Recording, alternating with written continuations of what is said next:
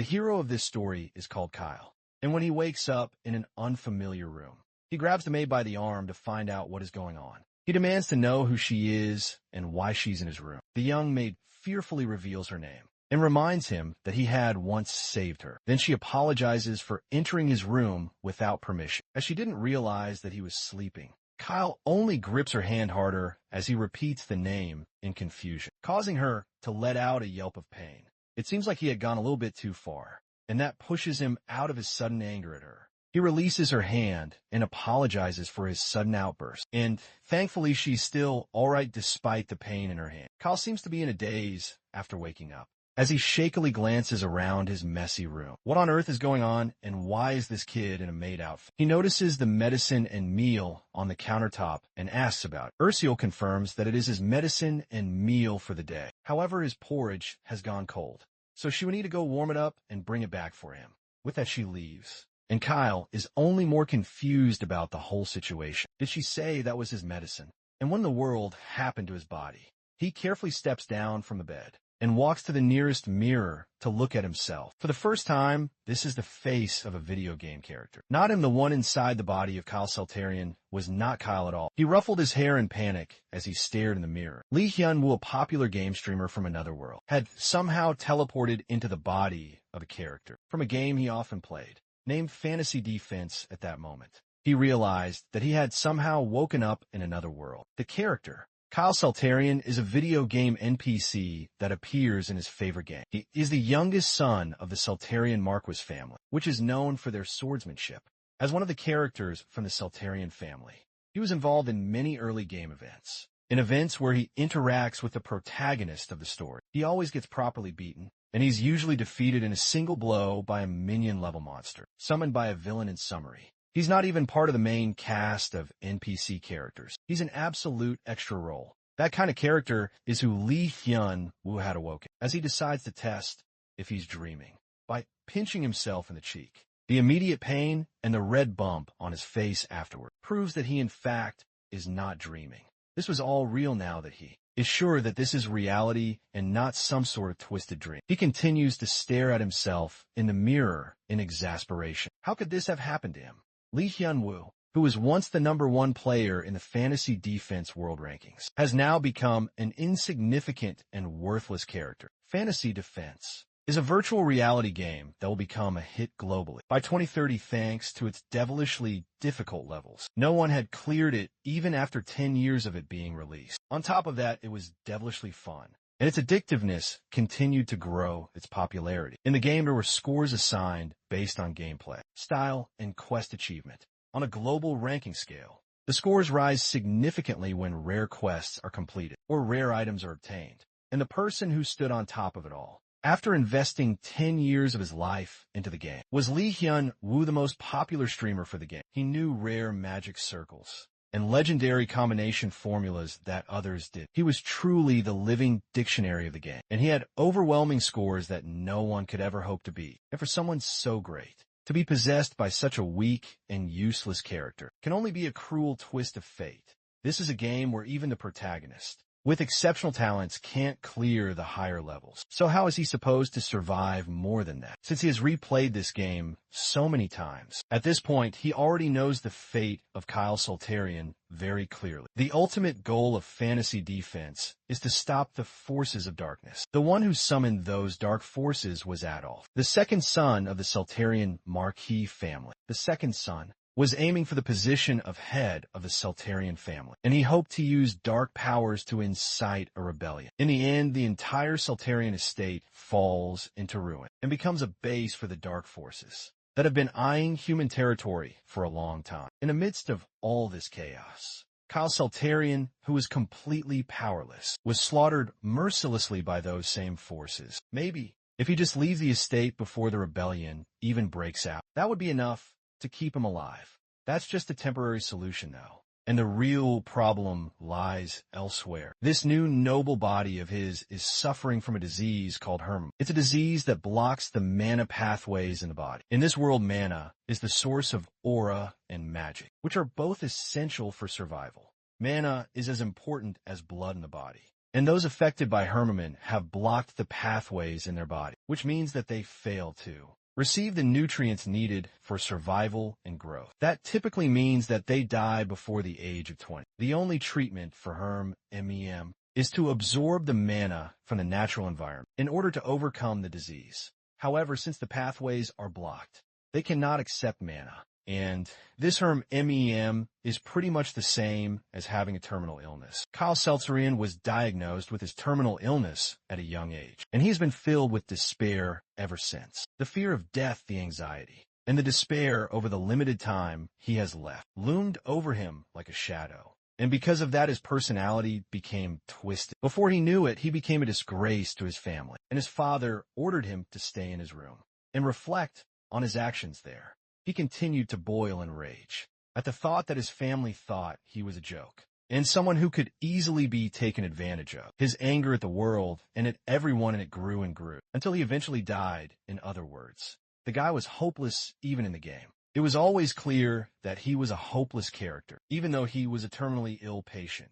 His horrible personality is the main trigger for people to give up on him. To summarize the situation, our boy now has possessed an incredibly hopeless character who has no talent or ability for either swordsmanship or magic. No lifespan, left a terrible personality, an awful reputation, and to top it all off, he is confined to his room by the head of the family. This is like starting nightmare mode on a new RPG game. From the start, he is already ruined. Whether he stays put in his room or tries to escape, the inevitable ending for him is death. How is he even supposed to survive in this world with those kinds of stats? Isn't it normal to get at least 1 or 2 cheat skills when you get reincarnated? It would be better if he at least had some kind of status window or something similar as he contemplates what led him to this situation. Bright blue orbs begin to shine around him. Just a moment ago, there was nothing like this in the area. Just where did this come from? The young noble reaches out carefully and touches the orb, which causes a burst of light to shoot out from his hand. Once it clears, a status window with a few key messages appears in front of him. He had awakened, and because of that, he will now receive 2 new talents, which include access to a status window and the mind's eye ability, which will be activated automatically from now on, as if it were summoned by him. The status window appears right in front of his eyes and shows the current stats of his new body. He has 2 new talents called Mana Pathways and Mind's Eye. What could Mana Pathways be, though? Well, for starters, Mind's Eye allows you to see the detailed specs of people and equipment around you. Mana Pathways, however, is a completely new talent that he had never heard of before. Judging from the name, it seems to be related to magic in some way. But magic talents are supposed to be under the Mana Companion talent, even though he has never seen this talent before. His gamer intuition tells him that this talent is somehow superior to Mana Companion, and it might even be a top-tier talent. When he had the Mana Companion ability, he was never able to see anything like the orbs around him. With his own eyes, this is pure mana, energy itself. And if his guess is correct, he should be able to absorb it for himself. The noble reaches out his hand and touches one of the pure mana bubbles in front of him. Immediately he does. He starts to feel the mana flowing through his body. It moves through his arm until it stops abruptly. It seems like this is one of the symptoms of the Hermiman disease. The blocked pathway stops the mana from fully going through his entire body. He was so close to feeling mana flowing through his body, and this was not going to stop him. Through sheer will alone, he starts to force the mana to move through the blockage. By force through his command, he wills the mana to pierce through the blockage and force its way into the rest of his body. He makes the mana as sharp as a needle, then pushes it against the blockage, slowly pushing through, until finally he starts to feel the mana flowing through his body. It's only up to his elbows for now, but if he continues to gather mana like this, and push through each blockage the way he just did, then he'd be able to overcome her Mimyu as well. Thanks to that, he will not die, and there will be hope for him after all. Back in the kitchen, Ursula has finished warming up her master's porridge. She has to hurry up and bring it back to him before it gets cold again. As she prepares to carry the food back up to meet him, a group of maids walks up to confront her. They tell her not to give that food to Kyle and stand blocking the door to the kitchen. Ursula looks at them a bit confused as the maids continue to explain that, as a protest to Lord Kyle's misdeeds against the maids, they have come together and decided to temporarily stop serving him if he goes hungry for a few days. then maybe he will change his mind and his attitude towards them. So they order her to put the food down and comply with them. Ursula, on the other hand, can't be bothered with their protest. She tells them to do whatever they want to do, while she continues to do her work. That response doesn't go well with the maids at all. One of them yells at her in anger to at least pretend to be nice. With that, she slaps the meal tray out of her hands and onto the floor. She asks if the young maid still thinks that she's some kind of mobile. She came from a ruined family and was sold into slavery. So how dare she talk back to her fellow maid? Ursula ignores her yelling, while the other maid holds the angered one back. The young maid couldn't care less about the ramblings of her co-workers as she continued to clean the spilled food off the floor. That only angers the woman more, and she raises a hand to slap the child, who is kneeling on the ground to clean up the mess. Just then, the door swings open and a blonde-haired man walks into the room. The angry maid's hand freezes in midair. Everyone is shocked by Mr. Leonhardt's presence in the kitchen, as he angrily demands to know just what exactly is going on in here. The other two only look at him in shock, as he passes them to look at the mess on the floor, and the younger girl struggling to clean it up. He sighs once he realizes that these two are just giving the young girl a hard time. The meal for Lord Kyle is already late, and she needs to hurry up and prepare another one to bring to him. Ursula accepts and leaves to go prepare another plate of food, while the two maids stand shyly to the side. Leonhardt turns angrily to them once she leaves, and it's clear that he's not impressed by what he just saw. Meanwhile, Kyle continues to look through his new abilities in the status menu. If he were to utilize Mind's eye and mana pathways together, then it might even change the fate of the Marquis household, which was doomed for a gruesome downfall. He's been playing this game for 10 years at this point, and he has an advanced foresight level of information. Moreover, he was born with the great power and wealth of a nobleman. With all these things on his side, then it might actually be possible to stop the forces of darkness from taking over. It seems like there are big things ahead of him. But first, he has to overcome his Hermamo by opening the mana passages and learning magic. Mana Delay, for instance, is a talent specialized in magic. With his new talent from magic, it would be better for him to become a wizard than a knight. The second thing he has to do is prevent the downfall of the Marquis family, since he's part of this family. If the family does well, then so will he. The Marquis of Celtrian will be a very solid support in terms of reputation, skill, wealth, and everything he could possibly ask for. Since the territory is located in the outskirts, he doesn't have to worry about the situation in the capital. Finally, and the most important thing, he has to gather talented allies in order to prepare for the massive darkness attack that he expects to happen in the near future. If he were to select a potentially talented person and make them his allies, then they would give him stronger power in return. That is how he's going to build his strength. However, firstly, in order to gather talent, he needs to look around for someone close by.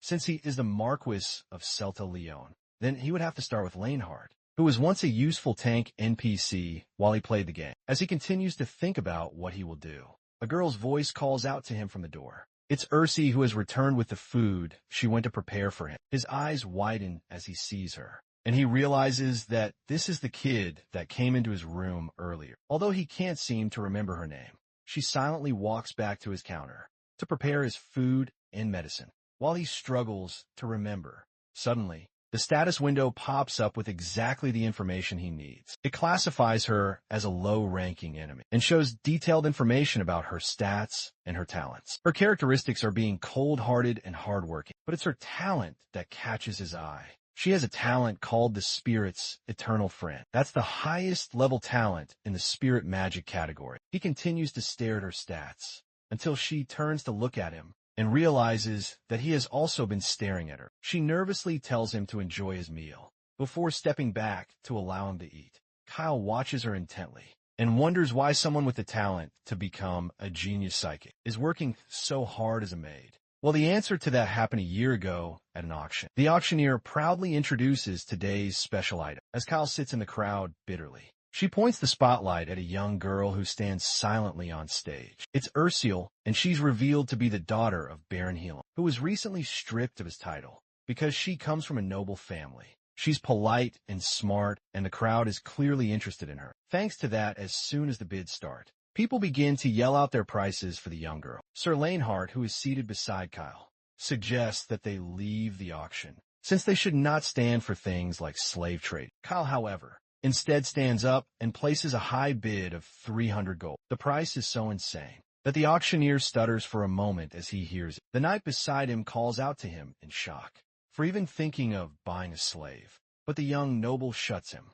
up with a word he will spend his money however he wants to. In his mind, his actions don't matter, since his own father doesn't even care what he's doing. Then, with the crowd completely silent from his high bid, he walks over to the girl, who looks at him with a blank expression on her face, while her hands are shackled. He tells her that from now on, she belongs to him now that he had bought Ursula. He took her outside and released her shackles, with that she was free to do whatever she wanted. He sets her free and tells her that she's no longer a slave. Now that he has bought her freedom, Kyle turns to leave with Sir Leon Hart by his side, but the girl calls out to him again. She thinks about it for a moment. Now that she had her freedom, she could go wherever she wanted. But since he said that he owns her, she wants to go with him. Kyle scoffs and tells her to do whatever she wishes. Back in the present, Hyun-woo realizes that he has just gotten a glimpse into Kyle's memories. With that, he understands how the young maid had gotten into the Marquis's household. Her seal had been sold at an auction, and Kyle had bought her in order to set her free. She must have been through so much at such a young age. Either way, the fact that he also has Kyle's memories shows that he had completely merged with him. He can even feel the emotions Kyle had toward Ursula at the time, a sense of solidarity from both of them, sharing a fate that they didn't choose, as well as their mutual feelings of being abandoned in the world alone. Those were what pushed Kyle to do what he did and buy her. He decides to stop thinking too much, so he can enjoy the food in front of him. He takes the first bite, and his eyes sparkle in joy. The meal was delicious. He asks Ursula if she is the one who made this herself. The girl shakily replies that she was the one who had made the porridge. It seems like she's still shy about it, especially since she knows how he can get when he's angry at something or someone. But to her surprise, he instead compliments her on being a good cook and asks her to make the same dish for him again next time. Ursula is momentarily shocked by this and looks away shyly. A status menu opens up over her head and shows that her affection has gone up to 35. Thanks to his compliment, even though she had a bit of affection. Considering the dramatic encounter they had previously, her affection wasn't that high. It's not very surprising, though, since she must have witnessed all of Kyle's delinquent behavior. The fact that she had any affection for him at all was a miracle. In itself, in the game he used to play, there was no spirit summoner named Ursula. That means that in the main game storyline, she was never able to fully develop her abilities as a spirit summoner, and instead, she got caught up in the internal rebellion of the Marquis household, where she lost her life this time. He wasn't going to let that happen. There is no way he would let such a gem slip away, especially while she's right in front of him. He decides to start working head-on. He asks her if she has ever thought about learning spirit summon. She looks at him, confused about why he suddenly wants her to learn such a thing. The young noble says he wants her to learn it because he thinks she has a talent for it. She, on the other hand, has never imagined herself as having any talent for spirit summon. That's probably because she hasn't been exposed to spirit summon, even in her former household. Spirit summoning is known to be particularly expensive to teach and learn. So for a lower, noble family, the cost of education would be a huge burden for them. That just means that he now needs to take matters into his own hands. He tells her that she's going to start learning spirit summon, and she doesn't have a choice. After all, she belongs to him. Ursula takes a gulp of saliva and looks away shyly as another notification window appears above her head and her affection increases to 50%. A few days later, Kyle leaves his room and comes face to face with Sir Leon Hart. They stare each other down intently before the snow-haired noble asks the knight to let him through. Sir Leon Hart declines immediately, which only further upsets Kyle. He has been stuck in that room for way too long, and there's a way he was going to stay in that room for the rest of his life. Sir Leon Hart firmly tells him that he cannot leave until his father gives permission, especially after what had happened and the Lord's last words to him. Kyle freezes for a second, and his mind wanders over all the arguments the Lord has had with him. The whole reason the room arrest rules were there was because they could no longer tolerate his constant troublemaking. But the more time he wastes here, the less time he has to get the mana particles. They're floating around deeper within the house. Ever since he discovered that he could unblock the mana pathways by using the mana orbs that appear around his room, he has been absorbing all the particles that appear in his room. Every day, although it wasn't enough to unblock the pathways instantly, mana has been accumulating in his body, like experience points in a game, and his body gradually improved over time. But it is nowhere near enough to cure the Hermama disease. To get more, he needed to leave his room and go outside to gather more mana. The young noble promises that he won't go very far, and he'll just walk in the forest nearby so he can exercise. The word exercise surprises Sir Leonhardt, who has never heard such a constructive reason from Kyle. That gets Kyle a bit upset, but Sir Leonhardt continues, saying that he has been tasked as the noble's personal knight for years, but this was the first time that he had ever heard him say something like that. It was at that moment that Kyle realized just how much of a delinquent he had been. Up until then, he had absolutely no credibility. Even with that, however, Leonhardt seemed to be some kind of unyielding wall. This man was tasked to be Kyle's personal guard, but originally he was a famous character in the game who was known to have a large amount of both defense and offense. He's highly skilled and has great potential, which means he could be raised up to the rank of captain. However, most players simply made him serve as a tank in their parties. Furthermore, due to his high loyalty and unbreakable trust, he was one of the most popular companion characters among players. In the original game, he becomes a wandering knight after the fall of the Marquis household, which allowed people to recruit him through events. For now, though, since the Second Son's rebellion hadn't happened yet, he was still in the Soltarian mansion, working as Kyle's personal knight. It was such a waste to task such a promising talent like him with babysitting duty. Just what exactly were the Soltarian Knights doing? Why on earth would they stick him in a dead-end place like this? He accidentally said that last part out loud, and Leonhardt takes offense after misunderstanding his words, as the delinquent is dissatisfied with him as a guard. The younger boy tries to explain that he's not dissatisfied with him, but Leonhardt instead just advises him to follow the orders of the Lord. His father, that's when Kyle realizes that the knight's loyalties don't lie with him. They lie with Lord Rempton Soltarian, his father that was only natural. After all, who would want to stick with the delinquent younger son? He just can't accept that. Though his next talent recruiting project starts with Sir Leonhardt, he asks the knight if he would be willing to try to persuade his father. The blonde man realizes that something has changed about Kyle's demeanor. Little does he know that in actuality, he has caught the interest of a younger lord. And now the kid is determined to win his loyalty. He pushes a bit harder and asks if the knight will help him. Leonhardt isn't convinced, however. Here's something different about him somehow, but he just can't place his finger on it. He asks Kyle what he's scheming by acting so differently. That shows just how much he doesn't trust the delinquent.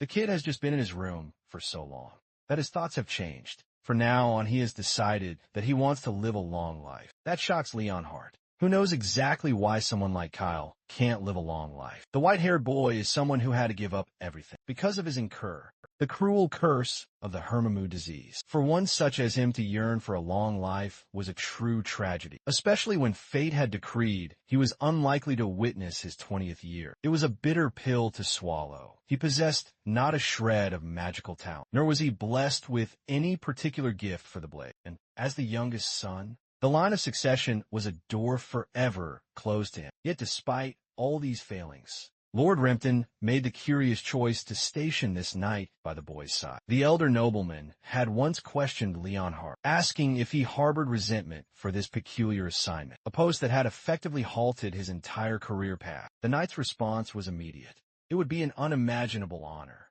for a mere member of the Soltarian Knight Order to guard a direct heir of the legendary Marquis family. As a man of unwavering loyalty, he intended to execute his sacred duty. It was precisely because of this unbending character that Lord Rempton demanded he remain at young Kyle's side within the treacherous Markarth estate. There existed no other soul who could be entrusted with his protection. No one, save for the steadfast and devoted Leonhardt. With this conviction, the old lord tasked him with the monumental duty of watching over the house's heir, a command the knight vowed to uphold until his final breath. Even now, as the boy relentlessly badgers him for a chance to venture outside to exercise, he persisted with his pleas to be let out, even proposing that the blonde knight inform the lord he merely wished for some simple exercise. Leonhardt placed a firm hand on his shoulder, halting any further movement. There was no need for him to venture outside for physical training. Such activities could easily be conducted within the safety of his room. With his options dwindling, Kyle resolved to employ a more forceful tactic. He warned Leon Hart to step aside, making it clear he would not ask again. His objective was simple: get outside and locate more mana cores, so he could continue the vital work of unblocking his mana circuits. He fixed Leon Hart with an intense, meaningful glare, and Leon Hart felt a bizarre, powerful aura emanate from the boy. Once more, he was struck by this strange sensation, the undeniable feeling that something about Lord Kyle was profoundly different. But even with this doubt, his duty forced him to hold his ground. It mattered not how much the young lord had transformed overnight. He took a challenging step forward, planting himself confidently before the child. The Marquis's command, he declared, was absolute, and that divine order applied to the young lord as well. However, if he truly desired to step foot outside, then he would first have to find a way past him.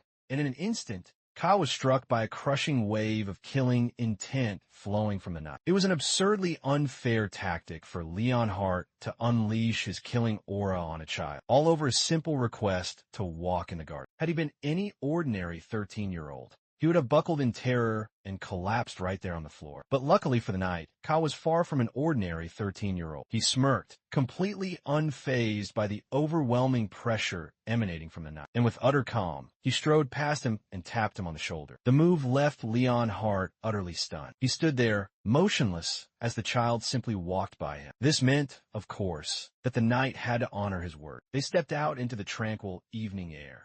The very first thing Kyle noticed was how crisp and invigorating the atmosphere felt. An eternity had passed since he was last permitted to be outdoors. He took a precious moment to stretch his limbs and feel the cool air upon his skin. Even though this garden was not far from his suffocating room, he still felt an incredible sense of liberation as he gazed up at the breathtaking tapestry of the night sky. And more than anything else, he was electrified by the sheer density of mana particles that permeated the air. Now that he had been granted this opportunity, he was going to absorb every last one of them. The young lord dashed excitedly around the garden, attempting to gather as many mana cores as he possibly could. Meanwhile, Leon Hart observed this scene from a knight's point of view. He was frolicking about like a child set loose in a candy store, and it served as a stark reminder that Lord Kyle was, in fact, still a boy. At the end of it all, he never imagined the young lord could find such joy just from stepping outside, but he was still a child.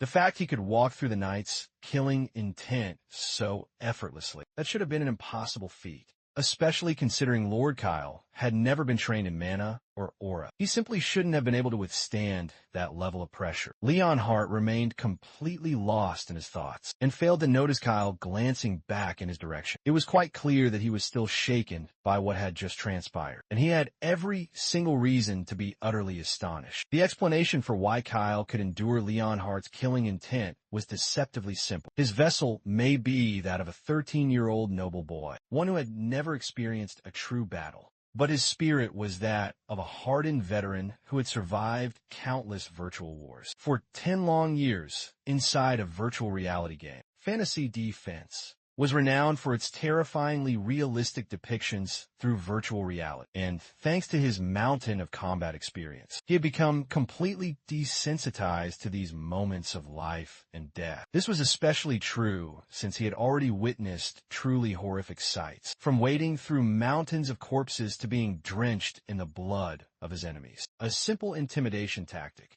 like a knight's killing intent, was child's play for him to overcome. Not after everything he had already been through. After a bit more dedicated mana gathering, he had accumulated a sufficient amount to clear several more mana channels. Venturing outside had undeniably been the correct decision. Leon Hart then informed the young lord that he would be formally requesting punishment from a Marquis for his grave actions, despite merely following the boy's lead. It was still fundamentally wrong of him to use such a technique on someone he was sworn to protect and to serve. He then bowed his head deeply and offered his sincerest apologies to Kyle for the needless and reckless use of a powerful skill against him. Kyle glanced over at the troubled Leon Hart, then instructed him to relay his words directly to his father, that Kyle holds no desire for Leon Hart to face any punishment. The old lord was visibly shocked upon hearing that his son, Kyle, had actually expressed that he didn't want the knight to be punished. He had to ask one more time, just to confirm that it was indeed Kyle who had delivered this message to him. Kyle. He just didn't seem like the sort of person who would do such a thing. For anyone, really. He also recounted how Kyle managed to withstand his killing intent skill, a feat that no ordinary 13-year-old should ever be capable of. In truth, Leon Hart himself was still doubting what his own eyes had witnessed. For Kyle to have endured the killing aura of an expert-level knight. Like him, he must have mysteriously acquired immense skill from nowhere. The Elder Lord then inquired what Kyle did afterward while in the garden. After his playful romp around the garden concluded, he settled down and entered a deep meditative state, much to Leon Hart's surprise. While he was meditating in the vast garden,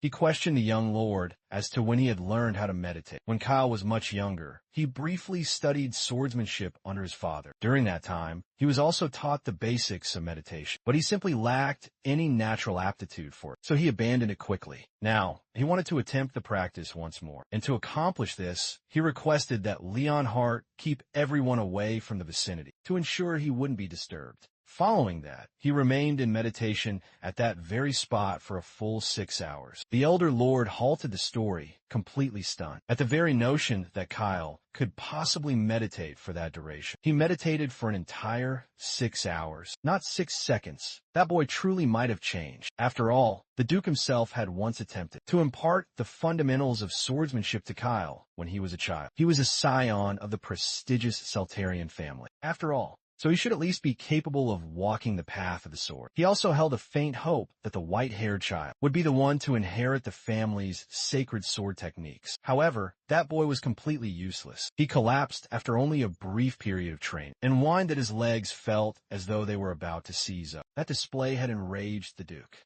The very thought that such a weakling could be a part of his bloodline. There had never been a more pathetic descendant in his family's history. Kyle possessed absolutely no talent for swordsmanship whatsoever. On top of that weakness, he lacked both tenacity and patience. He was utterly incapable of enduring even simple training. So to learn that a person like that had meditated for 6 hours straight is simply unbelievable. Could it be that he suffered a blow to his head and it completely altered his personality? Leon Hart had already considered that possibility, and he meticulously checked to see if anything was amiss with his food. Fortunately, there were no unusual findings. Kyle's sudden transformation was a product of his own will. His entire disposition had shifted completely as of late, and it wasn't merely his attitude toward hard work that had changed. Even the very way he looked at Leon Hart had distinctly transformed as well. It appears as though he has finally begun to mature somewhat, and that development was something that greatly interested the Duke. He decided to let the matter rest without further inquiry and commands Leon Hart to continue his duty of watching over Kyle. Back within his chambers, Kyle resumed channeling his mana, pushing until his spiritual vision was greatly enhanced, and his mana began to surge and overflow. As a result of this,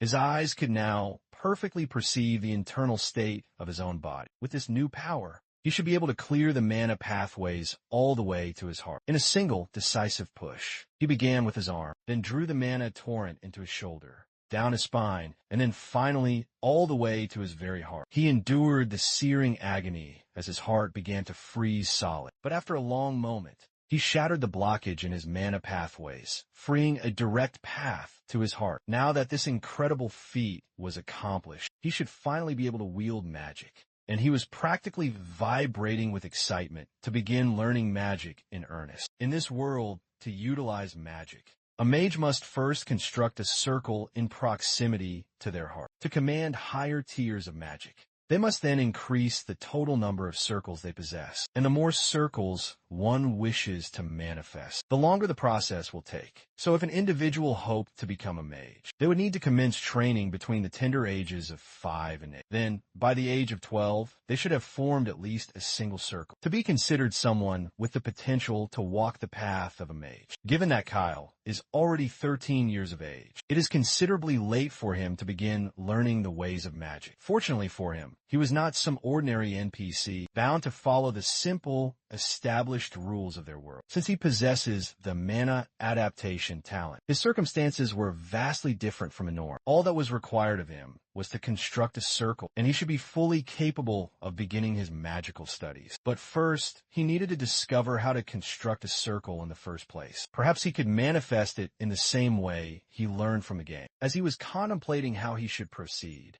a sharp knock echoed from his door. It was Leon Hart, and he had come to deliver some incredible news. The Duke had officially lifted the restrictions on Kyle's movements. He was now permitted to leave his room and take strolls in the garden, under the single condition that Leon Hart accompany him at all times. He was still forbidden from leaving the estate, but being allowed to walk in the garden was already a monumental blessing for someone who spent every waking moment trapped within his room. It appeared that Leon Hart truly did an excellent job convincing his father, but it also seemed that his favorability had increased significantly as well. It had risen by a shocking 30 points out of absolutely nowhere. Back when he had repelled the knights, killing intent, his favorability score was at a dismal -50. Perhaps he was moved by his intense meditation session in the garden, especially given that he had meditated throughout the entire night and then collapsed from exhaustion in the morning.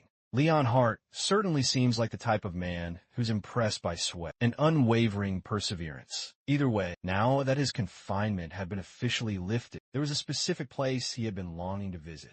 The estate's grand library, a place filled with all the ancient knowledge he would ever need to construct his very first magic circle. But the librarian did not appear pleased to see his face. In fact, she looked absolutely petrified. She scurried over to speak with Leon Hart in a frantic attempt to understand what was happening. Kyle had been strictly banned from entering the library a long time ago, after he had spent an entire afternoon shredding some authentic, priceless books that would cost a fortune to ever replace. He used to mock that they were just pieces of worthless paper that were useless after you pass on, even though she had struggled to acquire them by traveling all across the vast empire. After his destructive outbursts in the library, he was forbidden from ever setting foot inside it again. But it would seem that his restrictions had been finally lifted. Kyle himself felt a pang of embarrassment that he used to do such foolish things. But now his only purpose in the library was to read, not to stir up any trouble. He was looking for books specifically related to magic. That request baffled the poor librarian, since the Duke's family had always placed emphasis on the path of the sword. Their collection didn't have many books on magic. For the time being, all he desired was a tome that taught how to form magic circles. She returned with a single introductory book that looked far too complex for his personal life. There were books in here designed for 7-year-olds, but every single one of them read like a university-level thesis. Ordinarily, if this were some kind of video game, then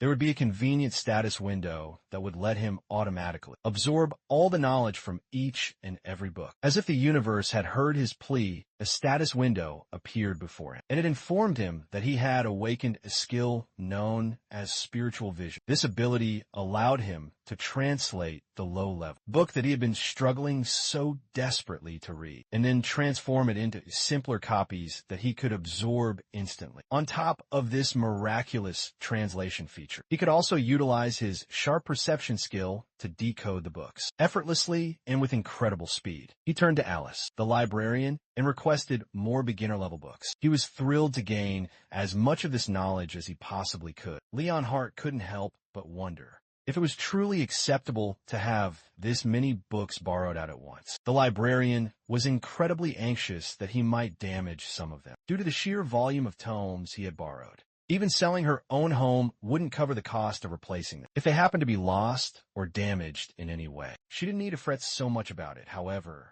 as he intended to finish them all in very short order. Or at the very least, he would surely lose interest in them halfway through. The Kyle he knew absolutely despised books, but now he was voraciously consuming as many as he could all at once. Leon Hart noticed that the books he had chosen were primarily tomes on mana, management and magic, circle manifestation. He quickly deduced that this newfound passion must be connected to his disease. He attempted to offer a small piece of advice to the young noble about how mastering magic would be exceptionally difficult, since the curse itself blocks the mana and aura flow of his body. But Kyle already understood what he was attempting to say before the knight even began to speak. Leonhardt offered to retreat if his counsel was not welcome. But that was the complete opposite of what Kyle was thinking. It was a perfectly valid point, after all. So there is absolutely no reason to become upset over it. Every single person in this house would likely say the exact same thing and view what he was doing as a complete waste of his time. But he was already the black sheep of the family, after all, and he already held a reputation as the reckless youngest son. A little bit of strangeness from him wouldn't raise an eyebrow from anyone. Besides, it's not as if reading a few books could harm anybody. At the end of the day, he was certain. Leonhardt was simply concerned that he would fail spectacularly at learning magic and then spiral into a state of deep despair. But that was quite the opposite of the truth. Kyle had absolutely no intention of dying young. He rose to his feet and strode towards the older man. Then he placed a determined, closed fist over his heart to reassure him. He was planning to do absolutely everything in his power to ensure that he survives far longer than anyone thinks he can. With that declaration, he left to find a more suitable place, to lie down and finish devouring his books. Leonhardt was left utterly stunned by Kyle's abrupt personality shift. The Kyle Seltarian that he remembered was not this fiercely strong-willed in the slightest. One of his earliest memories involving the boy was a day on the sweltering training field,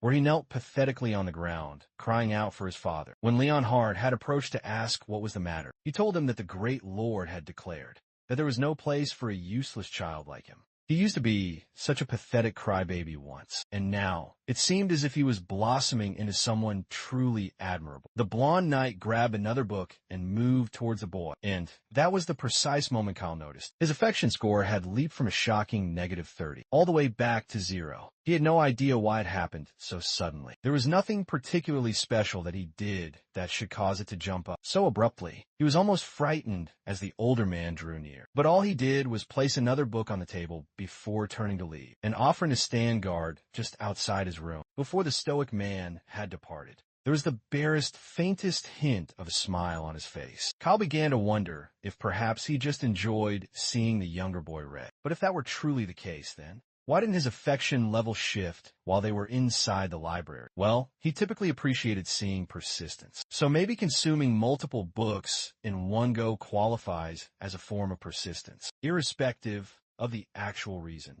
Kyle simply attributed it to him being a rather peculiar man. All the while, Leonhardt stood guard outside his room with a hopeful smile gracing his face. Now that the devoted knight was gone and he was finally all alone, it was time for him to commence his reading. He activated his sharp perception skill once more and began the process of decoding all the books he had borrowed from the library. Simultaneously, as he had hoped from the skill, the decoding speed was dozens of times faster than his normal reading pace. Not only that, but he could also decipher multiple books at the same time. So it was as if he was reading every single one of them simultaneously. On top of that, any challenging parts of the decoding information were broken down into much simpler data. The knowledge from the books was also stored directly in his brain as data. The more tomes he read, the more knowledge he acquired. This then accelerated the decoding process even further, which in turn increased his comprehension. That then sped up the decoding process exponentially more, within a mere matter of minutes.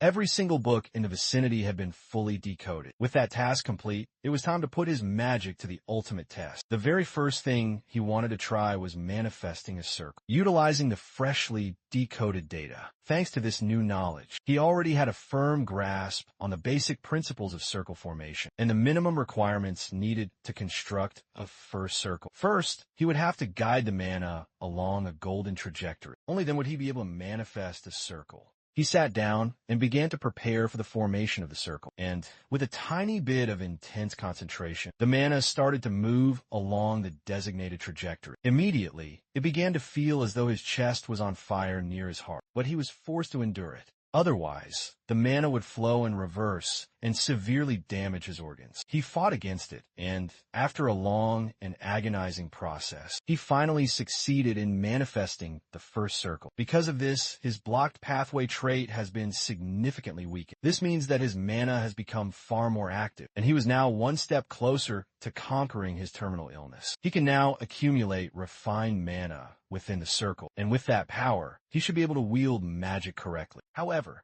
he had expended the entire night reading and trying to manifest that circle. So, as soon as he rose to his feet in celebration, he collapsed from sheer exhaustion. His final fleeting thoughts as he started to drift into sleep were if Leonhardt and Ursiel were going to scold him for falling asleep on the cold floor. Later that morning, Ursiel came into his chambers to deliver his breakfast and discovered him passed out cold on the floor. She quickly rushed to his side and tried desperately to wake him up. She was baffled as to why he was completely unconscious and what all of these ancient books were doing inside his room. Despite the enormous toll that the entire process had taken on his body, it is truly remarkable that he had managed to successfully construct the first circle in the span of a single night. From this day forward, a brand new life as the Mage Kyle Seltarian was about to begin. Meanwhile, Leonhardt had returned the pile of books to the librarian, who looked as if she was on the very verge of exploding from stress. A delectable-looking tray of food rests in the bustling kitchen, while Arciel applies the finishing touches to the final perfect piece. After a great deal of painstaking work, her masterpiece was finally complete. She blushed deeply while recalling the warm compliments Lord Kyle gives her whenever she prepares a wonderful meal for him. The very thought of receiving more praise from him brought a smile to her face, and she grabbed the plate to go and deliver it to him. On her way out of the kitchen,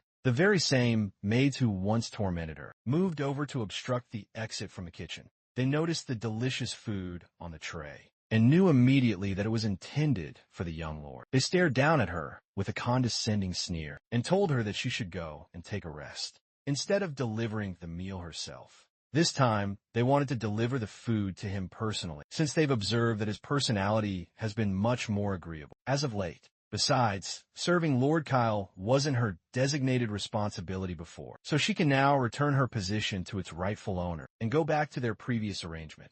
Arciel firmly declined their insulting proposal. If they possessed any complaints regarding her work or wished to change it, then they could simply discuss the matter with Lord Kyle themselves. With that, she strode past them while they cried out for her to stop, but she paid their calls no mind and bumped into a blue-haired maid standing by the door. This one merely gazed at her with a look of confusion, while the other maid continued to shout insults at her. They exchanged a brief glance for a moment before she exited the kitchen to go serve Lord Kyle. As she departed, the blonde-haired maid shot a venomous glare in her direction, but ultimately didn't utter another word. She delivered the breakfast to Kyle, who dug into it with great enthusiasm, while she watched over him with a warm smile on her face. She had tried to adapt the recipe to better fit what he had taught her, and it would appear that it perfectly suits his tastes. Her cooking skills were improving more and more with each passing day. All because of him, she had been practicing diligently every single day, and she had even learned some brand new recipes from the head chef. She really was remarkably diligent and hardworking, and he admired her deeply for that. But his thoughts regarding her were currently elsewhere.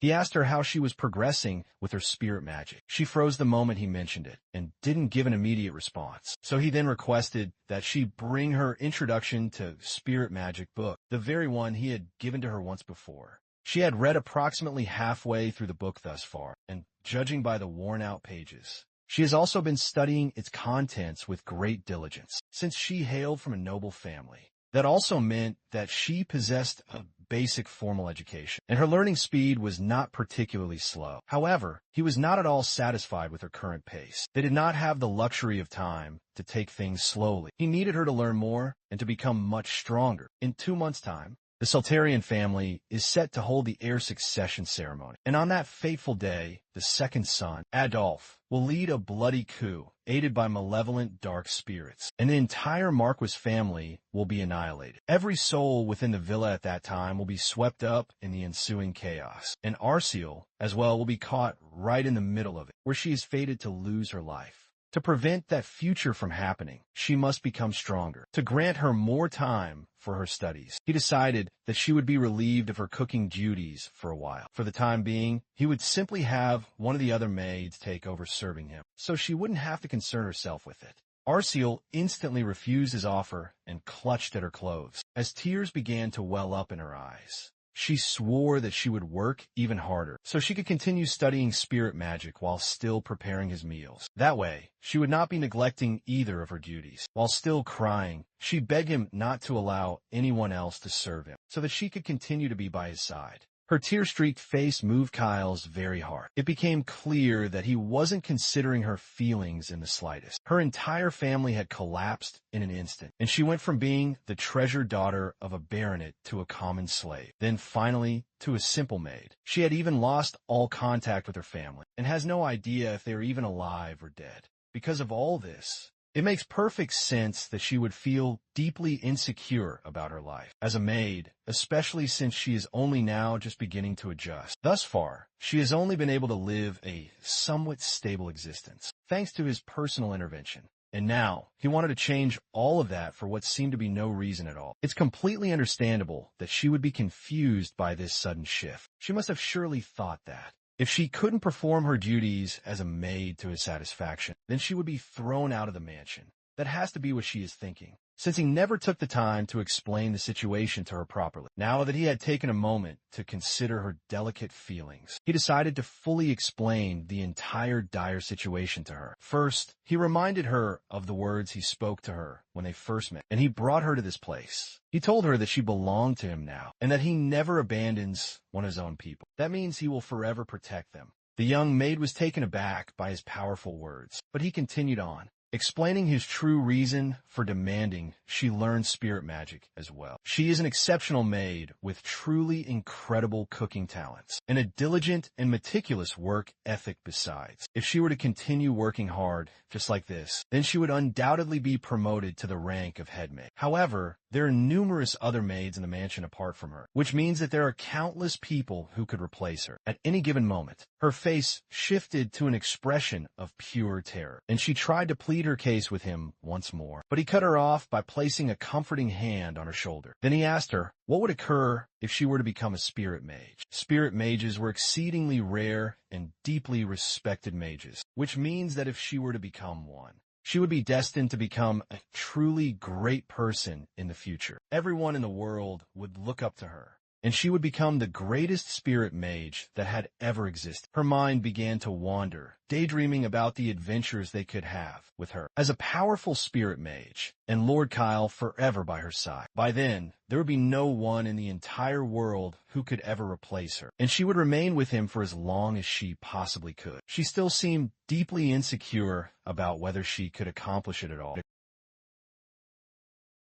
Greatest of all spirit mages, with his faith now her unyielding resolve. She took the ancient tome from his grasp, her voice firm as she pledged to walk the path of the spirit mage, just as he had envisioned. In that very instant, her bond with him deepened, surging by 10 whole points, and she vowed to place her absolute trust in his guidance for her destiny. Following this pledge, he formally named Arcel as his exclusive personal attendant, a new status marked by an elegant, distinguishing ribbon. From that day forward, she was entrusted with managing his personal matters, and he even relocated her from a noisy, shared maid's quarters to a secluded, private chamber of her very own. This would allow her to focus on her studies, free from the prying eyes and inevitable clashes with the other resentful maids. But she seemed far more thrilled by the fact this new room was adjacent to his own than by the added layer of personal security. Even so, he hoped that, with this new arrangement, they would be able to face the coming storm and ascend to power together. After some time, she made herself at home in her new room, a sanctuary now filled with tomes for her to master, while peering through her massive collection of books. One afternoon, she spotted Kyle and Leon Hart strolling across the grand courtyard. Kyle felt her gaze upon him from the window above, and sent a charming wave and a warm smile her way. She giggled softly and leaned against the window pane, watching him until he was out of sight. And in that moment, her affection for him soared to a new height of 65. Meanwhile, Whispers of Kyle's dramatic transformation reached a very unexpected individual. It appeared that the news of Kyle's metamorphosis had spread like wildfire. As of late, they observed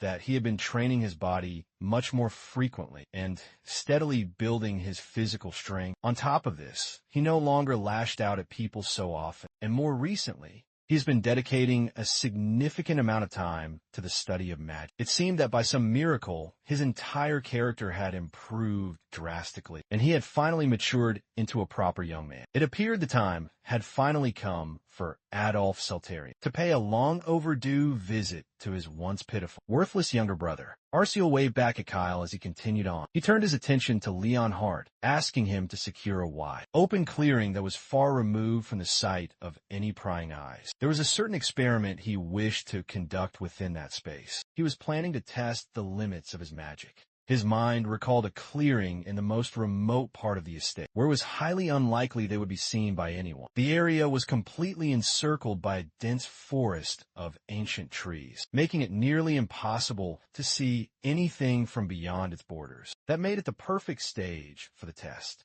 the young noble intended to carry out. He commanded Leon Hart to ensure that no one could approach them. Then, he positioned himself in the center of the field and steeled himself to finally unleash a true spell. Leon Hart watched him from a distance, a shadow of doubt clouding his mind. Lord Kyle had always been crippled, unable to wield magic or practice the sword, due to his crippling Hermimum disease. Merely glancing at a few magic tomes over several days was not going to rewrite that unchangeable fact. However, the current Kyle might just possess a way to shatter those limitations. Somehow, the white-haired noble conjured a swirling ball of magic in his palm, then launched it forth as a magic missile aimed at a colossal tree. The spell erupted in a blinding flash of pure light and utterly obliterated the massive tree upon impact. Leon Hart, and even Kyle himself, were left reeling in shock by the sheer destructive power he had just unleashed. The splintered tree slowly crashed to the side as the two of them watched, stunned. Still shocked by the incredible output of power he had just displayed, Kyle immediately spun around to face Leon Hart and demanded to know if the sound had reached the main mansion. Thankfully,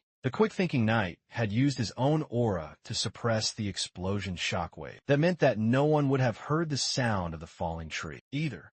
His incredible reflexes had just saved the both of them from some very difficult questions. While that was certainly a relief for the both of them, there was a much larger question that remained to be answered. When, and more importantly how, did Lord Kyle manifest a magic circle? Kyle simply replied that he had formed it just a short while ago, after following the detailed instructions laid out in the library's ancient book. Somehow, through the use of those techniques, he was able to tap into his previously blocked mana reserves, since he had successfully cast a spell and manifested a magic circle. That meant he had now completely conquered his Hermimum disease. To offer even more undeniable proof, he conjured a brilliant magic orb in his hand and displayed it proudly for Leon Hart. In that very moment, the bold promises that the young lord had made flashed through the knight's mind. He had sworn that he would do anything to cure his own illness, and that he had no intention of accepting a premature death. Incredibly, he had actually managed to accomplish the impossible. Leon Hart had sensed something profoundly different about the white hair, delinquent for some time now, but he never imagined that this was the cause. He warmly and genuinely congratulated Kyle on his momentous achievement, and his affinity increased by another 10 points, as he had now begun to truly admire the boy. This was to be expected from a man who valued perseverance above all else. He is easily moved by people who achieve greatness through their own sweat and hard work. However, there are still several more questions that needed to be asked, like the unbelievable fact that he had only manifested the first circle, yet the power he had just displayed was definitely far beyond a simple first circle incantation. The raw power of a first circle spell is typically just about equivalent to the strength of a punch from an average adult human male. But the destructive blast he unleashed had the force of a fourth circle spell, which is far more advanced than any magic a mere beginner should ever be able to conjure. Despite that staggering fact, though, he is still technically a first-level mage, which makes his capacity to cast such powerful spells even more astounding. Could it be that Lord Kyle is, in fact, some kind of hidden magical prodigy? No matter how one looks at the situation, This level of power is simply far too conspicuous. Thanks to his unique mind's eye ability, he was able to instantly absorb all the first circle magic books in the library. If it hadn't been for that miraculous skill, it would have taken him months to successfully manifest a single circle. The skill also revealed to him that magic was wielded differently from how he recalled in the game's world. According to these ancient magic books, he had to inscribe a highly complex magic circle to even begin using magic. Then, after wading through a series of difficult equations and complex calculations, he then had to activate the circle by meticulously circulating his mana. The entire process was far longer and much more archaic than the methods he remembered from the game. In the game, all he needed to do was draw a simple magic symbol with his mana, and the spell would activate almost instantaneously. This method was significantly easier to utilize, and far more potent than the complicated methods he was now forced to learn. On top of all that, he had also memorized every magic symbol in the game over the vast amount of time he had played it. Since the local methods were far too complex for his taste, he decided to wield magic in a much more user-friendly manner, just like he had done in the game. But the end result was infinitely more powerful than he could have imagined. If anyone were to discover just how strong he was with these unique techniques, then that would pose a serious problem. Now is not the time to reveal the true extent of his strength, and it would be much wiser if he kept it a closely guarded secret. He implored Leon Hart to keep what he had witnessed today a complete secret, even from the head of the entire family. Leon Hart was utterly baffled as to why he would want such a thing, prompting Kyle to try and persuade him by making a ridiculously cute face that only caused the knight's affinity to plummet instead. So, changing tactics, he decided to explain to Leon Hart the precise reason he wished to conceal the true strength of his powers. It was all because of the succession ceremony in 2 months' time. It is a monumental tradition within the Marquis Altarian family, one that determines the next in line to lead. The successor is not determined by their age, but rather through a fierce competition. All of their attributes are judged simultaneously, including their character, their wisdom, their public support, and a myriad of other factors. All of these things are used to decide who is the most promising heir, to guide the family toward even greater prosperity. Because of his upstanding and reliable nature, his primary backers were the family's most long-serving retainers. At present, there are 2 main contenders vying for this coveted position: the eldest son, the noble Abel Saltarian, and the second son, the ambitious Adolf Eltirian. These 2 figures were of paramount importance to the story's progression. Abel Saltarian is the son of the legitimate wife of the Marquis of Saltarian, and he was also considered the most probable candidate for heir. He possesses a gentle disposition and truly exceptional swordsmanship skills. And on top of that, he's been groomed to be the heir since his childhood, and he was raised with immense expectations as a model of the elite. Then there is the second son, Adolf Saltarian, who was also born from a legitimate wife. He was constantly overshadowed by his more prominent elder brother Abel, and that meant he was often overlooked for many long years.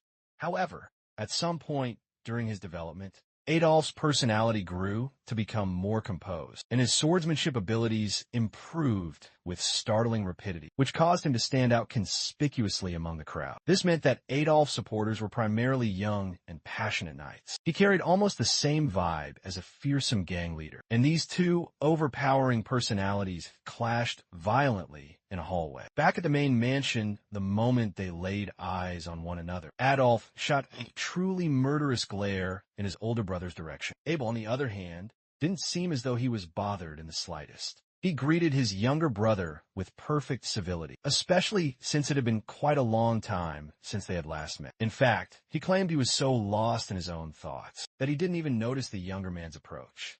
At least, that's the story he tells. But for a man who manifested his powerful aura at just 5 years of age, it was completely impossible to believe that he would be unable to sense another's presence. That was merely a tale from long ago, and even if Abel dismissed it as a simple fluke, something that wasn't worth bragging about, it was still vastly superior to his younger brother, who failed to manifest his own aura until he was 15 years old. The older men who accompanied Abel joked that the younger brother might just be slow-witted and lacking in talent. And of course, some people simply tend to get off to a slower start. After all, these casual insults were more than enough to provoke Adolf's subordinates, who moved to confront the older men. in a fit of rage, but he commanded them to stand down. They were inside the main house at that moment, and acting so recklessly could negatively impact his stand. It appeared that he had trained his followers quite well, and Abel condescendingly suggested that he might actually be worthy of being a candidate and the next heir of the household.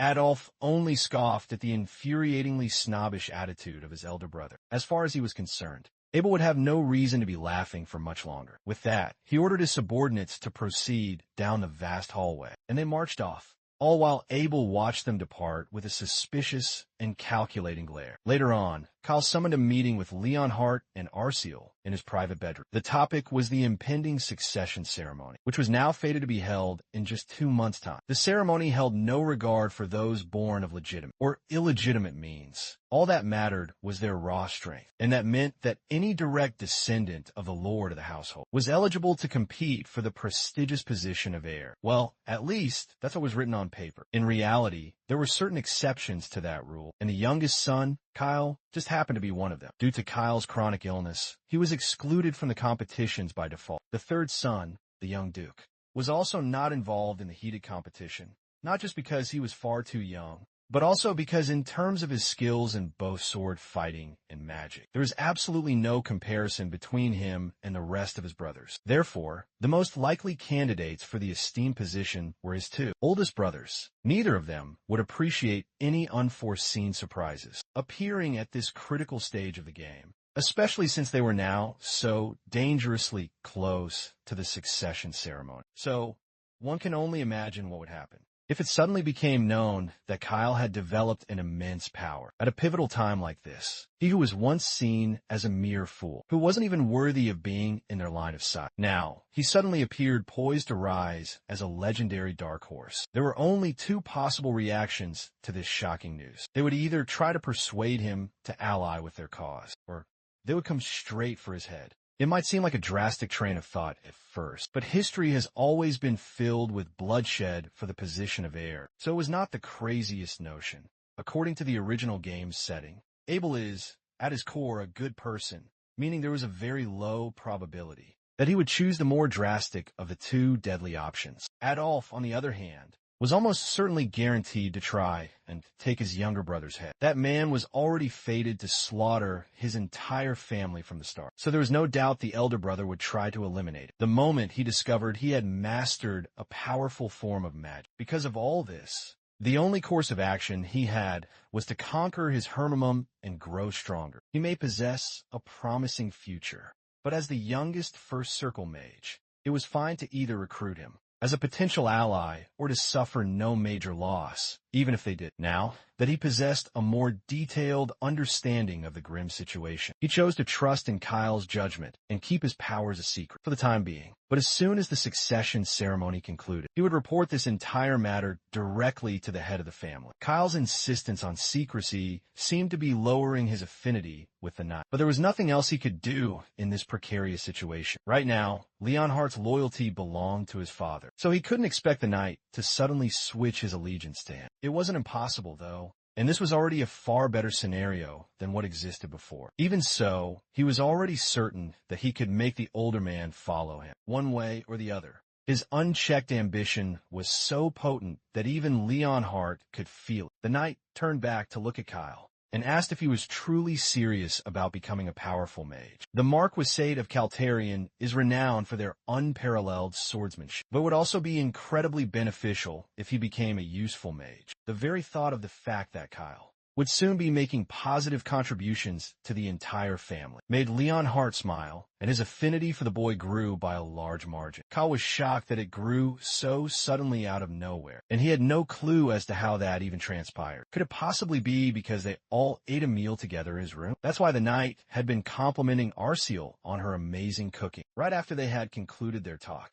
So, In the hopes of continuing to raise their affinity even further, Kyle suggested that they all eat together in his room from that day forward. Leon Hart was not nearly as thrilled with that particular idea and suggested that they simply eat together in the knight's quarters instead. But Arciel was secretly ecstatic about the sudden invitation. Later on that night, Kyle sat on the floor of his expansive room, studying the complex magic symbols he knew from his previous life in the game. These ancient symbols allowed him to activate his magic as fast as possible, with an incredible amount of devastating power as well. But in this new world, he was unable to control how powerful his spells were. It was already incredibly difficult to handle as it was, but now he'll have to figure out how to manage it before he can use his magic out in the open. For the time being, though, he decided to completely ignore all of that and just attempt to seal the powerful symbols up for now. There would surely be a chance to show off his magic eventually, but to avoid drawing unwanted attention, he would have to stick to using basic magic for the time being. The magic activation method in this world is slow and difficult to master, but it does allow for much more precise control. Then, a brilliant idea struck him. Since the magic activation method allowed him to control his magic output and the symbol activation method allowed him to cast far more powerful spells in a shorter amount of time, then he should be able to combine the two of them and gain the advantages of both worlds. He tried to merge them, and the system immediately flashed a warning of a high risk of a magical explosion from what he was about to attempt. The notification window appearing so suddenly startled him enough that he leaped back in complete shock. But it would seem that the combination was actually possible. The system then asked him if he was certain that he wished to proceed, despite the immense risks involved. However, high risks usually meant that he would reap high rewards from it, and he was not going to get anywhere in life without taking any risks. With that resolve in mind,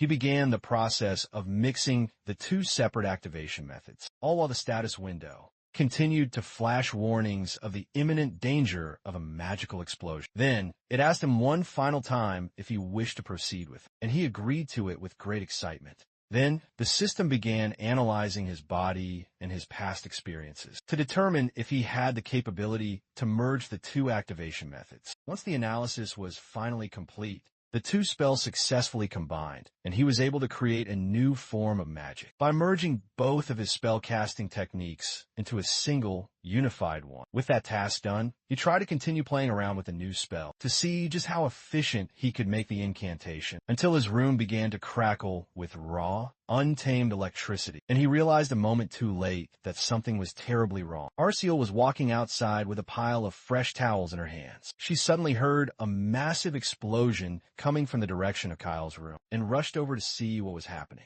Inside his private room, she found Kyle sitting on the floor, surrounded by a mess of dirt and stones, although there was a giant, gaping hole in the wall. His magic practice had not gone as he had intended, and he had ended up blowing up his entire room. He probably should have practiced outside instead, once he saw the system's warning message. But for next time, he would set up far better conditions for his future experiments. As they were talking, Leon Hart burst into the room to investigate the noise, and also began freaking out when he saw the obliterated wall. He asked them to at least help him clean the disastrous room up first. However, all of his precious books were also ruined by the explosion. A short while later, we find Arciel back in the kitchen, attempting to whip up something delicious for our protagonist, Kyle, but judging by the troubled look on her face, things were not exactly going according to plan. She couldn't quite pinpoint what was wrong. Her food smelled completely bland, and she definitely did not want to hear Kyle complain about how tasteless it was once again. As she was completely lost in thought, another maid strolled casually into the room. This one was named Daisy, and she couldn't resist the urge to tease Arciel about how serious she always looks when she's cooking for Kyle, each and every day. But Arciel didn't even flinch. She simply kept her head down and stated it was her job. So, of course, she wanted to perform it with the utmost level of care. Daisy was a little taken aback by how focused Arciel was and decided to offer her a helping hand. She suggested adding just a pinch of nutmeg to the simmering stew and claimed it would boost the flavor and make it much, much richer. She even urged her to just give it a try and see if it cleared up her doubts. Arciel looked a bit hesitant at first, but eventually, she sprinkled a little nutmeg into the stew, gave it a very quick taste, and was completely amazed at how much better it tasted. With a look of adorable curiosity, she asked her senior if she was really so good at cooking, why not teach her? Daisy smiled though it was a slightly sinister-looking smile, and agreed to her request right away. She said she'd be more than happy to help if she could. But first things first, Daisy suggested they take the completed food to Kyle. After loading up the serving trolley, they began to wheel it towards his room. As they walked along, Daisy asked how Lord Kyle had been doing lately, mentioning that she's heard he has become much more composed. She admitted she had been really concerned when Arciel became his personal maid, fearing he might cause trouble for her or mistreat her in some way. Arciel quickly reassured her that Lord Kyle actually treated her very well. She mentioned that she's heard he's become quite a responsible young man lately, waking up early every day for exercise and studying a great deal. Arciel was intrigued by how she was asking so many personal questions, but she eventually did confirm that Kyle really does work incredibly hard at his studies. The scene then transitions back to our protagonist, where Arciel shares with him how Daisy seemed very interested in him and had asked a lot of probing questions, even about who Kyle had been meeting with lately. Our boy then asked her what exactly she had told Daisy. Arciel replied that she had not revealed much because she did not want to disclose anything personal about it. She then asks if she had done well, and our boy gives her a big thumbs up, acknowledging that she had indeed made the right choice by not revealing any crucial information to her. He also instructs her that moving forward, it is alright to give out more moderate answers. It will be difficult to keep it a complete secret that he has overcome his Hermimum illness and begun the path of learning magic. As Arciel departs, Kyle reflects on how his second eldest brother has now begun to make his sinister move. As night descended upon the grand mansion, the Marquis's booming voice echoed with sheer disbelief. The head of the entire Soltarian family was utterly stunned to learn that Kyle had truly conquered his illness. The knight confirmed it once more, stating that it was indeed the truth. The youngest son was now diligently studying magic on his own and had apparently already achieved the first magic circle. Though our boy's powers extended far beyond the first circle, Leonhardt decided to keep that crucial information to himself because such a stunning revelation would be far too much for the head of the family to handle. The Marquis remained deeply skeptical, and he was finding this news incredibly difficult to believe. The father then recalled how Kyle had been in a terrible condition the last time he saw him, throwing violent tantrums for no apparent reason. At that time, he had to resolve the issue by giving Kyle a solid punch to quiet him down. Momentarily, he then asked how old Kyle was now. The knight reported that his 13th birthday had only just passed. That is when the head of the house revealed a critical detail, which is that to overcome Hermimum, one would require either exceptional talent in magic or in swordsmanship, talents that typically manifest around the ages of 5 or 6. He wondered if there were any recorded cases of someone conquering Hermimum as late as the age of 13. The knight admitted he was unsure of any such cases, but claimed he had personally witnessed Kyle overcome his curse and utilize first circle magic with his own 2 eyes. Upon hearing this, the father wondered if it could possibly be a miracle. He then asked Leonhardt if he should meet with his young son personally. Leonhardt reminded him that it was ultimately his decision to make, but the head of the family somberly said he was not sure if he should meet with Kyle, as he might still harbor a deep resentment against his own father. But that's when the knight revealed the exact opposite to the Marquis. He explained that Kyle actually wishes to speak with his father, and if there was something the Marquis wished to convey, the knight offered to personally deliver the message. Hearing this, the father decided he would meet with Kyle in person. The scene flashes back to a moment from earlier, when before meeting with the head of the family, the knight had asked Kyle if he had any message to relay to his father. That is also when our protagonist boldly stepped outside the designated boundaries of the mansion and walked into the main courtyard. The knight reminded him that he was still under strict house arrest and could not leave the annex without the Marquis's explicit permission. Kyle, with an unwavering confidence, replied that this was precisely why he wanted to meet his father, directly, face to face. The knight was startled for a moment by the sheer boldness in his expression, and he hesitated, unsure of what to say. Kyle then pleaded with the knight, giving him an irresistibly charming and cute look. Eventually, the knight had no other choice but to agree to the young master's plan. In the present, when the father hears that his son does not resent him, he is left completely speechless. The knight clears his throat dramatically and repeats that Kyle wishes to meet with him.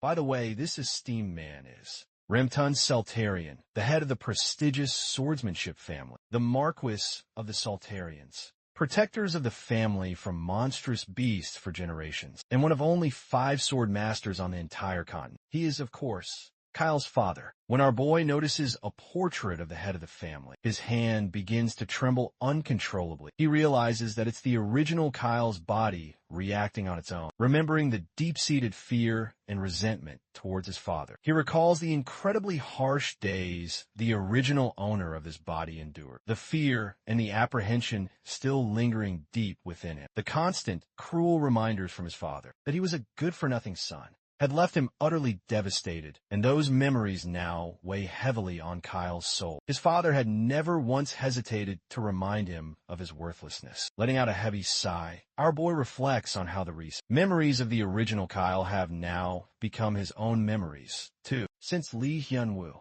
and the original Kyle's souls have merged through the act of possession, the immense pressure and the pain that the previous owner once felt are now fully transmitted directly to him as well. But that is precisely why our boy intends to change everything. He is determined to show everyone that the Kyle of old, the scared and broken boy, is gone forever as part of this new body. Now, he vows to prove Kyle's true worth to the entire world and to himself. When he finally stands before the imposing figure of the Marquis, the man begins their conversation by demanding if he has something that he wishes to say. Kyle responds with a clear, powerful voice, saying yes, Lord Marquis. The Marquis remains silent for a long moment, noticing how boldly his son now addresses him as Marquis instead of father. It makes him wonder why this insolent brat actually wanted to meet with him. He then points out that Kyle had been given very clear instructions not to leave the confines of his room without permission recently, though he does acknowledge that Kyle was granted access to the library for his studies. So, he warns his son that if he dares to cause any more trouble, this time it will not end with just simple confinement.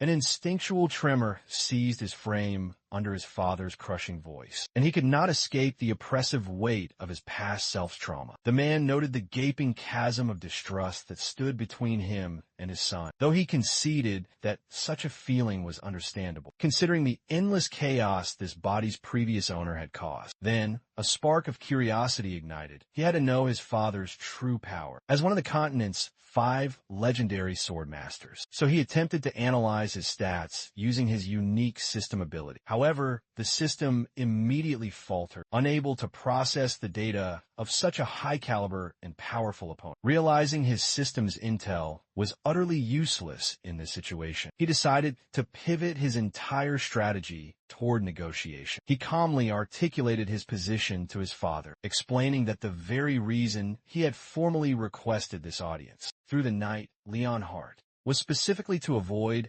leaving his room without express permission. The Marquis's eyes widened slightly, impressed by how skillfully his son had just parried his pointed accusation. He couldn't help but observe how Kyle now spoke with the poise of an adult, exactly as the whispers had foretold. Kyle then acknowledged his deeply troubled past behavior and admitted that he had caused a great deal of trouble and annoyance with his previous childish and reckless actions. He took complete ownership of all the foolishness of his past, and with a deep, respectful bow, he sincerely conveyed his deepest regrets. He vowed that he would change for the better. The father was utterly baffled by the drastic transformation in his son's demeanor. How could a worthless brat like Kyle even conceive of apologizing? He was astounded that a child, who once blamed everyone else and flew into a rage every single day, was now saying something so mature. As our hero decided to speak, once more, his father anxiously braced himself, wondering what could possibly come next. Kyle then dropped a bombshell, declaring he wanted to propose a deal with him. Intrigued, the Marquis asked what kind of arrangement Kyle had in mind. Our protagonist, first of all, reminded his powerful father that he must have already received the formal report from Leon Hart about him conquering his Hermann disease. The father confirmed he had indeed heard of it, but found it difficult to accept that such a miraculous event could actually take place. Kyle insisted it was the truth. To prove his claim, he manifested a brilliant fire in the palm of his hand, revealing to his stunned father that he now wielded first circle magic abilities. The father was completely and utterly blown away. Once again, he hadn't truly believed Leon Hart's earlier words, but witnessing Kyle's magical abilities with his own 2 eyes left him completely at a loss for words. He confirmed that he could indeed see the mana flowing within Kyle's body. Our hero also claimed that it was the truth, and that he would only grow stronger as time passed. Mages who conquer Hermimum are known for possessing exceptional latent potential. Kyle added that it took him a mere few days to reach the first circle, entirely through self-study, and a mage of such a level is said to be as valuable as an entire order of knights. He acknowledged that the legendary Soltarian family is famous for its peerless swordsmanship, but possessing top-tier magic among its direct descendants will be a truly great addition. He proposed that if the family would support his growth as a mage, he hoped to become a powerful asset and help the Soltarian Marquisate stand above all, with both unrivaled swordsmanship and magic, elevating their family's legendary status in the country. Kyle concluded by asking his father for his thoughts on this proposal. He reminded him that this was a deal that would benefit both the family and himself, and requested that his father consider investing in him as a newly capable talent. After cornering his father with his impeccable proposal, Kyle also reflected on life's fundamental give-and-take nature. He knew the surest way to gain favor is to demonstrate what you can offer in return. The Soltarian family values its honor and its own benefit above all else, and merely sharing the family blood would never persuade his father. The previous Kyle had tried to gain attention through causing trouble, but those pathetic methods had only ever backfired. But our protagonist is far wiser than the previous Kyle, and he understood that aligning their mutual interests could bridge even the most fractured of relationships. Meanwhile, the father was completely at a loss for words. He was left wondering if this was truly the same Kyle that he knew. He seemed so profoundly different from the child he had once been. Kyle once more asked his father to support him and help to nurture his newfound talent. Of course, this sudden transformation in his son's character had officially shattered his father's perception of him, and he wasn't even sure how he should respond.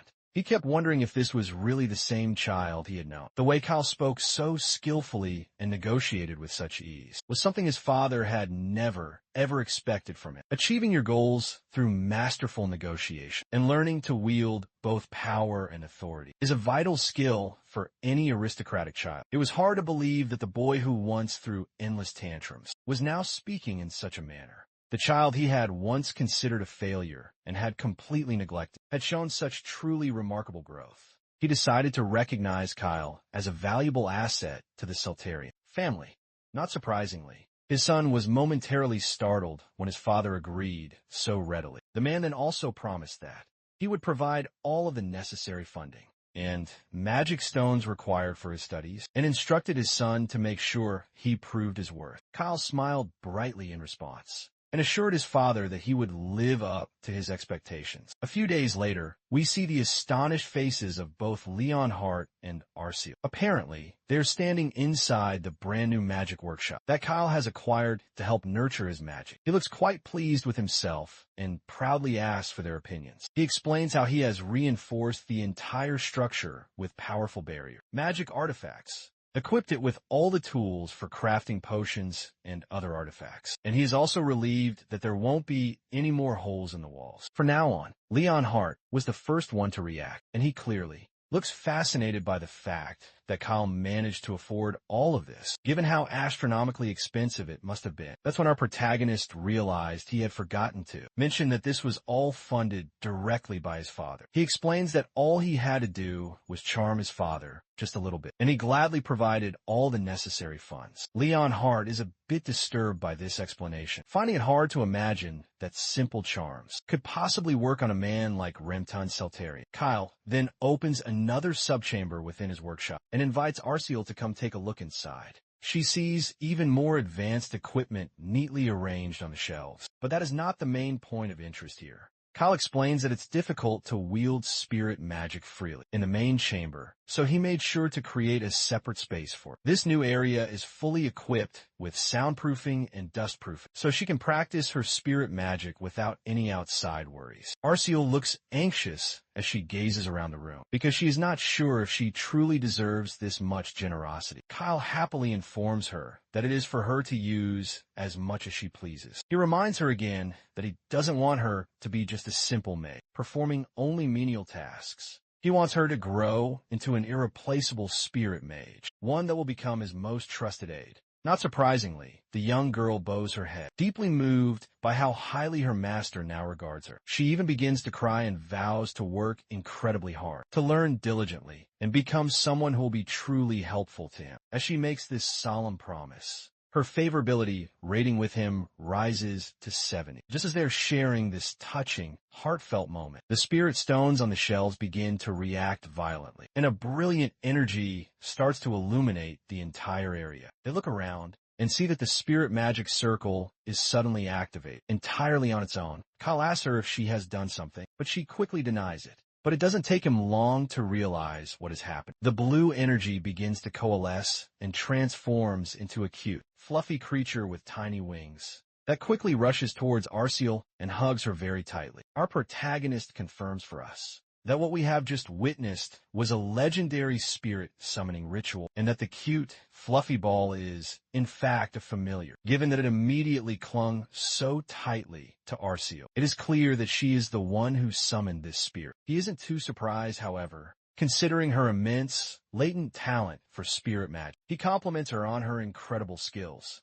but Arceal points out that she literally didn't do anything at all. Kyle, in response, explains that spirit magic is vastly different from casting normal spells or reciting complex incantations. It involves feeling the raw spirit's energy found in nature and connecting with it directly through the soul. When her emotions were so highly elevated, the spirit stones inside his workshop had responded and summoned this spirit on her behalf. He then instructs her to look at the shelves, where all the precious spirit stones that were previously there are now gone. Arceal is bewildered to see that it is true, and feels a bit uneasy about the loss. But the boy reassures her that it is perfectly fine, as they were always meant to be used anyway, as the spirit clings to the girl. Kyle reflects on how he never expected her to summon a spirit so quickly. He is quite curious about what kind of spirit this creature is. When he tries to use his system to examine it, the system reveals that it is a high-ranking spirit and cannot be identified with his current insight skill. He then directly asks her what kind of spirit it is. Arceal chats with a little furball and responds that the spirit is known as Ashirus, an ancient spirit of pure light. Kyle is utterly shocked by this revelation, and he finds it incredibly hard to believe that this chubby little spirit is actually the legendary ancient spirit of light.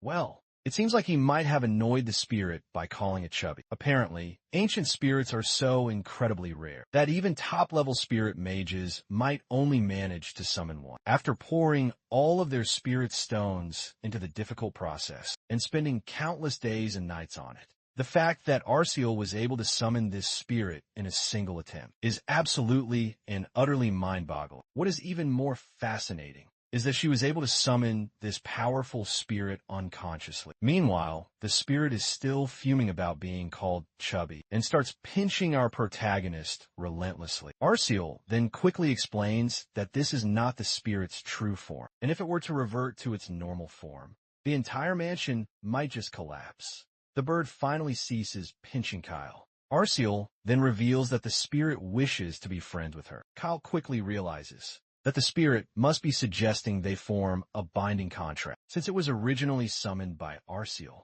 The girl then promptly asks the spirit if it is okay to form the said contract, and the fur ball chirps a very positive response. A brilliant yellow light illuminates as the circle activates, and Arceal formally asks the spirit of pure light if it will form a contract with her. After some ancient formalities, it's time to give the new spirit a name. Kyle quickly suggests the name Padaki, and Arceal agrees, bestowing the name upon the new spirit. The system confirms that the spirit's name is now officially Padaki, and the registration has been successfully completed. The little fur ball quickly flies over to its new master, and Arceal states that she looks forward to working together with Padaki. Starting today, the spirit chirps a positive response once again, as they share a moment of true affection. Kyle reflects on how well his talent discovery project is proceeding. A few days pass, and we see our hero catching up with his older brother. Adolf, the big brother, starts the conversation by offering an apology, claiming he has not given much attention to his little brother lately. As his older brother, Kyle remains modest and replies that it's nothing, as he should have been the one to seek out his brother first. It is clear they're not just exchanging simple brotherly affection, as there is a thick, palpable tension between them. Arciel serves tea to Adolf and then quickly moves away. As she departs, Adolf watches her with a purposeful, intense gaze and quickly recognizes her as the very same slave that Kyle had purchased from the slave market.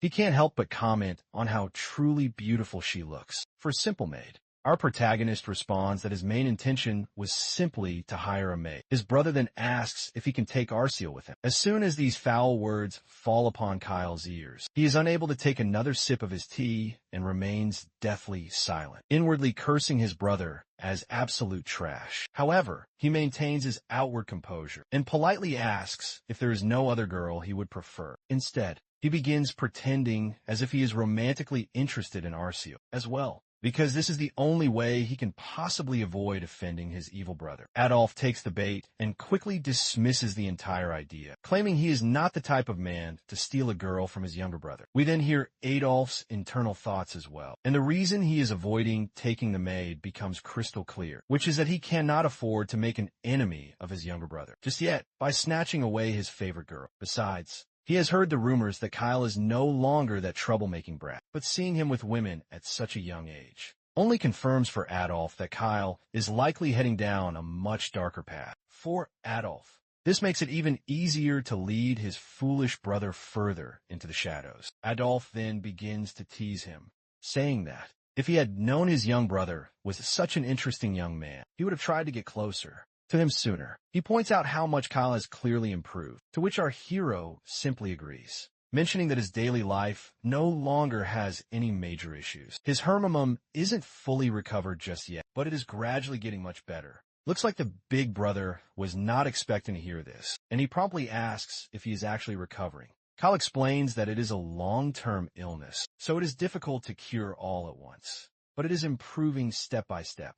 He then shows his brother some of his magic, telling him it is a spell he personally created that's about 1.5 times more powerful than regular magic. He asks Adolf what he thinks about it. Well, the big brother is quite impressed to see that Kyle can create his own spells as well. What shocks him is that Kyle is learning magic so rapidly. Even though he is not yet fully recovered from his debilitating illness, he begins to worry that our protagonist might become an obstacle to his own succession to heir. He also can't help but to notice that Kyle's entire attitude has suddenly transformed, as if he is becoming a completely different person. His magical skills are also growing day by day as well. He wants to be more cautious, but in the end, he just views Kyle as a simple 12-year-old kid, so there is nothing to be so wary about. He then decides to manipulate his junior brother for his own advantage, and if he ever becomes useless, Adolf simply plans to discard him like a piece of trash. So he directly asks Kyle if he might be interested in joining his political faction.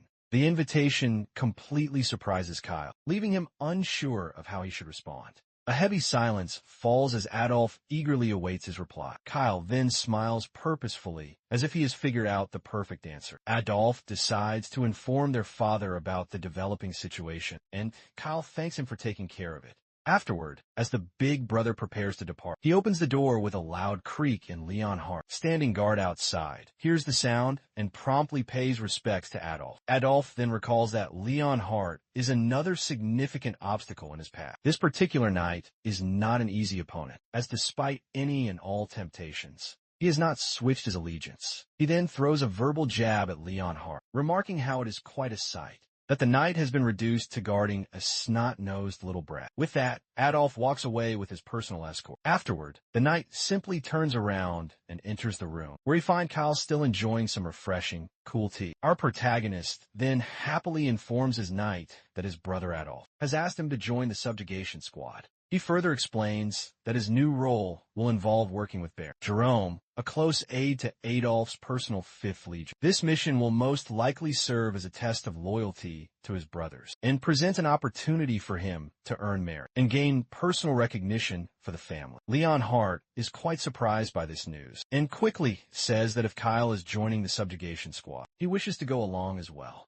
However, our protagonist turns him down, explaining that having a knight there would put his brother Adolf on guard, and he wants to earn his big brother's trust on his own, and can't have someone from their father's faction with him. Leonhardt points out that the mission is incredibly dangerous, but Kyle explains that his brother Adolf will not easily trust him. He'll want to see how useful Kyle is in a real combat situation, and might even deliberately expose him to grave danger. My guy then flicks his fingers, and a fire begins to burn brightly in the palm of his hands. He reassures his loyal knight that he has learned a few new tricks to protect himself, so he isn't too worried about it. He adds that he will not reveal all of his abilities during the mission, and then asks Leonhardt if he has ever heard of something called ogre perfumes. Before we can get more details on that, the scene transitions to the lush green countryside, where a group of soldiers have set up their camp in the woods. Apparently, we are in the south of the Tristan territory, known for its dangerous, monster-infested forest. The Seltron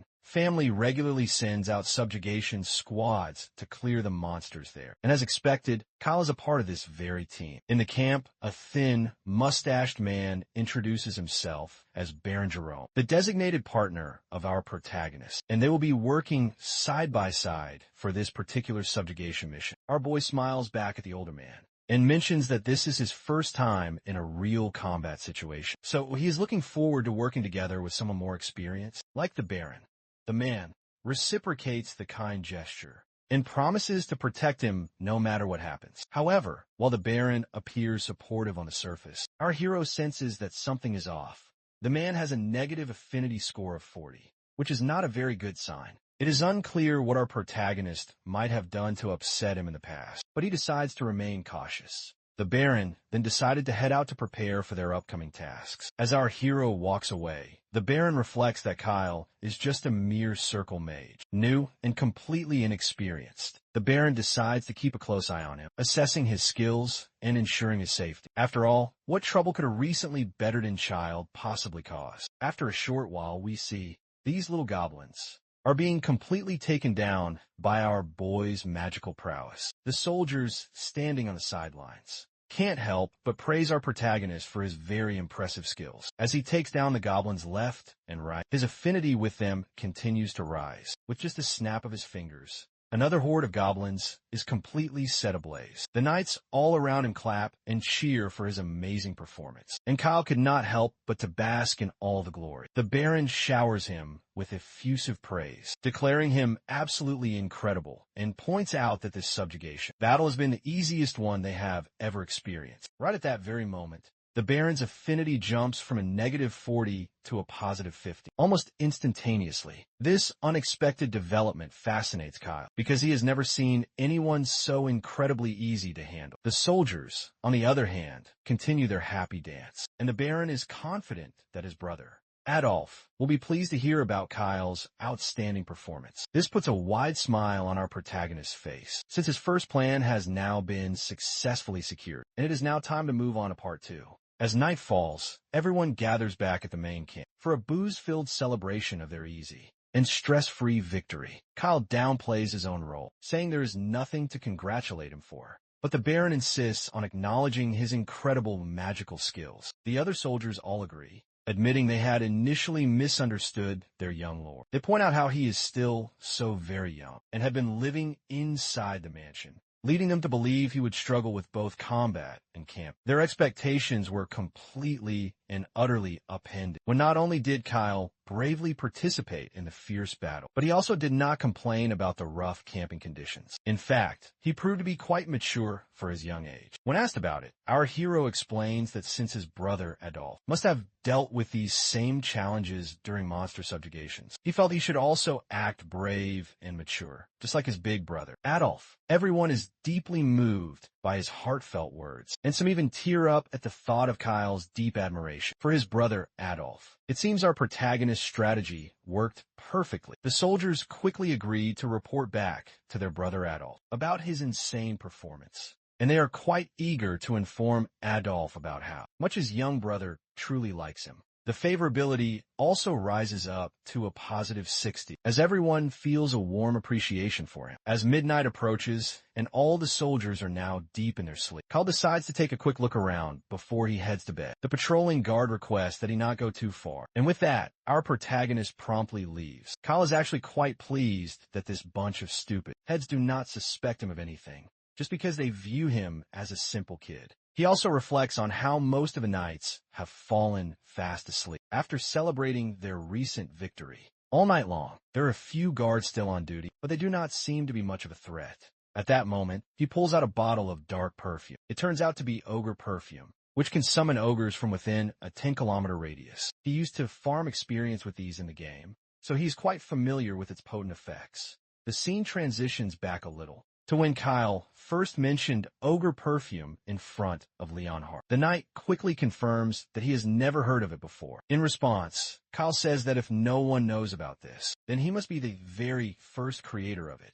which also confirms the fact that the recipe for ogre perfume is not yet known in this world. He explains that it is a perfume that summons ogres within its radius, with the quality determining how large the radius is. Leonhardt reminds him that the goal of the subjugation squad is to tackle a mere goblin den, and that ogres are high-level monsters, so the squad will surely struggle against them. Kyle confirms that this is exactly what he is aiming for. He points out that there are 12 high-level expert knights in the entire subjugation squad, so while goblins would be easily manageable, ogres are a completely different story. Furthermore, the rest of the soldiers in the 5th Legion are just a bunch of rabble, despite being called a knight squad. Their loyalty to Adolf is completely unquestionable, but their individual skills are severely lacking. Apparently, this legion is made up entirely of common street criminals, whom Adolf had brainwashed with his sinister dark powers. The powerful brainwashing turned them into mindless fanatics, allowing Adolf to not only expand his sphere of influence, but also to demonstrate his control over even the most hopeless of individuals. They are now loyally and mindlessly controlled, and if Adolf were to give a single command during the succession ceremony, a true tragedy would most likely unfold, with his knights willing to go to any extreme for him. Even these street thugs are a part of this very estate, and the brainwashed high-level knights are particularly troublesome. To mitigate the risk of such blind loyalty turning against him, our hero plans to reduce the 5th Legion's overall strength as much as he possibly can before the succession ceremony, starting with the 12 high-level expert knights. He intends for them to die heroically while fighting the ogres. Kyle's role is simply to survive this deadly battle and return with the grand achievement of subjugating the ogres, thereby securing his own position and demonstrating his own value. As the potent aroma from the ogre perfume spreads across the countryside, the monstrous ogres are drawn directly to it, and soon after, the entire camp is under a full-scale attack. The soldiers are thrown into a state of utter confusion, completely unsure of what is happening. One of the high-ranked knights tries to reassure his frightened comrades, telling them not to falter because it is just a mere ogre. However, their fragile confidence is completely shattered when that very same knight is crushed like a ripe tomato under the giant, crushing hand of an ogre. The soldiers tremble and recoil in pure terror, realizing that if a high-level knight can be defeated so easily, they stand absolutely no chance against these horrific monsters. That is when Kyle leaps into the chaotic scene, urging every one of them to pull themselves together. He scolds them for cowering in fear, reminding them that the prestigious Saltarian knights do not behave in such a way. He further stresses that if they were to retreat, the ogres will surely invade their home territory, so they must stop the ogres here, no matter the ultimate cost. At that moment, Baron Jerome arrives on his mighty horseback, relieved to see that our protagonist is alive and safe. He tells Kyle to make his escape while he takes care of the monster, emphasizing that his personal safety is the top priority for him. But our hero firmly declares that he will not run. He makes it clear that he will stay and fight alongside everyone until the very end, because he cannot face his brother Adolf if he abandons his followers and runs away all alone. He asks the thin-mustached man if there is anything wrong with his personal decision. The Baron is quite touched by the bravery our protagonist is showing, and looks back at him with pure admiration. That is when Kyle casts a powerful spell, giving the Baron an extra magical boost. As the spell takes full effect, the Baron feels much lighter and more invigorated. Kyle explains that since he is still a First Circle mage, he will provide support and control from the back lines. He tells the Baron to take the lead and fight with bravery. Young Lord's command, his hand tightening confidently on his sword's hilt. He leaps from his steed, and a new realization dawns on him about Kyle's valor and unyielding battlefield presence. He finally understood our hero was a priceless and irreplaceable weapon for Lord Adolf, and the Baron decided he would report to him that his little brother's loyalty was absolute. With this newfound conviction, the Baron unleashes a devastating surge of his own power, causing the very earth to crack and splinter beneath his feet. He roars a challenge at the colossal ogre to face him, and launches himself directly toward the monstrous beast. The other soldiers gaze on awestruck as their commander charges forward without a single ounce of fear. Inspired by the Baron's courageous display, they realize they cannot afford to show any weakness now. Fueled by their leader's valor, they swear to follow him into the jaws of death and fight with every last bit of strength they have. Kyle delivers one final, impassioned cry, encouraging the soldiers to advance and to meet this danger with all of their might.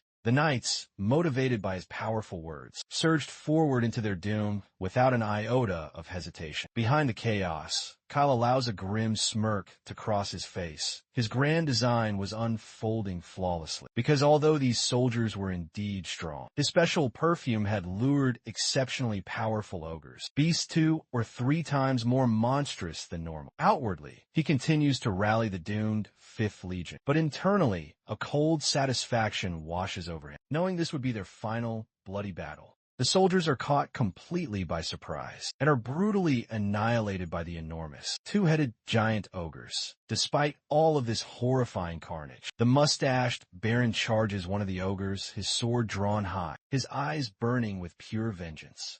He screams for the monster's death and swings his mighty sword with all his might as he continues to desperately battle the ogre. One of the other knights looks around and realizes with horror that most of their high-ranking knights have already been slain, with only a handful remaining. The poor soldier begins to shiver with absolute terror, wondering if he can possibly make it out of this alive, as the enemy proves to be far too powerful for them to contend with. Meanwhile, Kyle's cold smile never wavers, seeing this as his perfect chance to call his brother's loyal knights. Initially, there had been about 12 high-ranking knights, but now a mere 3 of them remain, including the thin-mustached Baron. The Baron, too, has been pushed to his absolute limit and is now uncertain whether they can possibly achieve victory. He contemplates using his final forbidden option, the corrupting power of darkness. Before he can unleash this terrifying power, Brother Adolf's chilling warning echoes in his mind. Adolf had told him that the power of darkness would make him stronger and would allow him to sense a power unlike anything he had ever felt before. But fully unleashing it would come at a terrible cost. He would be unable to revert back to his old self, transformed into a frenzied, mindless beast and losing all his humanity. Therefore, Adolf had advised him not to release this power recklessly. The thin-mustached man wrestles with a monumental decision, knowing that using this power could be his final resort in their truly desperate situation.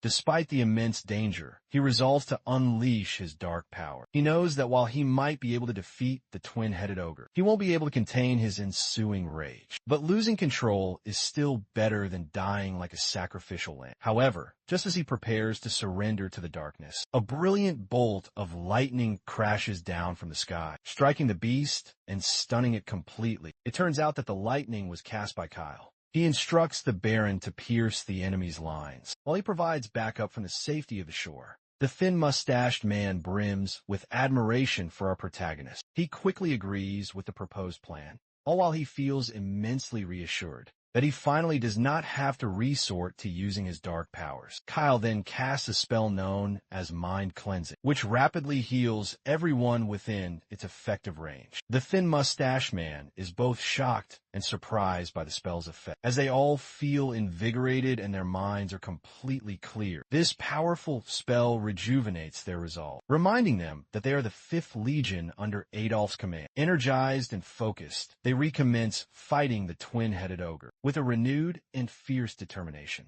One of the elite knights strikes the monster, landing a blow right on its overgrown head. But the ogre sends him flying with a single, contemptuous slap. And with this one down, only 2 of the elite knights now remain. The monster turns around, grabs the last remaining knight, and smashes him against a nearby tree with such incredible force that nothing remains but a crimson splatter of blood. This leaves just one elite knight still alive. Baron Jerome. Kyle just smiles after seeing his plan come to fruition. You see, his primary goal was the complete eradication of the 12 elite knights, who have been empowered by Adolf's dark and sinister magic. And with 11 of them now dead, only Baron Jerome remains. The thin-mustached man trembles in sheer terror as he sees the remains of his comrades scattered all around him. Despite his overwhelming fear, he remains resolute and tells Kyle to cast that spell one more time, promising that he will soon end the life of the mutated, vile ogre. Kyle, on the other hand,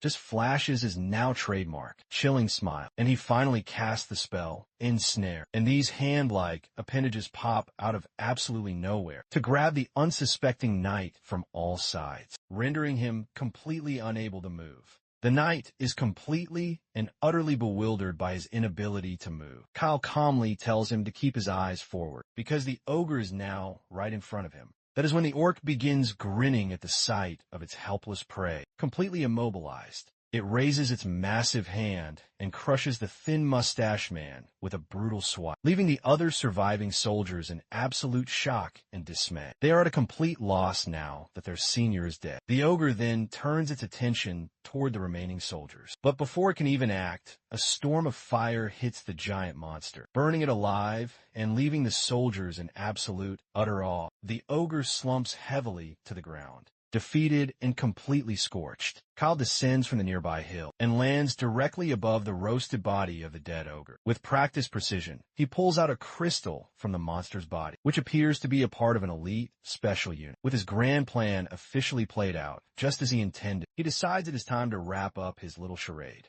He announces to everyone that the mutant ogre has finally been vanquished, and he gives all the credit to the Baron's heroic sacrifice, which gave Kyle the perfect opportunity to strike and defeat the monster. He also praises the 12 valiant knights who fought so selflessly. As the sun rises, Kyle concludes his rousing speech, saying they have finally succeeded and have lived to see another day. At first, everyone is wide-eyed and unsure of how they should react, but soon, they begin to beam with happiness at their hard-earned victory. They celebrate with their hands raised high in the air, reveling in their triumph. As the party begins their journey back toward the mansion, our protagonist reflects on the noteworthy success of the subjugation, the extermination of the mutated two-headed ogre, along with the original goal of annihilating the entire goblin tribe, was a very significant achievement. However, it had come at a heavy cost, and the sacrifices were not small. Once they finally arrive at the mansion, Brother Adolf is completely shocked and quickly asks if Baron Jerome is actually dead. Kyle somberly responds that the Baron fought the mutated ogre to the death, and without his fierce and final battle, no one, including Kyle himself, would have possibly survived. Devastated by the tragic news, Adolf pulls back the curtains, covering the dead body of his most loyal and trusted subordinate. He is indeed shocked to see that Baron Jerome is dead. But what troubles him even more is that it appears the Baron had not tapped into the power of darkness. The loss of the Baron, Jerome, and the high-level expert knights is a painful blow to Adolf, and it drives him into a silent, furious rage, though he doesn't dare to voice his anger directly. Instead, he pretends to be genuinely concerned and expresses his relief that his little brother is still alive. He acknowledges that Kyle's victory over the mutated ogre is commendable and says he will inform their father and ensure he is properly rewarded for his impressive achievements. The junior brother responds with a broad, knowing smile and thanks Adolf for his kind words. As they finally begin to enter the grand mansion, Kyle smirks to himself, wondering if he has truly succeeded in deceiving his big brother. Night falls, and we find our protagonist hanging out with his knight and his maid, looking quite pleased with himself. He is narrating how he managed to kill 2 birds with a single stone. He weakened the 5th Legion's overall strength and gained Brother Adolf's favor. Plus, he managed to snag the core of the mutated ogre, which will be super useful for treating his Hernimum. Well, come to think of it, it's more like hitting 3 birds with 1 stone. Anyway, Leonhardt is relieved that he made it back to them safely, but he notes that it was pretty dangerous. Cutter shrugs it off, saying that 1 mutated ogre was no big deal for him, and he is sure that he could have handled it without even breaking a sweat. He simply wanted to pretend to be much weaker, to show everyone that he is just a harmless little kid. Leonhardt then asks if he plans to stick with Brother Adolf's camp, and what his plans are for Lord Abel. Kyle just smiles in response and tells him to simply wait and watch, confident that his brother Abel will come looking for him on his own. A few days later, the major members of the powerful Sultarian family gather in the main conference room to review the results of the recent subjugation and decide how to distribute the spoils of war. During the heated discussion, the Marquis mentions he wants to talk about Kyle's role in the massive ogre's defeat and opens the floor for any potential objections. There is a murmur of surprise and sheer disbelief among the family members, who find it hard to believe that Kyle was even involved in defeating the fearsome monster at all. On the other hand, Adolf sits there with a smug smile on his face, already plotting to keep Kyle firmly on his side. One of the members in the conference room finally raises their hand, pointing out that Kyle's supposed significant role in the recent hunting party sounds like a bit of a stretch. This particular critic is Baron Hemington, a rather portly figure known for his extreme bluntness. The Marquis asks him for clarification, and Baron Hemington responds that while it is well known how much the Marquis adores his youngest son and often praises him, the reality of the situation is that Kyle is just a first-circle magician, essentially an apprentice who is new to the ways of magic. Considering the trouble our protagonist has caused in the past, Hemington argues that merely participating in the subjugation and returning safely does not warrant credit for the monster's defeat. It is hard to believe that someone could mature so quickly overnight and play such a truly pivotal role. He also goes on to highlight that Kyle has always been a very troublesome child. Up until now, the other family members seem to nod along, clearly worried about what kind of mischief Kyle might be cooking up. Now, Kyle, meanwhile, is somewhat fascinated by the fact that these loudmouths have no qualms about speaking so ill of him, right in his presence.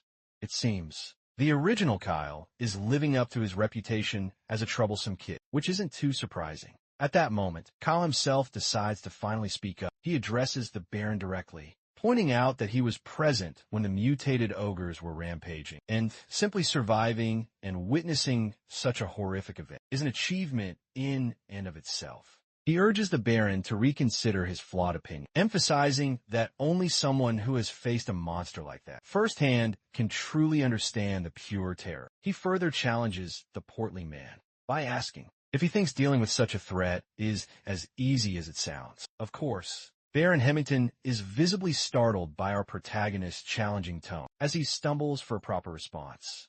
Lord Abel also speaks up. He points out that even regular ogres are tough to deal with, even for several high-level expert knights, considering the ogre Kyle faced was a 2-headed one, twice as strong as a regular ogre. The fact that Kyle returned alive is indeed nothing short of a miracle. Our protagonist feels a bit bewildered to see his oldest brother defending him, which is a rare show of support. On the other hand, Baron Hemington tries to counter by arguing that Kyle's survival was due to the knights, risking their lives to protect him. He emphasizes that all 12 high-level expert knights had died, which clearly suggests that Kyle's survival was more a matter of pure luck and the sacrifices of the others, rather than his own individual prowess. Lord Abel speaks up once again and stresses the fact that the blow that killed the mutated ogre was delivered by Kyle's own spell, as confirmed by the surviving knights. He acknowledges that, while Kyle may have been a troublemaker during his early childhood, he still made significant contributions in this recent subjugation and is now focused on studying magic with great diligence. Abel argues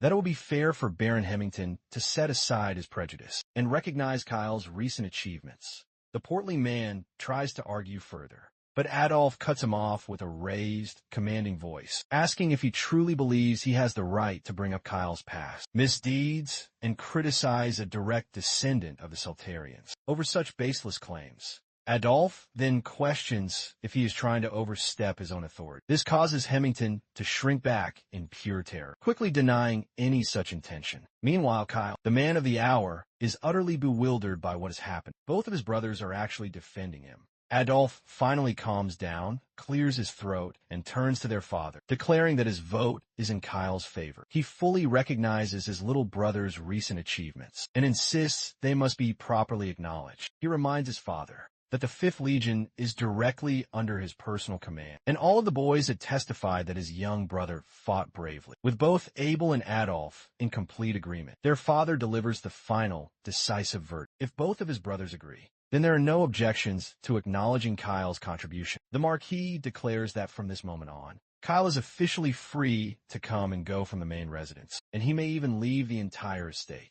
Our protagonist lights up with happiness at hearing his father's verdict. However, his father goes on to say that the spoils recovered from the mutated ogre will be distributed based on merit, and that Kyle will not receive any of it. This catches our protagonist completely off guard, as he was not expecting to be cut out just like that.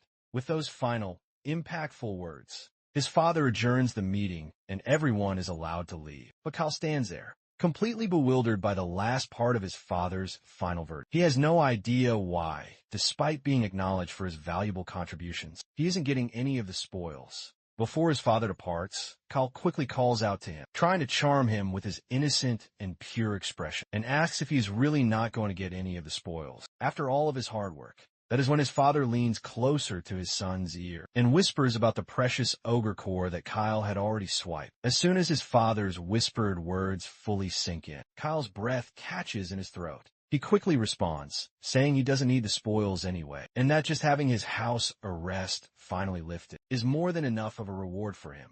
Then, from behind, Adolf calls out to him. When Kyle turns around, his big brother reminds him that he had kept his promise of informing their father about his achievements, adding that he did it all out of love for his dear little brother. Kyle, however, can see right through the hollow flattery, knowing exactly where Adolf's words are truly coming from. Meanwhile, Abel is also standing off in the far distance, quietly reflecting on how much Kyle has changed in just a few short days. He is definitely looking forward to meeting his little brother all alone. It seems our protagonist's prediction has come true after all. In the next scene, we see Abel and Kyle catching up. Right off the bat, Abel drops a bombshell of a piece of news, claiming that he doesn't actually possess any serious, special skills, and this is the first time he has ever mentioned it to anyone. Not even their powerful father knows. Kyle just goes along with the flow of conversation. But in his head, he is thinking, why is my brother suddenly dropping these secret bombs like this? Kyle had been fully ready to talk with Abel,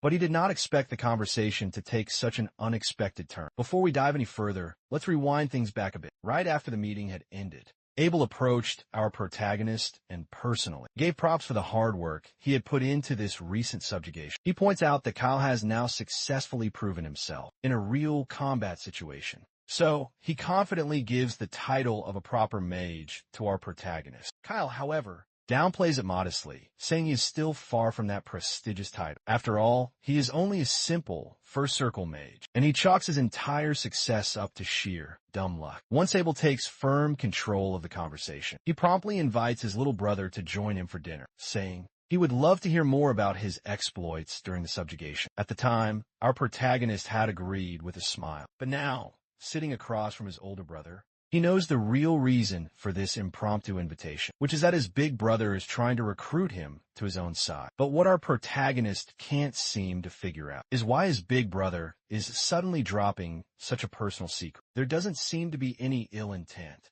but he is still struggling to understand what Abel is truly trying to achieve by revealing something so incredibly private. Whatever the case may be, our hero's mind is also on the bigger picture. If he wants to safely navigate the Marquisate of Celtarian Rebellion event, Abel's strength needs to grow as Adolf's influence begins to crumble. Only with solid support from the Marquisate of Celtarian will Kyle have a real chance to survive this deadly fantasy chess game. So, he knows he has to be very careful with his words here. With that in mind, he turns to his big brother and asks why he's revealing such a truly significant secret, one that not even their powerful father knows about. Abel responds by asking if his little brother isn't interested in hearing the full story. First, our protagonist admits that he would love to hear what his senior has to say, but after learning such a big secret, he is unsure how to react and what Abel truly thinks of him. The senior quickly picks up on Kyle's obvious concern and directly asks if he is worried that there might be ulterior motives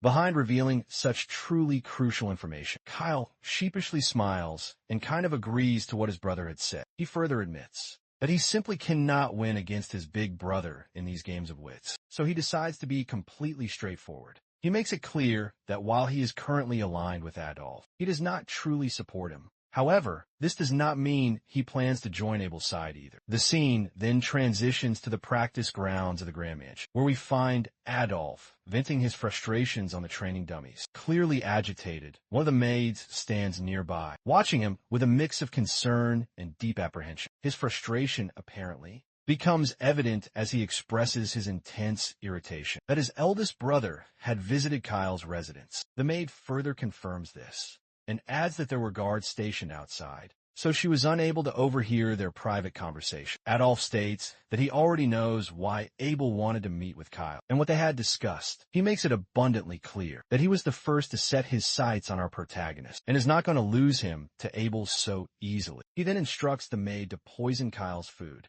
if he ever shows any signs of considering joining Abel, emphasizing that this is precisely why she was stationed there. The lady looks anxious and scared by these stern orders, but reluctantly agrees to carry out the terrible task. The scene shifts back to Kyle and Abel's private meeting, when the senior asks him why he isn't interested in joining his side. Our protagonist hesitates to respond. Well, we all just saw what Adolf is now plotting against our protagonist if he joins Abel's side, so it is no surprise that he does not want to join. But he does not say anything to Abel regarding this. Instead, he surprises him by saying Abel is a very kind person. Well, this unexpected response catches the senior completely off guard, while our protagonist keeps saying how kind his eldest brother is. Apparently, Kyle's words are completely genuine, especially considering his system shows that Abel's affection level toward him is at 0. This is actually a very positive sign, given that most people have negative scores in affection toward our protagonist.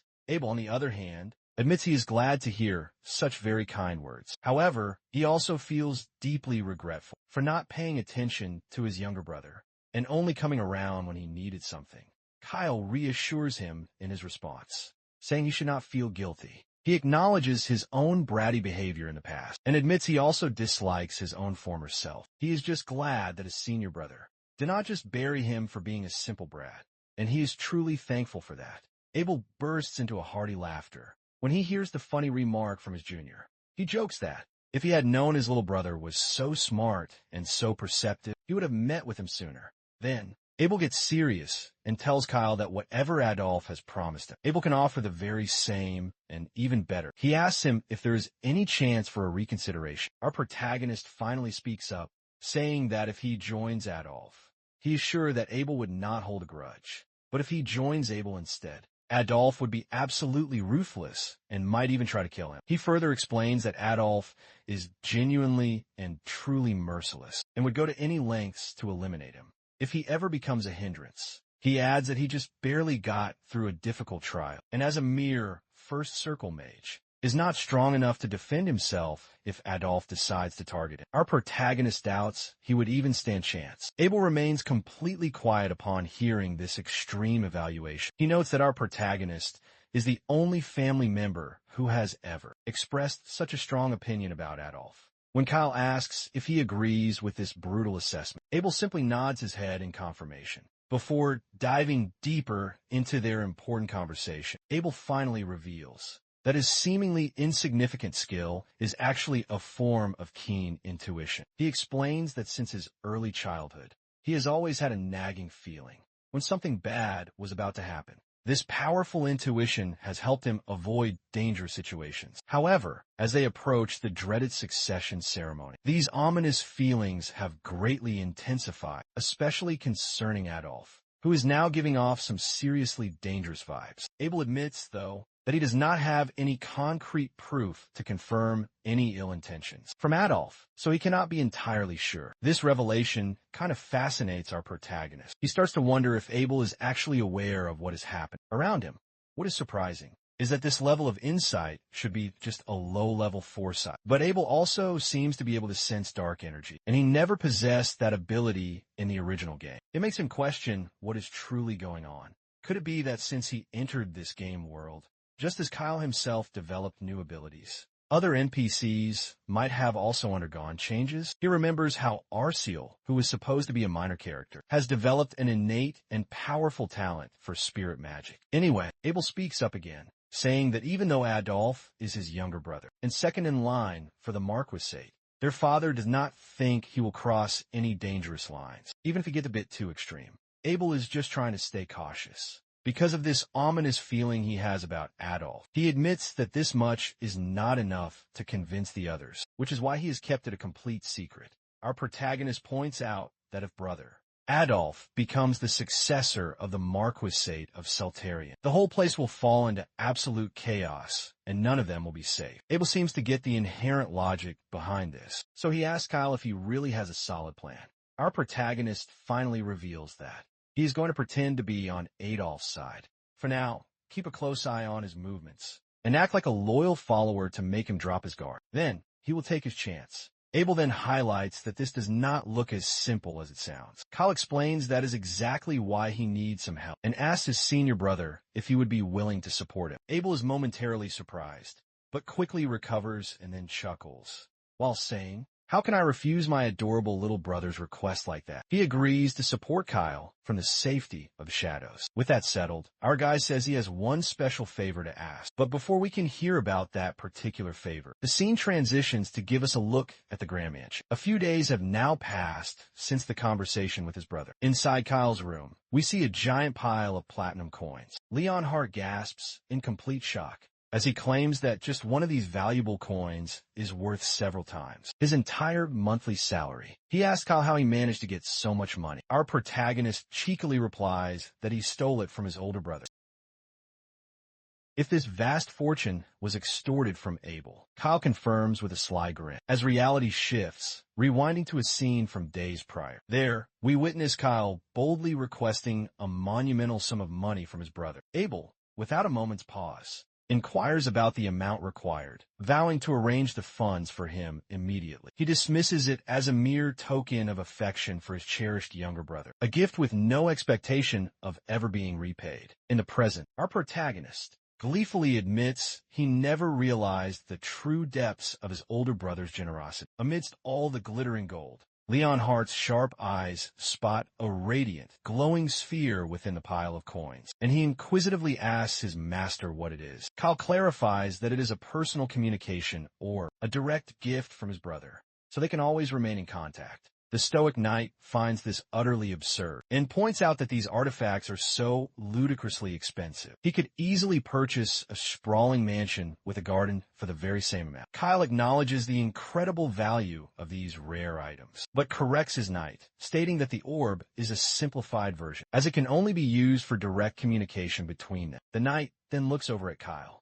seeing the genuine happiness on his face, and deduces that his secret talks with Lord Abel must have gone exceptionally well. Kyle confirms that their meeting did indeed go well, and that his older brother is truly a remarkably good person. He then offers the entire fortune to Leon Hart, saying he can keep it as he will surely need it sooner. Leon Hart asks what he plans to do with all of this money, since they had already finished renovating the entire workshop and had recently purchased new magic and spirit stones, so they shouldn't require more money for quite some time. Kyle declares he intends to make even more money with this sum, and that this is merely his initial investment capital. In the next moment, we get a vibrant panel showing Arceal channeling her spirit magic as she intones her powerful spell, Padaki begins to erupt like a miniature sun in the sky, leaving Arceal completely bewildered by this unexpected phenomenon. She had originally meant for her simple staff to glow, but instead, Padaki itself answered her powerful chant. While Padaki snuggles contentedly up on Kyle's head, the girl shouts at it to stop climbing onto his head. But our protagonist reassures her that it is totally fine, and even jokes that it's like having a convenient headlamp. Leon Hart,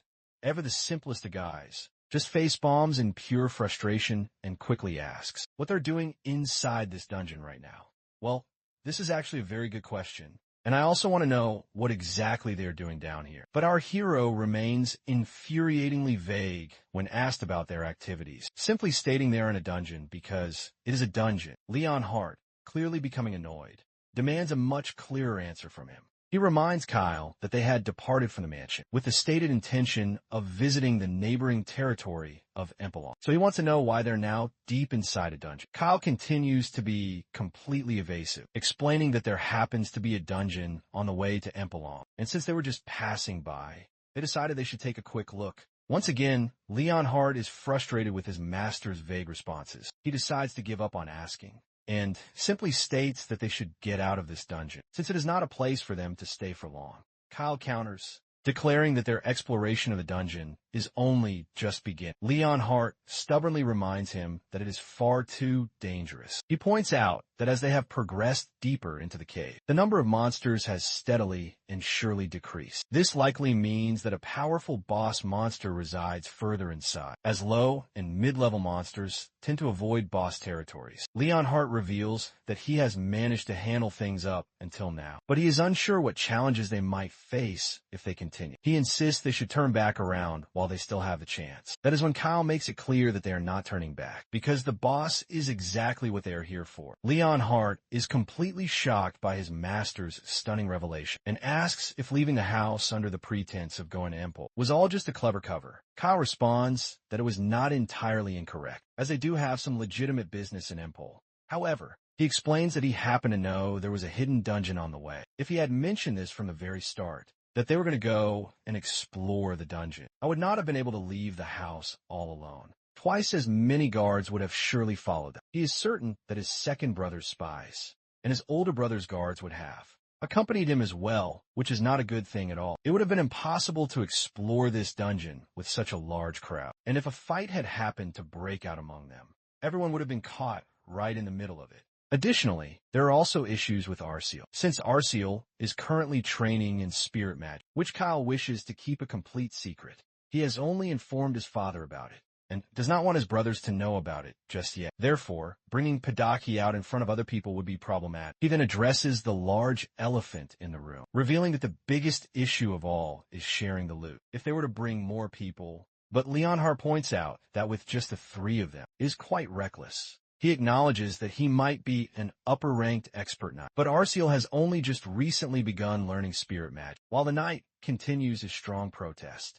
Kyle finally speaks up with a fiery tone that leaves the knight stunned and completely silent. Kyle reminds him that just because he acted weak back in a mansion, it does not mean he should take it at its face value. The power of his magic, which has overcome her Mamu, is drastically different from that of regular magic, and Leon Hart himself is a living witness to that. With that in mind, Kyle asks him if he still has any hesitation. He emphasizes that they have a very solid team. Leon Hart as their powerful tank, Arceal as their healer, and himself as the DPS. With everything they need in place, our hero sees no reason why they should not explore the dungeon. For one last time, he tells his knight to stop underestimating his own master and to show some faith and trust. He then challenges Leon Hart by asking if he still has any doubts as to whom he would choose to be loyal, his father or Kyle. Before Leon Hart can even respond, Kyle makes it very clear that he doesn't need a knight who serves 2 different masters. He wants a knight who serves him and him alone. This puts Leon Hart in quite a difficult dilemma, and he hesitates to give an answer.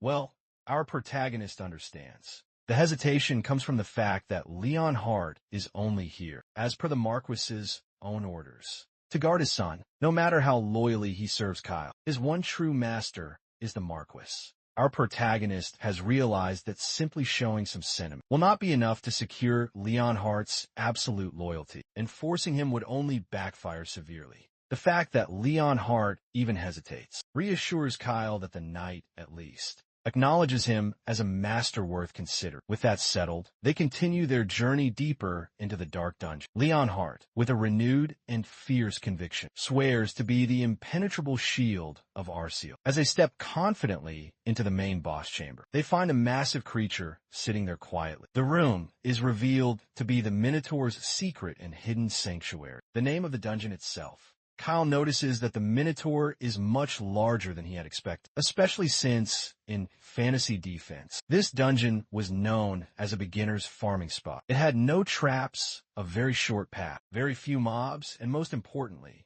the rewards were incredibly generous compared to its overall difficulty. This is exactly why he had kept the party so small, because he is not about to share such a treasure with anyone else. Leon Hart then reveals that the Minotaur is said to be 3 times stronger than an ogre. Kyle agrees, pointing out that while the Minotaur does not use any magic, it has truly incredible strength.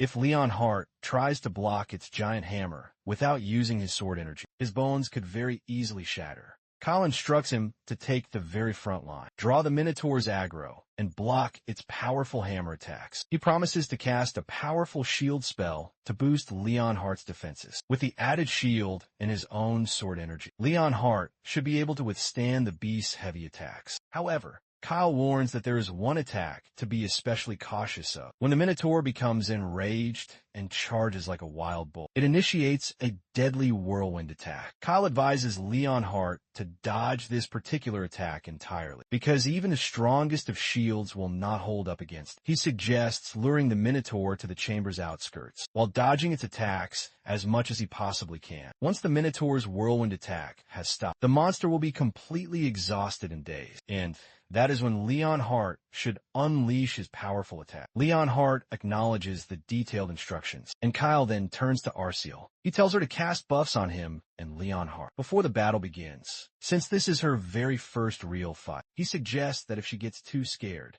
she should hide behind a large rock. However, Arceal confidently replies that she is not scared. But the real issue is that she has not yet fully mastered spirit magic. Despite that, she is determined to support Kyle and to show the results of her training. Kyle is quite impressed by her firm resolve and agrees to let her join the battlefield, but warns her not to overdo it. He advises her to always maintain a safe distance and to retreat if she feels like the situation is getting too dangerous. He further explains to her that as the party's primary healer and buffer, her most important role is not protecting him, but ensuring her own personal safety. He reminds her that as long as she stays safe, they will have plenty of chances to eventually succeed. In essence, she now holds both his and Leon Hart's lives in her hands. Arceal is quite moved to realize how our protagonist is putting so much faith in her, which makes her blush as she promises to carry out her assigned tasks. Leon Hart, on the other hand, stands quietly and could not help but to notice how much Kyle truly knows. From the location of this hidden dungeon to the true importance of a healer, and the specific strategies required to defeat the powerful Minotaur. These are things one only learns through actual, real experience. Leon Hart cannot resist asking Kyle directly how he seems so knowledgeable about these dungeon raids, despite this being his very first time entering one. Kyle is caught completely off guard by his knight's probing question and struggles to come up with a truly convincing response. He mentally curses himself for acting like he knows far too much, forgetting that he is supposed to be a 13-year-old kid. He realizes that despite any magical genius he might possibly have, it would be unusual for someone his age to have such extensive and detailed knowledge about dungeon raids. Eventually, he comes up with a plausible excuse, claiming he had learned some basic tips during the recent goblin hunt when dealing with the mutated ogre. Leon Hart finds this explanation very hard to believe, questioning how Kyle could have learned about the Minotaur's specific traits and attack patterns from knights who were struggling with simple ogres. Well, it seems like our protagonist is not getting anywhere with his lame responses. He is unsure why his knight is pressing him with so many questions and fears that Leon Hart might be very close to discovering that he is not the real Kyle. He imagines a horrific nightmare scenario where Leon Hart stands up in front of everyone and announces that this is not Kyle, but a dangerous imposter. Chaos then erupts, and our protagonist can practically hear the entire crowd cheering as they pummel him with everything they have got.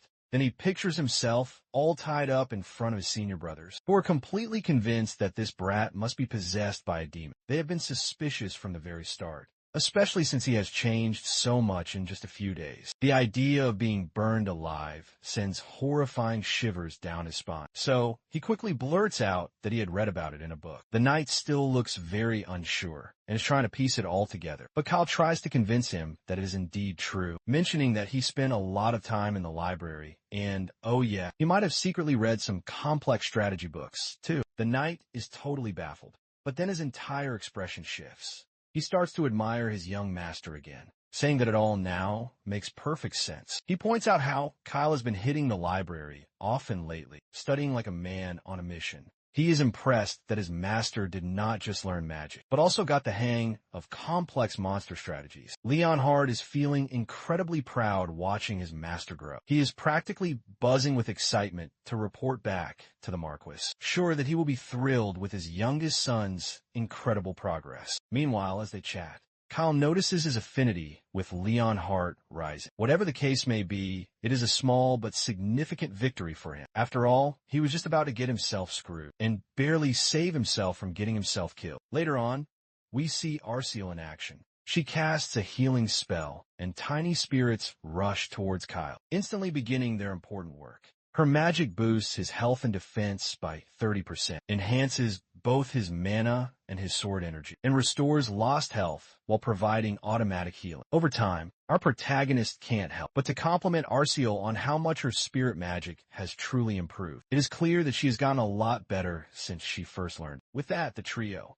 is finally ready to take on the fearsome Minotaur. While the giant monster is still sleeping, Leonhard charges in. But the Minotaur wakes up and swings its massive weapon, just as Leonhard is about to land strike. After a brief but intense clash, the knight steps back to a safe distance and notices how much more solid and lighter his own body feels, thanks to Kyle's powerful shield and Arceal's useful buffs. The Minotaur, now fully awake and completely furious, lets out a truly massive roar. It demands to know who these intruders are and why they would dare to disturb its sacred slumber. With a menacing growl, it threatens to smash everyone into little pieces if they are here to steal its precious treasures. But the Minotaur's loud mouth is quickly shut up by Kyle's crystal attack, but it only tickles the massive beast, which just makes it even more annoyed. Kyle just stands there with a smug grin on his face, letting the Minotaur know that the real party has only just begun. He then unleashes his devastating ice lance, but the Minotaur blocks the attack with its own massive weapon and growls in pure irritation. Leonhard sees his chance and lands a solid slash right near the Minotaur's throat, making blood pour out like a leaky old shower. Kyle is totally pumped up to see his knight in action and could not help but admire how badass his knight truly looks. Our hero then cheekily tells the Minotaur that Leonhard is far more capable than he could possibly realize. The Minotaur grows even more annoyed to hear this and lifts its giant weapon to crush Leonhard. But Kyle uses his stone shield just in time to block the powerful attack. The poor knight,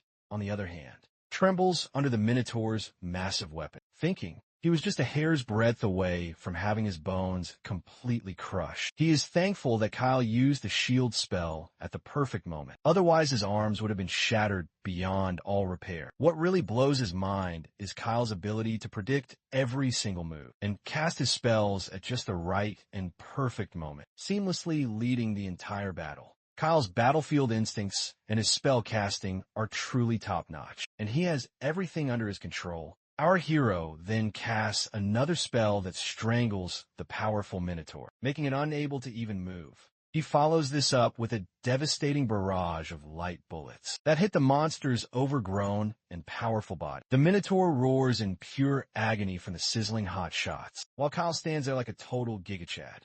Both Arceal and Leonhard are left utterly bewildered by his incredible display of pure skill. Even a Minotaur can't help but give a nod to Kyle's mad skills. He is seriously impressed that a mere human has pushed him this far. But don't get it twisted, he still has a grudge against all humans and views them as nothing more than simple ants. He decides it is now time to show who is the boss and starts to prepare his ultimate attack, the Whirlwind. The air all around him starts to churn as he swings his axe with fury. Kyle quickly warns his party members that crap is about to get real. He tells Leon Hart to keep the Minotaur's undivided attention and lead it to the outskirts of the large battlefield. Leon Hart, ever the diligent and loyal knight, takes off like a powerful shot, while Kyle makes sure to boost his knight's valuable defenses, readying him for the powerful storm that is about to hit. As Leon Hart gets closer to the giant Minotaur, he throws his sword at the beast from safe distance. The Minotaur roars in pure anger, his rage reaching new heights as he charges after Leon Hart, who runs toward the outskirts, exactly as they had planned. It is a high-stakes game of cat and mouse, with Kyle and his team playing their parts to pure perfection. Our protagonist starts a countdown from 30, and as he does, we flash back to his earlier advice to Leon Hart, which is to avoid the Minotaur's devastating whirlwind attack, and not to face it head-on. After such a massive ability, the Minotaur would be completely exhausted and would need a moment to catch its breath, and that is when they can finally strike back in the present. There are only 5 seconds left before the Minotaur completely exhausts itself. Those 5 seconds feel like a whole eternity, as the monster almost brings its giant weapon, crashing down hard on Lanehart, just as the final second ticks away.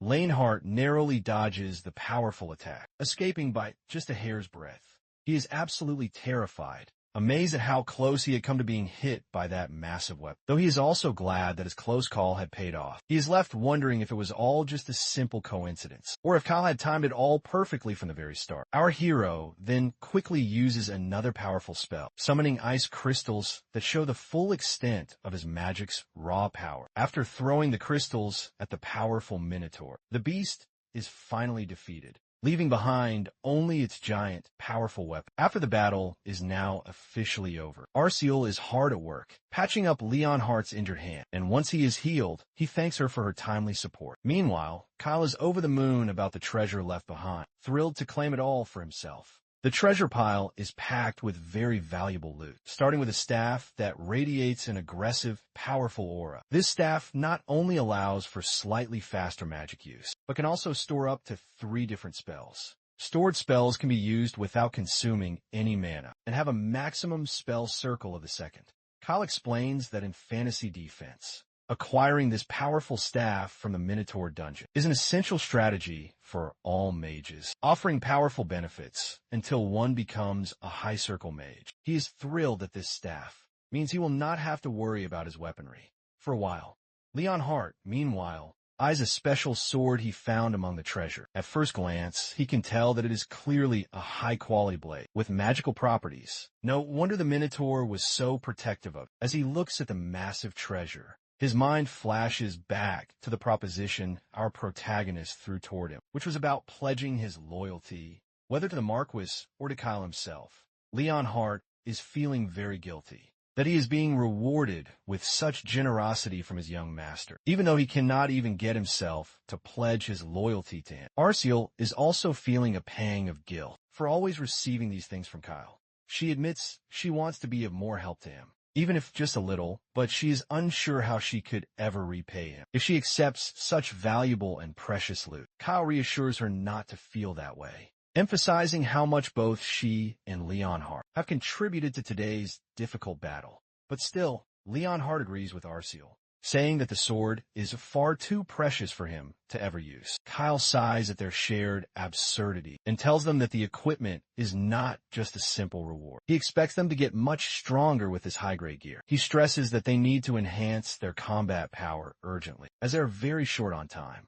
This new equipment is meant to help them significantly boost their abilities for the many challenges that lie ahead. He also acknowledges the rules about reporting and distributing high-grade dungeon rewards through the proper channels, but he admits he does not intend to follow them this time around. He wants to keep their newfound strength and the treasure's secrets from the rest of the entire family. He tells Arceal and Leon Hart that they're the only ones he can truly and fully trust right now. He urges them to take the powerful artifacts, improve their own abilities, and be of help to him in the face of the looming darkness in the Seltarian family. He emphasizes that becoming stronger is crucial for their survival. After this very serious conversation, Kyle decides it is time to start their journey to influence. His both friends acknowledge his words with a positive attitude, ready to embark on their journey and face the many challenges ahead. A few days later, at the Inflam mansion in the Breadbasket region, chaos erupts when Count Frantel Neuron, the Lord of Inflam,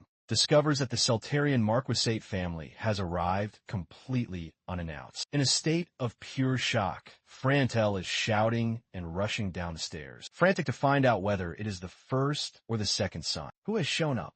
His personal assistant, a bespectacled man, explains that he is not entirely sure, but they carry the powerful Celtarian crest, which only direct descendants of the family can ever possess. Frantel is totally and completely freaking out, wondering if the Celtarians are now considered dragging his entire domain into their families. Succession drama. His assistant is also worrying about the exact same thing, and further points out that it is an unwritten rule to avoid involving any other families in succession disputes, but it seems they are caught up in it now. When they finally reach the main guest room, Count Frantel Neuron pauses for a moment to regain his formal demeanor. He opens the door with a broad, fake smile, ready to warmly welcome his esteemed guests from the powerful Celtarian family. But his greeting gets caught in his throat when he sees Kyle, sitting comfortably in the lavish guest room, sipping tea and enjoying some of the delicacies. When Kyle sees the lord of the mansion, he promptly greets the lord and apologizes for the complete lack of any advance notice.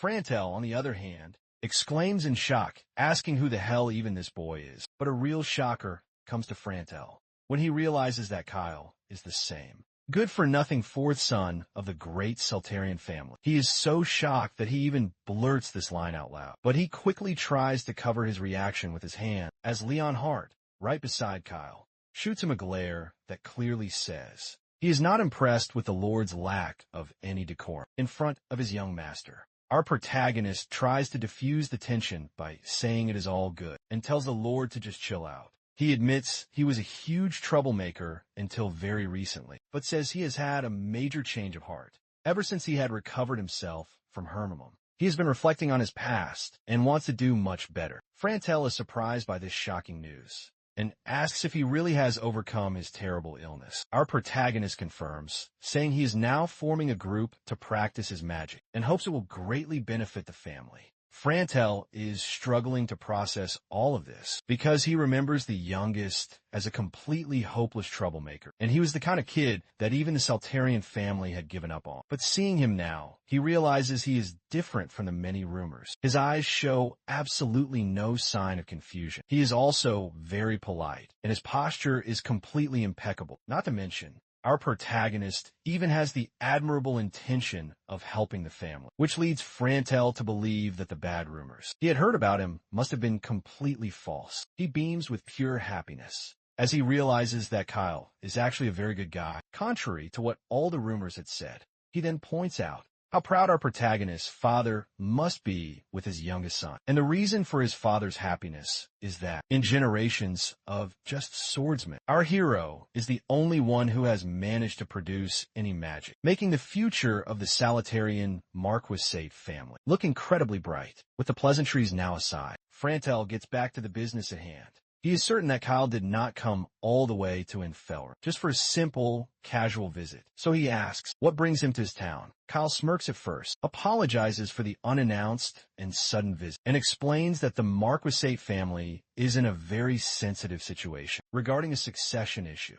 He did not want to draw any attention to his movements, so he did not try to announce his own arrival. The real reason for his visit is that he wants to purchase a large quantity of grain from Enfelrum, which is the largest granary in the entire north. This greatly surprises Frantel, who points out that they're already trading grain regularly with the entire Celtarian family. So he wonders if Kyle is looking to make an additional purchase. Our hero confirms this, explaining that the grain is for his own personal use and is separate from their regular arrangement. He wants it for his magical research and cannot go into details right now. He also mentions that this will not be a one-time deal. From his knowledge of the future, he knew that Felrum territory was currently blessed with bountiful harvests. This created a massive surplus of grain, a blessing that had become a burden they struggled to manage. And so, he moved to acquire this very surplus for his grand design. With a crisp snap of his fingers, Kyle gave the signal, and his loyal knight stepped forward into the light. The knight revealed a case containing a dazzling handful of pure platinum coins. Although the quantity of coins appeared deceptively small, the sight left both Frantel and his aide utterly staggered and breathless. Their jaws hung open, their minds reeling as they tried to comprehend the scene. How could a boy so young command such an astronomical fortune? Lord Frantel, a seasoned nobleman, quickly composed his expression. He declared that parting with the old grain would pose no significant problem. He confirmed their warehouses were indeed filled with excess stock. Recognizing that the world of magical research is shrouded in secrecy, he vowed he would not pry further into the young lord's work. A pleased smile graced Kyle's face, glad to be dealing with a man like Frantel. However, the Lord's curiosity flared, asking how such a young individual managed to acquire such a staggering amount of capital for this venture. After all, transactions with shadowy origins could spell immense trouble, especially when the buyer was a mere boy in appearance. Our protagonist calmly reassured him, explaining the funds were a gift from his brother. When Frantel inquired if he was referring to the renowned Abel, Kyle affirmed it without hesitation, declaring that Abel was the only one he would ever call his elder brother. Of course, this revelation only deepened Frantel's delight and solidified his trust in Kyle. The fact that a prodigy like Abel would entrust his younger brother with a fortune of that magnitude spoke volumes. It was a testament to their incredibly strong fraternal bond. He quickly calculated that an alliance with Kyle and Abel was far more valuable than any potential ties to their third brother, the notorious Adolf, a man whose reputation was stained by sinister intentions. With this new understanding, he stated that if Abel vouched for Kyle's character, then he too would place his absolute faith in him. Once our hero had successfully secured Lord Frantel's trust, the true battle of wits could finally begin. He launched his opening gambit for silver coins per sack, a sharp undercut from the 7 silver coins Frantel had initially put forth. Frantel and his assistant could only stare back at our hero with bewildered expressions, but Kyle pressed his advantage, continuing his verbal assault. He argued that a price of 7 silver for aged wheat was far too steep, especially considering the fact that this old wheat was occupying precious warehouse space, bleeding them of money through storage fees each passing day. He drove his point home, suggesting that a sale of 4 silver was the most strategically sound option for them both. After a tense and masterful exchange of offers and counteroffers, Kyle finally agreed to a final price of 5 silver coins per sack. Once the intense negotiations had concluded and they had retired to their guest quarters to finally rest, Kyle was absolutely ecstatic with his victory. Even Leon Hart was deeply impressed by his master's shrewd negotiation tactics. He asked with genuine curiosity if he had acquired these skills from a book. The question seemed to catch Kyle completely by surprise. He sheepishly replied that the Grand Library held every book one could ever need, but the unspoken truth was far more amusing.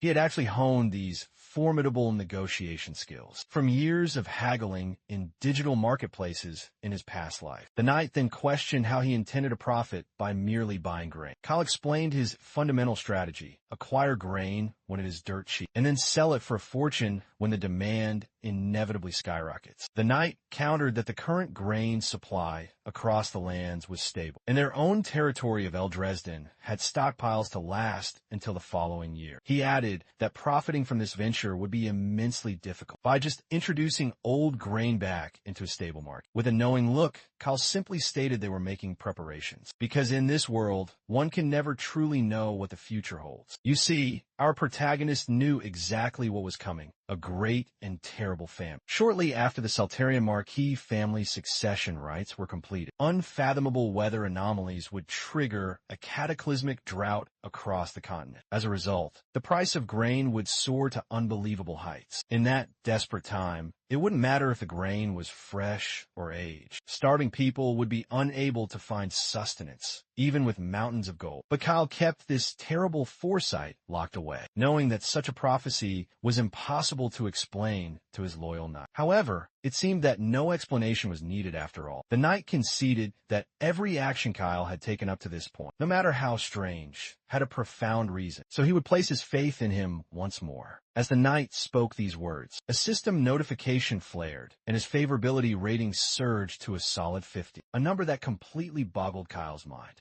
considering it had been deep in the negatives when they first met. Later that evening, El Seal entered the chambers. She explained that the esteemed Count Frantel Neuron had a matter to discuss with him before the evening meal. She politely asked if Lord Kyle could spare him a brief moment. When Kyle arrived at the Count's private study and knocked gently, he entered, stating he heard the Count wished for an audience. The Count waved him in, assuring him it was nothing too serious. He simply wished to make a personal introduction for Kyle. Our hero asked with genuine curiosity who he was about to meet. It was then that a young, elegant girl stood and introduced herself as Frantel, Neuron's beloved daughter. The instant our hero heard her melodic voice and laid eyes upon her, he was visibly stunned. He recognized her instantly. It was Iris Neuron, and Kyle was clearly not prepared for this fateful encounter. To understand the depths of our hero's shock at her appearance, we must delve into her history.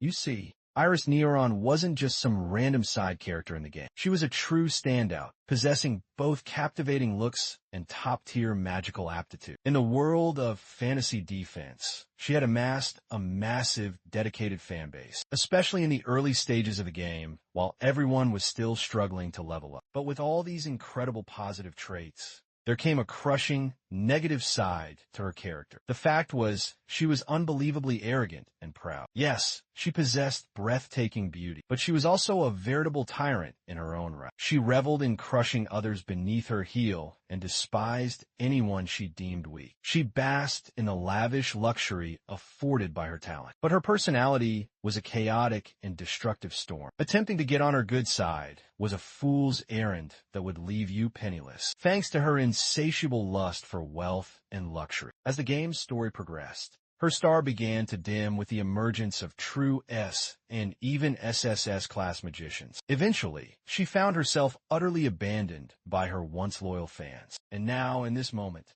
Kyle was frozen, wondering if he should even try to recruit this ticking time bomb to his cause, especially since he had no desire to declare bankruptcy, just to satisfy her whims. He pushed those chaotic thoughts aside for the time being and began to question why Count Neuron was presenting his daughter to him in the first place. At that exact moment, the Count, oblivious, continued his happy introduction. He mentioned that his precious daughter had just turned 11 this very year, so there was barely an age gap, considering Kyle himself was 13. He expressed his sincere hope that the two of them could become dear friends. Then the Count added that she too was diligently studying the art of magic these days. He insisted, not merely as a doting father, but as a matter of fact, that she possessed a truly exceptional magical talent. And since Kyle was also on the path of a mage, the Count imagined they could benefit from each other's knowledge and have a grand time together. My guy was momentarily speechless, at a complete loss for words, especially since, judging by the thunderous expression on her face, it was painfully obvious she had zero interest in making any new friends, regardless of how much her well-meaning father was pushing for it. Eventually, our protagonist offered her a polite greeting, introducing himself as Kyle of the House, Saltarian, the fourth and final son of the mighty Marquis of Saltarian. He was attempting a smooth recovery, saying he looked forward to their future interactions. Even as he spoke these pleasantries, he activated his appraisal ability, swiftly scanning her hidden stats. It came as absolutely no surprise. Her character traits aligned perfectly with the disastrous profile he remembered, and she boasted a whopping negative 48 favorability score towards him. But what truly sent a shockwave through his system was her listed talent, Mana's Companion. You see, Kyle's own talent was Mana Stagnation, a broken, god-tier ability he had never encountered in another soul. And back in the original game, Mana's Companion was the absolute pinnacle of talent in the mage class. It was a gift bestowed upon only the top 0.01% of SSS class mages, so he was utterly baffled as to how Iris, a mere A-class mage in the original fantasy defense, could possess such a legendary world-breaking talent. It was clear she'd been buffed, just like his brothers, Abel and Ursil. This meant that a universe of new possibilities had opened up for her, and Kyle couldn't help but wonder what this monumental shift meant for their dynamic. He reflected on how, despite her absolutely abrasive personality traits, which made her a character to be avoided at all costs during the game, if he could somehow get his hands on an SSS-level talent like hers, the entire game board would change. He simply could not afford to let this golden opportunity slip away, no matter what the cost. On the other side of the room, Iris, dripping with her signature brand of sass, finally decided to fire back. She pointedly noted that he was the fourth, and thus last, in the Saltarian family line, teasing him with the fact that his name was completely unknown to her, even though she was well aware of the grand achievements of Abel and Adolf. Celtarian, and with a condescending smirk, she boasted that she had already ascended to the second circle, while he remained pathetically stuck in the first circle. She mused aloud about what they could possibly do about this massive power gap, acting as if they existed on entirely different planes of existence. Meanwhile, Kyle was putting on the performance of a lifetime to maintain a placid face. But on the inside, a storm of curses was brewing for her. He couldn't help but question the heavens why she had to be this way, wondering, was she truly born with such a twisted and awful character? Even from the time she was a small child? Kyle calmly replied that yes, he was indeed a first circle mage,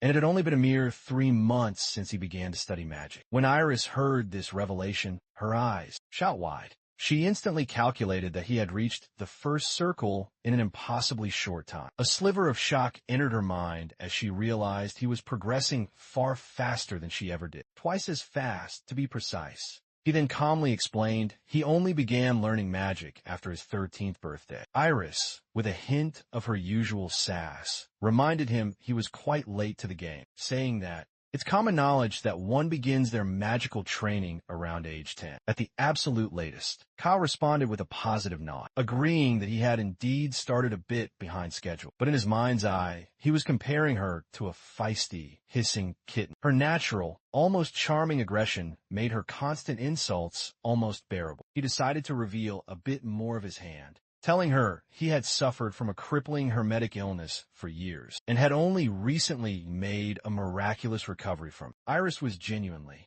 visibly surprised to learn that Kyle had conquered such a deadly affliction. A faint blush crept onto her cheeks as she muttered, "Well, that's actually quite impressive." But she quickly regained her composure, defensively snapping out of it. She insisted that she wasn't admiring him for his feat or anything like that. Her father then interjected, reminding her that overcoming such an illness typically demanded an extraordinary reserve of magical power, or the latent potential to become a legendary great knight. The fact that Kyle had achieved this impossible feat at just 13 years of age was nothing short of remarkable, he explained. He went on, saying Kyle was destined to grow even stronger as he matured. He urged Iris to consider studying alongside him, hoping they might learn from one another, and thus positively influence each other's growth and development. Iris, however, remained adorably, infuriatingly stubborn. She reminded her father that our hero was still just a first circle mage, so she was quite unsure what she could possibly glean from someone in a lower circle than herself. All the while, Kyle stood there, a perfectly placid smile plastered across his face. He mused to himself how her characteristic contempt for the weak was now on full display. She was severely underestimating him, arrogantly assuming he was truly the weaker of the two. He thought to himself how her personality was truly a problematic thing, and he figured it was his duty to help her fix that terrible habit. And with that final thought, he decided that Iris Nairn would be the third person of talent he would recruit to stand by his side, to properly impress her. He told her not to judge a book so carelessly by its cover. He then stepped closer to her, and with an unwavering confidence, declared he would prove he was not weaker than her. And once he did, she would no longer be able to ignore his existence. Iris felt a blush creeping up her neck as she saw Kyle's supreme confidence, and she couldn't help but feel a little flustered by his powerful demeanor. She quickly recovered, asking how he intended to prove his strength. In response, Kyle threw down the gauntlet, challenging her to a magical duel. He declared that if he were to lose, he would gladly admit she was stronger. But before he could even finish his sentence, she cut him off, eagerly insisting she would accept his challenge. She then added with a truly wicked smirk that if she were to win, he would have to kneel before her and lick her feet in submission. Well, I'm not going to lie. That proposition doesn't sound entirely unappealing, does it? Her poor father, however, looked on with an expression of utter shock. He was desperately trying to figure out where she had picked up such a bizarre interest. Iris sheepishly confessed that she had read it in a popular romance novel. Her father immediately began to shout at her, demanding to know what kind of twisted, degenerate novels she was reading. He immediately forbid her from acquiring any more such books and banned her from ever reading them again in his presence. As Iris's eyes began to well up with tears from her father's scolding, Kyle coolly stepped in, and he assured them both that the specific nature of the wager did not matter. If he lost the duel, he would accept his punishment, even if that punishment meant licking her feet or even her toes. This declaration only served to freak her poor father out even more. But Kyle made it perfectly clear that if he were to be victorious, she would be forced to accept him as her one and only teacher. He also made her swear an oath that she would never again look down on anyone she perceived as weaker or of a lower social stand. Iris paused for a tense moment, but eventually she agreed to his terms, cockily proclaiming that she could never lose to a lowly first circle mage who had only just begun his magical training. With that, she stormed out of the room, brimming with arrogant confidence, while her father sighed, admitting her personality was indeed quite problematic. He explained that it was because she had been raised in a household that had constantly showered her with praise, ever since she was a small child. He confessed his worry that if she continued to grow up this way, she would become increasingly ostracized and hated by the world, making it nearly impossible for her to form bonds with others. As it stood, she had not a single friend of her own age, and it was a sad truth that her reputation in noble circles was less than stellar. Our protagonist was amazed to see that despite being a doting father, the Count was fully aware that his daughter was a deeply problematic child. This realization made him respect the old Count a great deal more, knowing the man was not simply blinded by his love for his daughter. The Count then noted how Kyle himself had endured a stormy and difficult childhood, wondering if that was precisely why he could understand Iris's unique mindset and behavior. He believed it would be incredibly beneficial for her to experience true defeat, at least once in her pampered life. So, he gave our hero his full and explicit permission to not hold anything back, and to teach her the harsh, necessary lessons she so rightly deserved. When Kyle heard this, a wicked smile spread across his face. Now he had her father's blessing to teach her a truly unforgettable lesson, and he was looking forward to it immensely.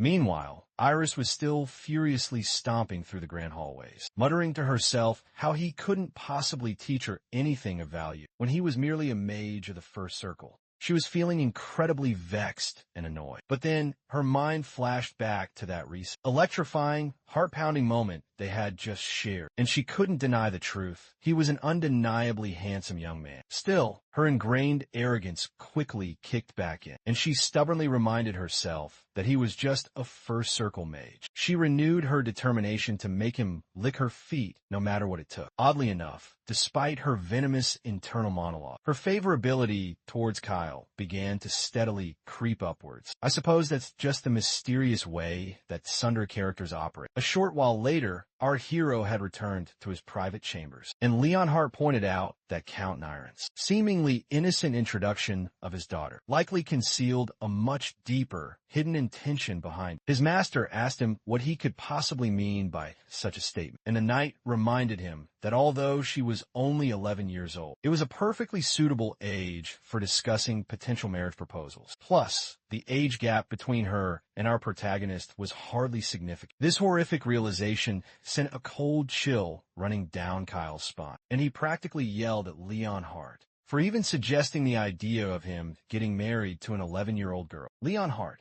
calmly reminded him that nobles typically wed much earlier than common folk, so it was not at all uncommon for them to become engaged in their early teens. My guy felt like he was about to physically vomit as he finally grasped the terrifying reason why Count Nero was so incredibly eager to introduce his precious daughter to him. Leonhardt even advised him not to be too harsh in tomorrow's duel, suggesting that they could never know what the future might hold for the relationship between the two of them in the coming years. He added that while Lady Iris may be a tad bit arrogant, she was, at the end of the day, still just a young lady. Kyle, a devilish grin spreading across his face, then declared that if Iris's father was truly trying to arrange a marriage, then he had no choice but but to crush her even more thoroughly in their duel. He made it abundantly, crystal clear that with her kind of toxic attitude, there was absolutely no way he would ever marry her. Absolutely not. He refused. Period. Full stop. Instead, he resolved to use every ounce of his strength to fix her twisted, awful personality. Suddenly, Elseal's ears perked up at the mention of marriage and proposals, and judging by the subtle expression on her face, it was painfully obvious she did not want to see Kyle marry Lady Iris. The fateful day finally arrived, and the rules for the grand duel were laid out. It would be a single-round,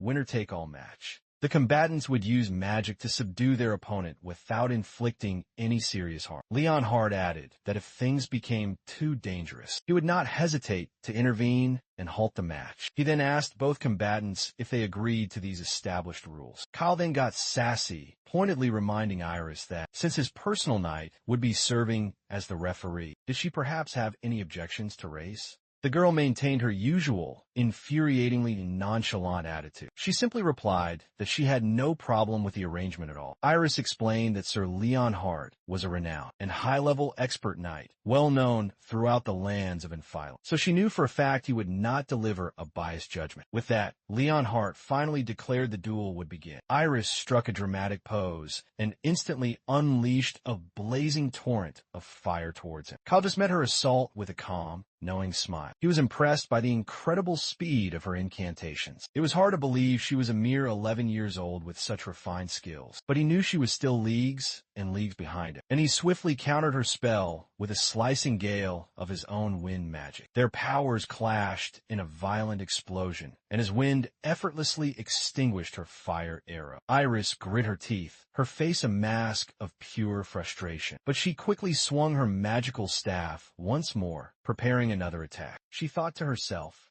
that she hadn't even begun to unleash her true, full strength, and she refused to lose to a lowly first circle mage like him. She launched another, more powerful fire arrow, this one burning with an even greater intensity. But Kyle neutralized it with a casual flick of his magical wand. He couldn't help but appreciate her fiery, indomitable personality. She clearly did not know the meaning of the word surrender. Her innate magical power was truly impressive for someone of her age, but he was still determined to teach her a harsh and necessary lesson. Kyle raised his hand and unleashed a crackling bolt of lightning, a spell commonly known as the magic missile, a spell that brilliantly combined both his lightning and his formidable wind powers. Count Neron watched on in utter shock and disbelief, realizing that his potential future son-in-law could flawlessly perform double cast, a highly refined and difficult magical technique that was almost unheard of for a mere first circle magician to master. Iris saw the devastating lightning attack streaking directly towards her, and she hastily erected a magical shield to desperately block it. But her flimsy shield was dispersed almost instantaneously upon impact, and before she could even process what had happened, Kyle was standing right before her, his wand pointed directly at her throat. Leon Hart calmly declared, "Our hero the victor of the duel." And as my guy swaggered away with a deeply satisfied smile on his face, he couldn't help but feel an overwhelming sense of triumph. But this arrogant, prideful girl, on the other hand, was struggling to accept the humiliating fact that she had just lost to a first circle magician. To salvage what little remained of her pride, she claimed it was just pure, dumb luck that he had won, because she had just been in a poor physical condition for a brief moment. And so, she stubbornly demanded an immediate rematch to prove her point. Kyle readily agreed to the proposed rematch, but he made it perfectly clear that the outcome would not be any different, no matter what she did. And so, after a short while, they faced off once more, and this time, Iris was defeated yet again, falling to her knees in complete and utter exhaustion. This was now the 5th consecutive round that she had lost, and honestly, that feels incredibly brutal for someone as arrogant as she is. He gently informed her that no matter how many times she tried to challenge him, the results would always remain the same.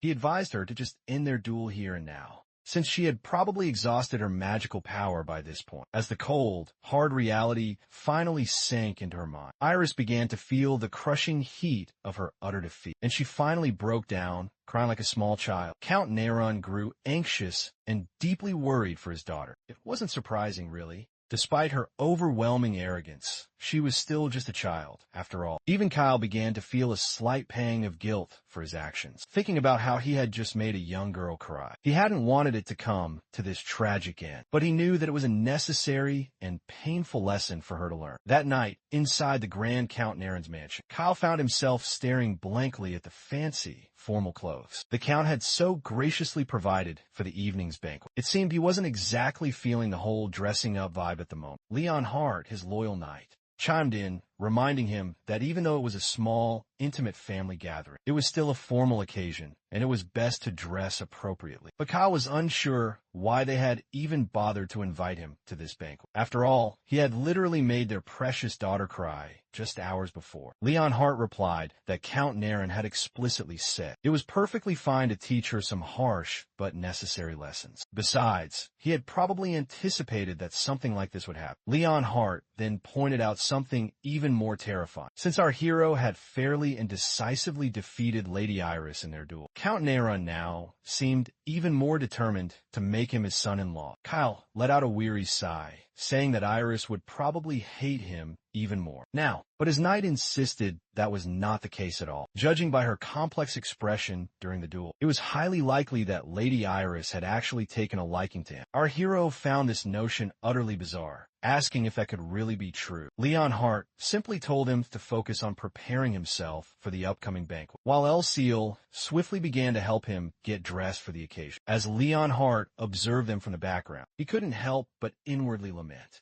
how Lord Kyle seemed to possess all the knowledge in the world, but was surprisingly, hopelessly clueless when it came to matters of the heart. Once El Seal had finished adjusting his hair to perfection, she stepped back and proudly announced that he was ready. When we take a full look, my guy absolutely looks like a bona fide lady killer. Both the loyal knight and the devoted maid perked up, clearly impressed by how devastatingly handsome he looked. With that matter finally settled, Kyle decided it was time to head out, since they were all now ready for the grand event. After preparing for the banquet, Kyle finally made his grand entrance into the main mansion's hall, where he was warmly greeted by other noble guests of a similar age. A young man with brown hair introduced himself as Myers, while the one with striking purple hair stated that he was the second son of the noble Naren family. It looks like Mr. It seems to be inevitable.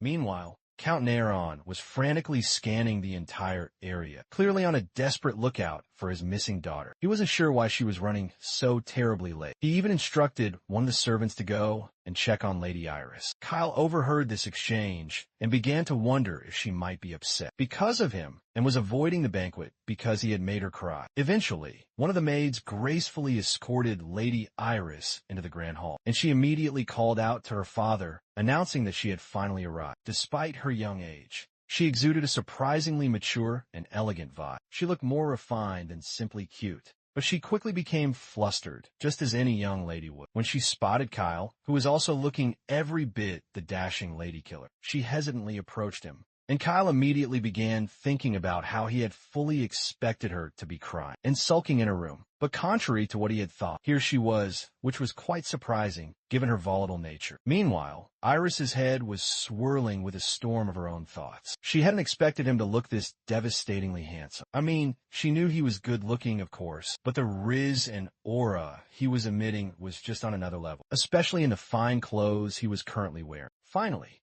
the Count instructed everyone to take their seats and begin the grand dinner. The Count also made absolutely sure that Kyle was seated right next to his future wife. However, Kyle did not seem too thrilled about this seating arrangement because he was still worried that she might start crying or get angry that he was sitting right next to her. He quickly activated his mind's eye ability once more and noticed that her personality characteristics hadn't changed all that much. Despite this, it looked like her favorability towards him had somehow increased by a whopping 30 points. It had gone from a -40 all the way up to a -10. This completely shocked Kyle, because after everything that had transpired and how she had just faced such a humiliating and utter defeat, he had fully expected her favorability score to drop even further into the abyss, not rise so dramatically. But then again, he wondered if this was due to the appearance worship characteristic that she possessed. There was a good chance she now viewed him as nothing more than a pretty decorative item. Anyway, Kyle proceeded to enjoy a delicious dinner. The atmosphere during the meal was much warmer than he had anticipated, and Iris was surprisingly quiet.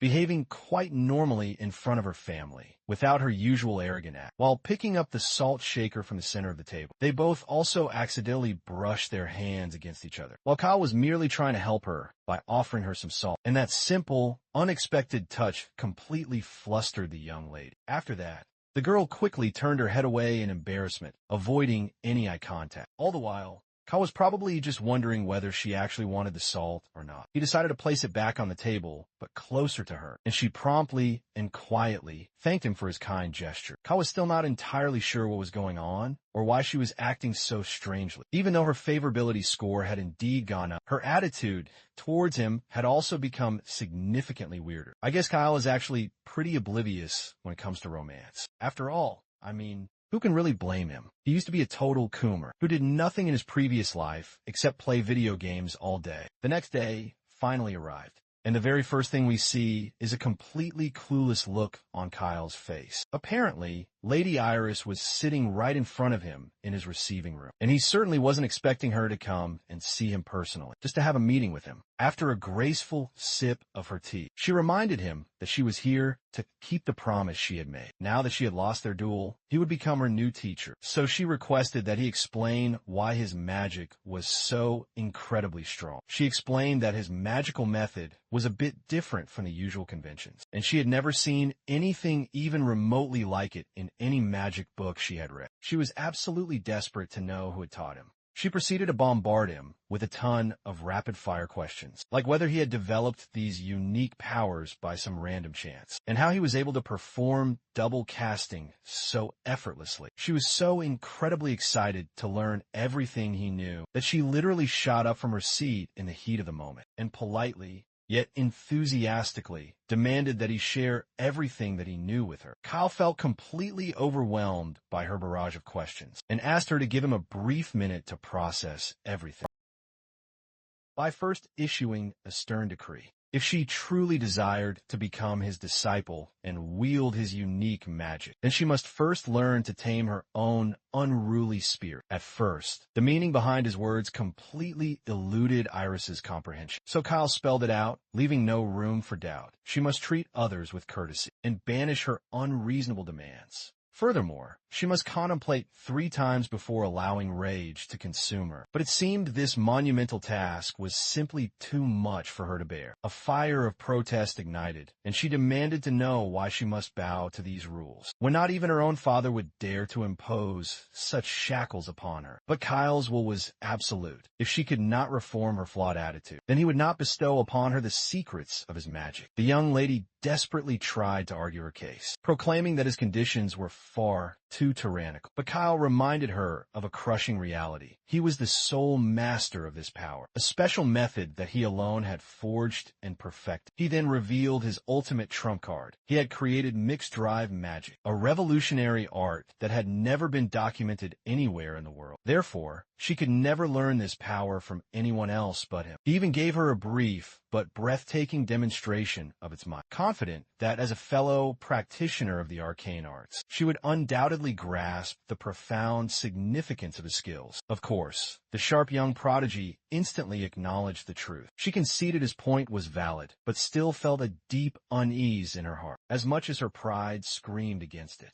She reluctantly, and with great annoyance, accepted his harsh conditions. In the end, a knowing smirk played on Kyle's lips. He could see right through the innocent facade she was desperately trying to maintain. She could not deceive him so easily. To ensure she would uphold her end of the bargain, he revealed that he had already made certain preparations in advance. The girl was stunned once more, demanding to know what he was talking about. But the answer soon materialized before her very eyes. A magical contract scroll. He dispelled any lingering hope she had by reminding her that, if she truly wished to become his cherished disciple, then all she had to do was accept these conditions and sign the binding contract. And as she knew all too well, to break a magically signed contract would invoke an absolute penalty, a divine judgment imposed by the ancient, unforgiving gods themselves. So he warned her to take this oath with the utmost seriousness. Furthermore, no magic known to man could ever nullify such a contract. She cried out, asking why he would resort to such extreme measures to bind her. She wondered if it was because he harbored a deep distrust for her. To this, Kyle did not hesitate, admitting with a cold honesty that yes, he did not, in fact, entirely trust her. You see,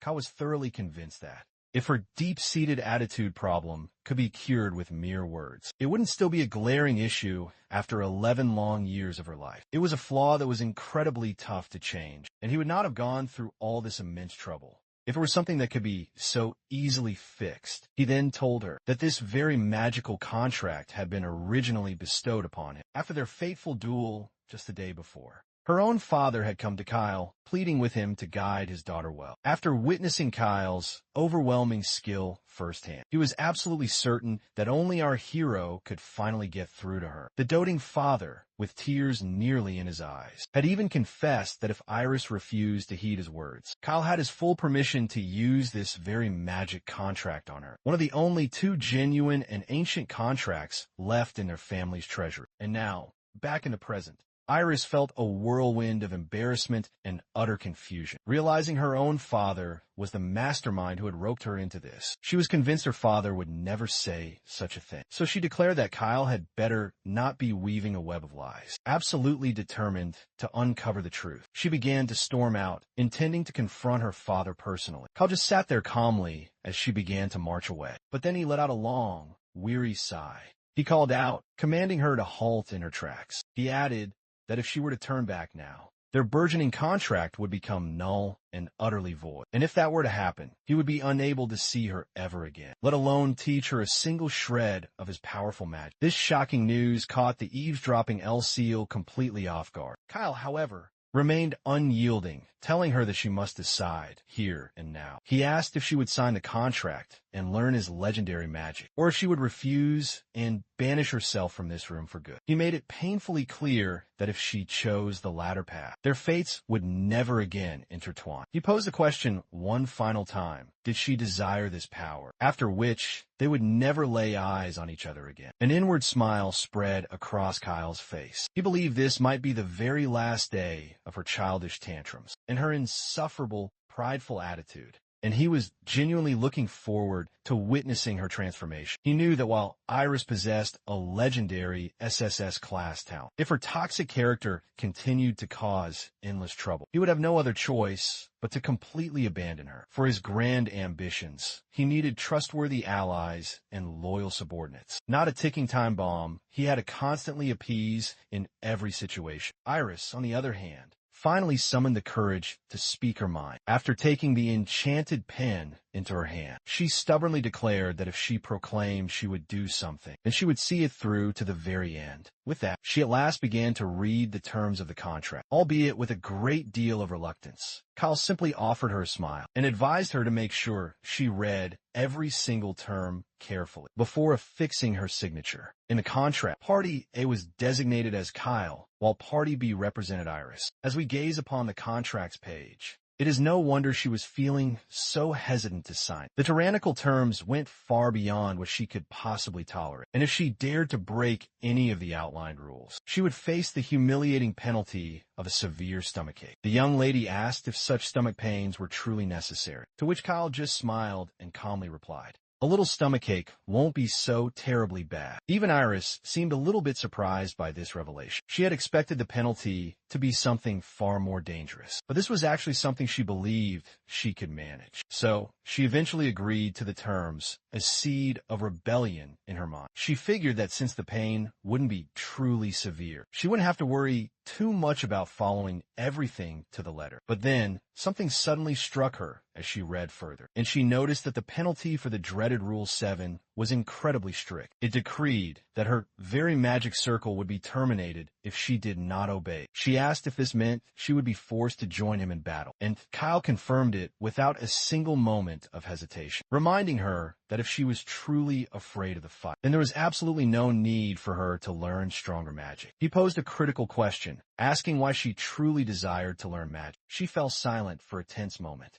then admitted her true desire to be superior to all others, because she reveled in the act of beating and subduing them. She wanted the entire world to look up to her in awe and admiration. And she had always loved being the absolute center of attention. That was the very reason she began to study magic in the first place. But she confessed that lately, learning magic had become fun for its own sake. She had started to truly enjoy discovering new things and improving her own skills. So much so that studying all through the night no longer felt like a hardship. Kyle was completely blown away by her heartfelt perspective, and a genuine, proud smirk spread across his handsome face as he witnessed the extraordinary desire to win and to improve, shining brightly in her eyes. He was now genuinely looking forward to seeing her magnificent transformation. You see, the greatest aptitude for becoming a powerful mage doesn't rely on the sheer amount of magical power one is born with, but rather on one's insatiable intellectual curiosity, an unquenchable eagerness to learn the secrets of magic, and a burning desire for more and more power. Without these core qualities, she would never become truly strong.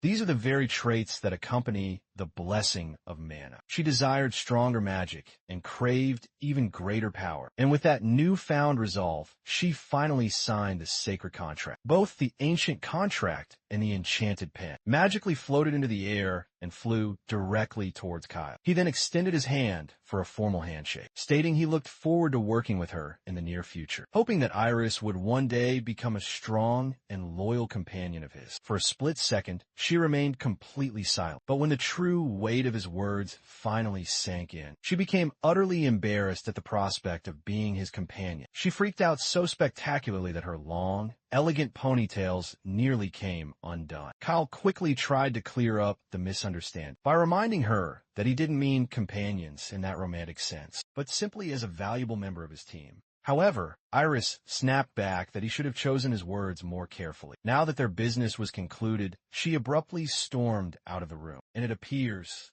this hopelessly clueless guy still had no idea why she had reacted that way. Even his loyal knight, standing behind him, understood the situation, thinking to himself that Kyle could stand to be a bit more careful with his words, especially when he possessed a face as devastatingly handsome as his. And then there was the ever-watchful El Seal, who did not look too pleased about this new competition in the game of unrequited love. Later that same night, El Seal bluntly asked Kyle if he was planning to one day marry Lady Iris. Of course, this completely unexpected question nearly made him choke, and he exclaimed, asking what in the world she was talking about. He reminded her that Iris was only 11, and he himself was just a mere 13. They were nowhere near the appropriate age to even consider marriage. It seems that Kyle still had absolutely no clue why El Seal would ask him such a question, and he just wondered why everyone around him was so eager to see him married off so young. El Seal then pressed further, asking if he was really not considering, to which he firmly replied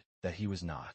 Besides, he had far too many monumental tasks to accomplish right now. Meanwhile, in the back of his strategic mind, he was thinking about how the entire world could end at any moment, and he simply had no time for frivolous things like dating or marriage. So he simply told this inquisitive young girl that he would consider marriage and other such matters after he had reached at least the age of 18. El Seal acknowledged his answer, then casually mentioned that her own mother was a remarkably beautiful woman, so she was confident that she, too, would grow up to be just as beautiful. With that cryptic statement, she dashed off, wishing him a good night. Kyle, who was left behind, felt both incredibly embarrassed and completely flustered, wondering why on earth she would even bring up something like that. Kyle mused that the children in this era seemed to be a bit more mature. Even young El Seal seemed to be concerned with marriage already. He felt a flush of heat as he considered that she was already quite pretty, but she would undoubtedly blossom into an even more beautiful woman as she grew. Then a piece of her history came back to him.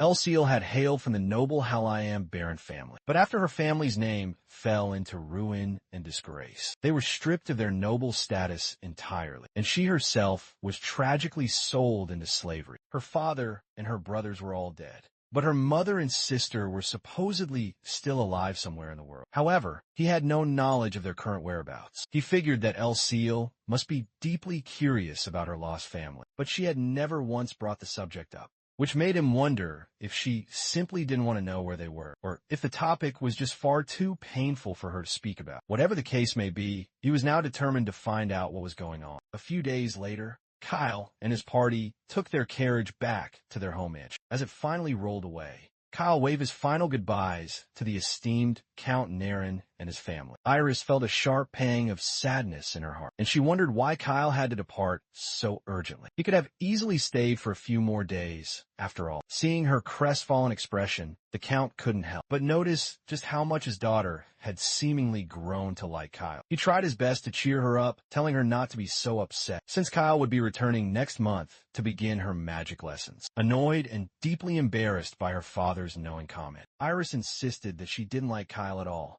She just found him to be incredibly annoying. She even tried to act nonchalant, saying that when he returned the next month, she wouldn't even bother to open the door for him. But right at that precise moment, she felt a sharp, stabbing ache in her stomach that made her double over and collapse to the ground in agonizing pain. The Count instantly remembered Kyle's words about how Iris must think 3 times before succumbing to her anger. Otherwise, her stomach would surely hurt. This made him believe that the stomachache she was currently feeling must be the direct result of the magic contract's penalty. He quickly urged her not to be angry, and to think 3 times before she said anything so irrational again. If she could only hold back her fiery anger, her stomach would surely stop hurting. But of course, how could she not be angry? She couldn't help but tear up as she called Kyle an absolute jerk. She was so loud that even Kyle could faintly hear her from his moving carriage, and he couldn't help but think that someone was cursing his name from afar. After that truly memorable stay at the Count Naren's grand mansion, Kyle and his companions finally returned to their home in Enrollment. The very first thing we see is Kyle's utterly bewildered expression. He looks completely shocked because his brother,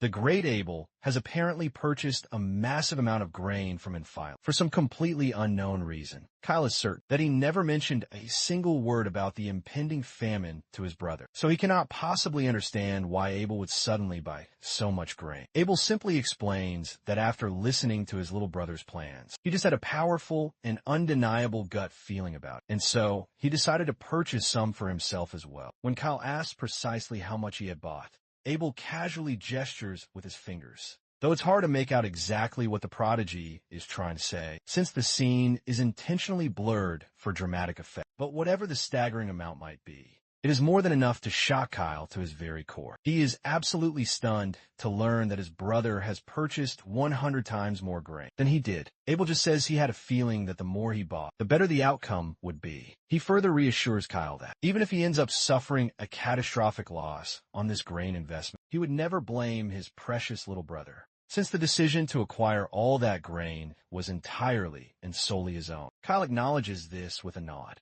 and confirms that he's not really concerned about that possibility. In fact, he can't shake the intrusive thought of how Abel is about to rake in an absolutely insane amount of profit. Out of sheer curiosity, Kyle tells his brother that he is certain Abel could win any prize just by purchasing a single lottery ticket one time, to which Abel coolly replies that he has never once considered buying a lottery ticket because such a thing does not suit a person of his noble status. Of course, he's never tried it since he is already astronomically wealthy. Kyle feels a pang of jealousy as he admires the incredible foresight and luck his brother seems to possess. The scene then dramatically transitions to the castle's training grounds, where we witness someone swinging a massive sword like a total beast. This formidable sword wielder is none other than Kyle's own father, the Marquis, whose name I believe I have now forgotten. Kyle then arrives on the scene, looking as though he has been formally summoned by his powerful father. His father asks if his journey to the lands of Enrollment went well, to which Kyle politely replies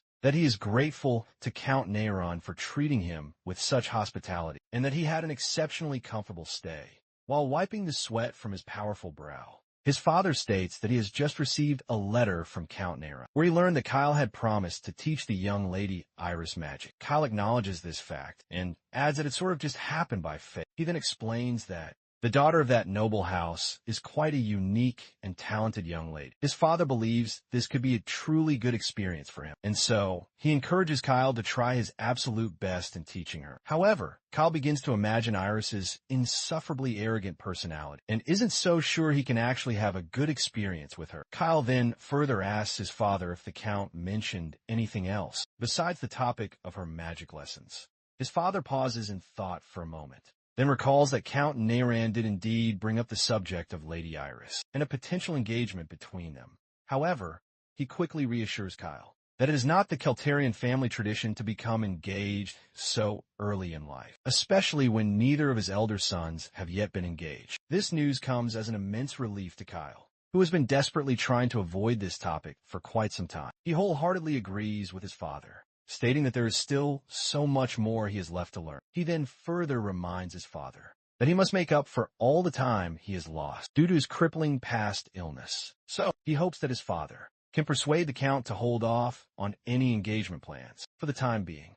His father agrees, and Kyle thanks him with sincere gratitude. Kyle lets out a massive sigh of relief, elated to realize there will be no more talk of engagement after this. But his father calls out to him once more, reminding him that he has absolutely no intention of forcing him into a political marriage. Kyle is deeply puzzled by this statement and asks for clarification. His father then explains that he himself was never officially married to Kyle's mother, and this was not due to her lowly status, but rather because she never had any intention of marrying him. She went along with their relationship and bore him children, but never formalized their sacred marriage vows. Kyle's father had tried to ask her about her reasons, and he had reassured her that he did not care about her social status. He emphasized that there would be absolutely no issue, since she was about to give birth to the rightful successor of the great Celtarian family. He mentioned that even his most loyal subordinates had fully supported his decision to marry her. However,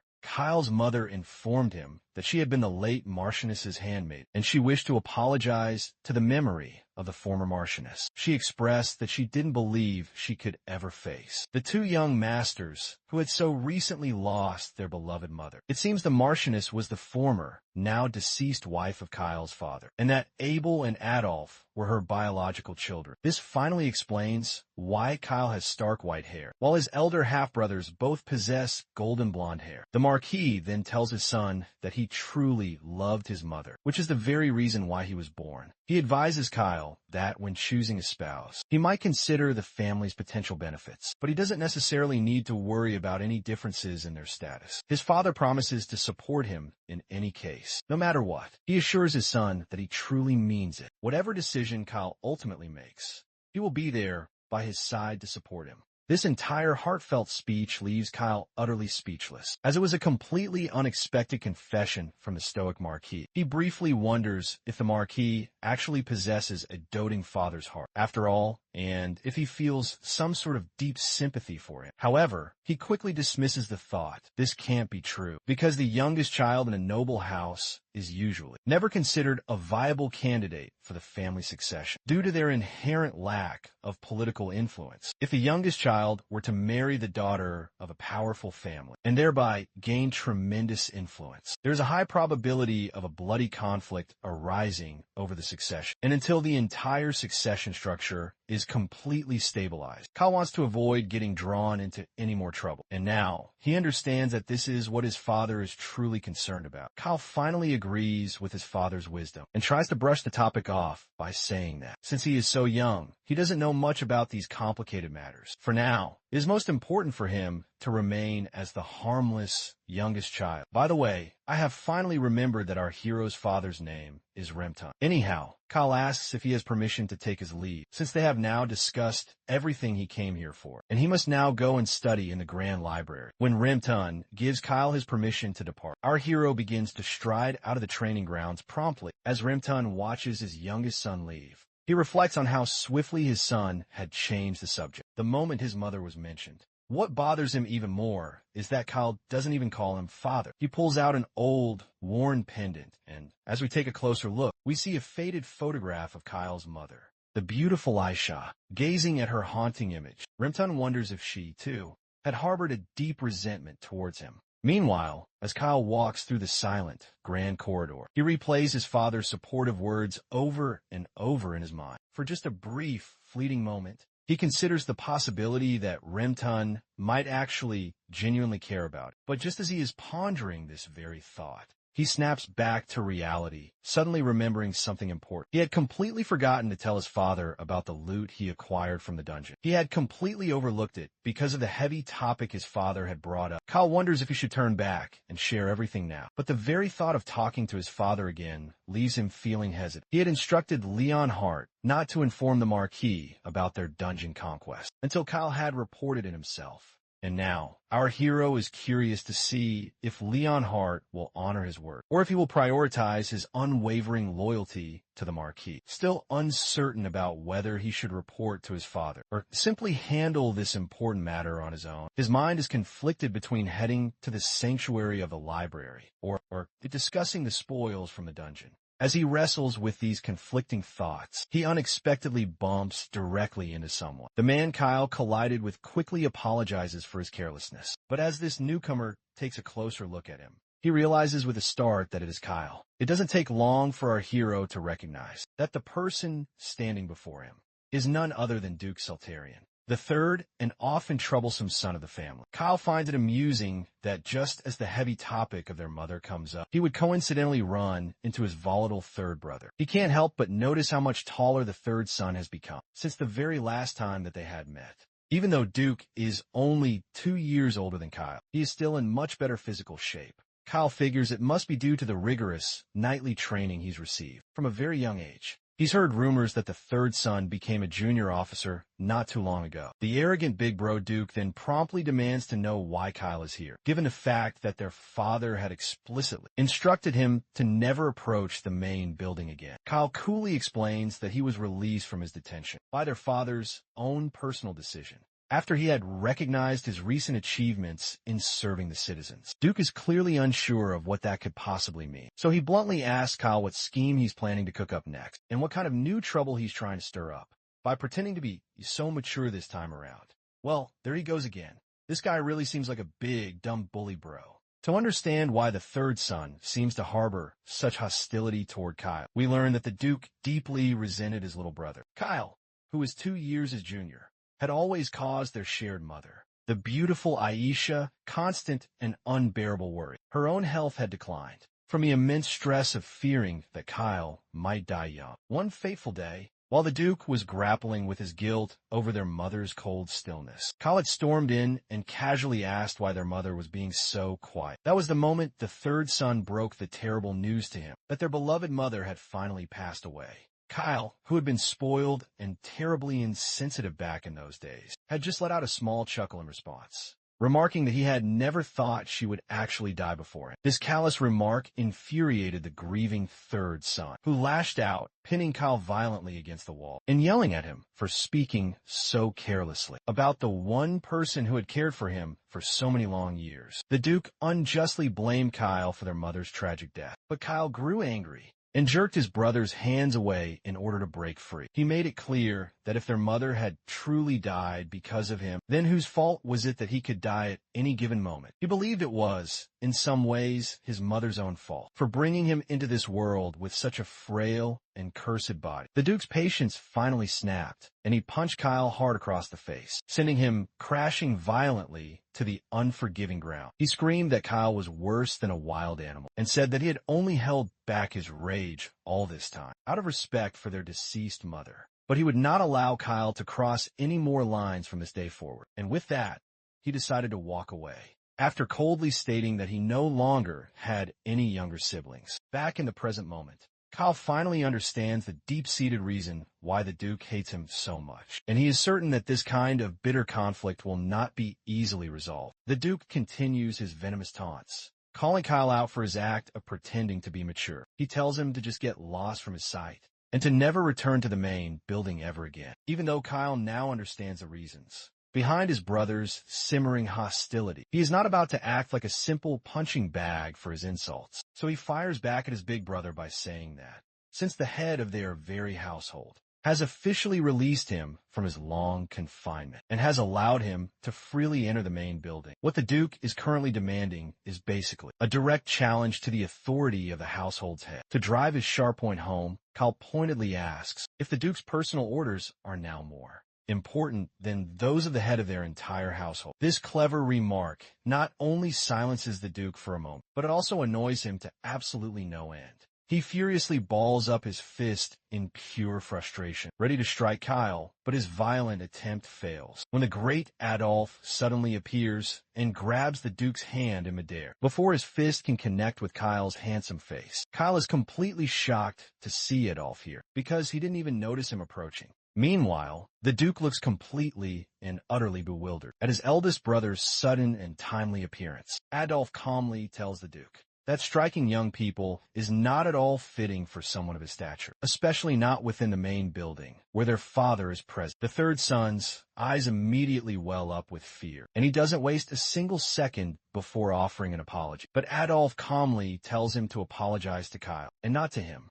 Unsurprisingly, the prideful Duke refuses to apologize to Kyle. After offering another half-hearted apology to his big brother, he decides to beat a hasty retreat, leaving Kyle behind in a stunned silence, completely confused about what just happened. Adolf reflects on just how stubborn the Duke truly is, and wonders who he could possibly take after being so that way. Meanwhile, Kyle can't help but shoot dubious and suspicious looks at Adolf, for so conveniently popping up out of thin air. This makes him wonder if Adolf had been watching them from afar all along. Anyhow, Adolf asks Kyle if he's been hurt anywhere, and assures him that the Duke doesn't usually behave in such a manner. Kyle acknowledges this with a nod, and admits that he has made a great number of mistakes in his past. So it is perfectly understandable that the Duke does not yet believe in it. That is when Adolf places a heavy hand on Kyle's tiny shoulder and leans in much closer to whisper into his ear that he, for one, trusts his little brother. Kyle thanks his big bro for his kind words outwardly, but inwardly, this is precisely what he had wanted to hear. Adolf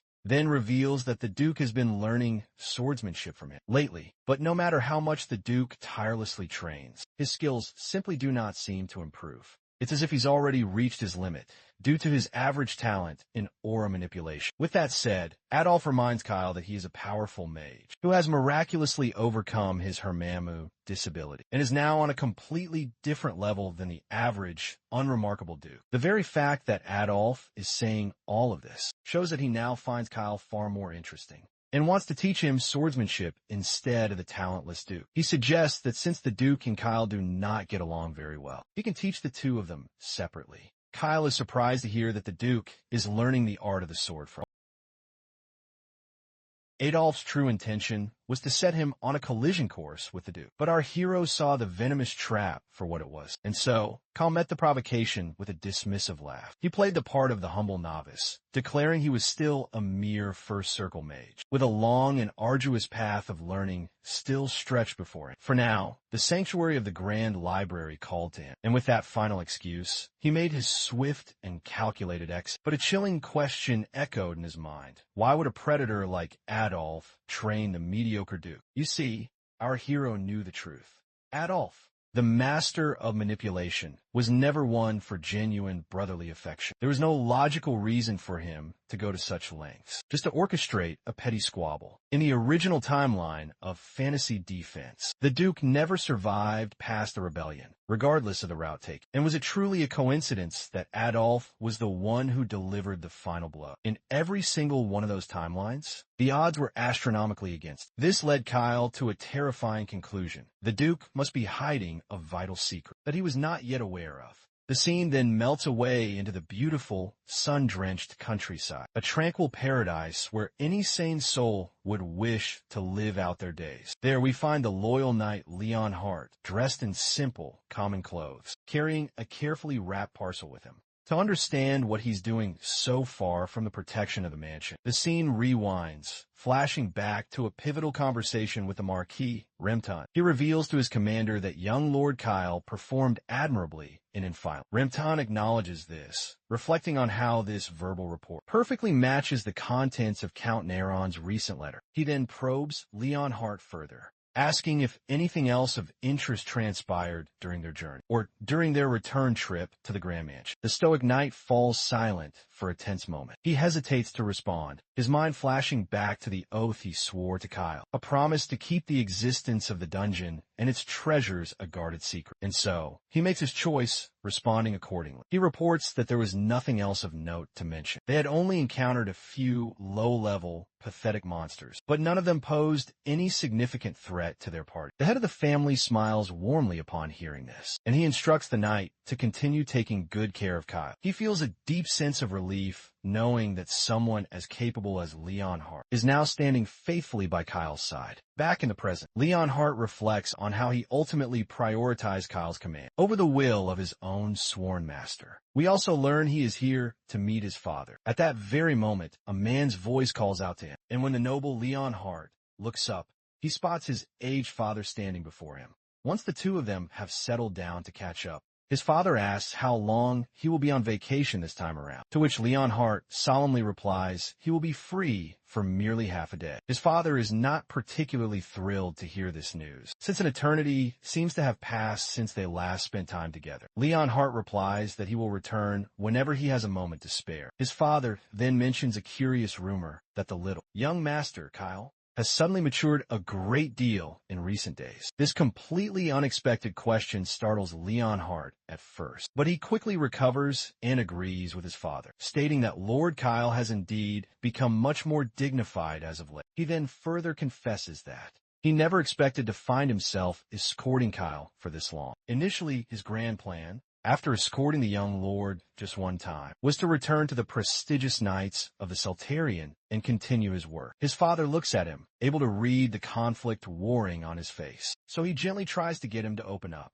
He asks his son if his convictions have perhaps changed since then. To this, Leonard admits he is no longer certain what path he wants to take. His mind then drifts back to the moment when Lord Kyle decided to gift him with a magnificent new sword. Kyle had told him that the blade he previously wielded was far too weak to contain the aura of an upper-level expert knight. If he were to pour his full power into it, the sword would surely shatter. And so, he had always been forced to suppress his true aura to some extent. Leon Hart had asked how he could possibly know such a thing, to which Kyle had claimed that he had studied similar arcane topics, because a true mage requires a basic understanding of not only magic, but also the nature of aura. But the hilarious truth is, our hero learned all of this after countless hours playing his favorite game. Kyle had then further stated that Leon Hart had been in desperate need of a new sword for quite some time now. Since he was constantly occupied with his guard duties, he never had the opportunity to acquire a new one for himself. And so, Kyle had always felt a sense of guilt over this. But now that Leon Hart possessed a worthy new blade, he felt a great sense of relief.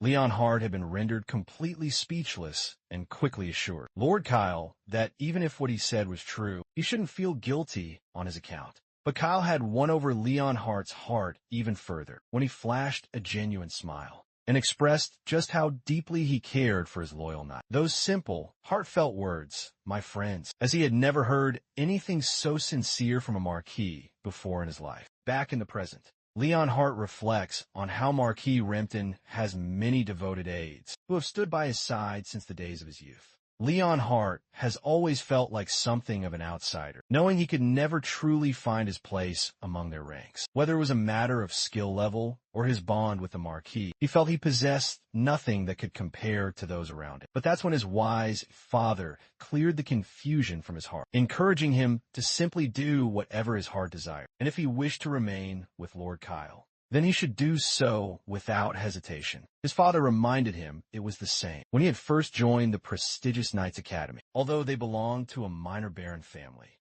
they were truly nobles only in name. The family's financial circumstances were dire back then, and they didn't have the luxury of hiring a proper swordsmanship instructor for him. However, when Leon Hart turned 15, he took the Academy's entrance exam on his own. He passed it with flying colors and became a celebrated knight. His father reminds him that the answer he seeks is already in his heart. He just hasn't yet found the courage to speak it aloud. He tells Leon Hart to be confident in whatever decision he makes, assuring him that the Marquis would undoubtedly understand the reasons behind his choice. Then, his father asks if he is the only knight the Marquis possesses. Leonhardt replies that there is no simple answer to such a question, but he does agree that for Lord Kyle, he is the one and only knight that he has. Just as they are chatting away, they hook a massive fish, and it seems they're going to have a fantastic catch for dinner. After all, meanwhile, back at the mansion, the first thing we see is Adolph's utterly shocked face. When he learns that the great Abel came to recruit Kyle, he furiously tosses aside the book he was holding and demands to know if Kyle agreed to the offer, to which Kyle positively reassures him, saying that if that were truly the case,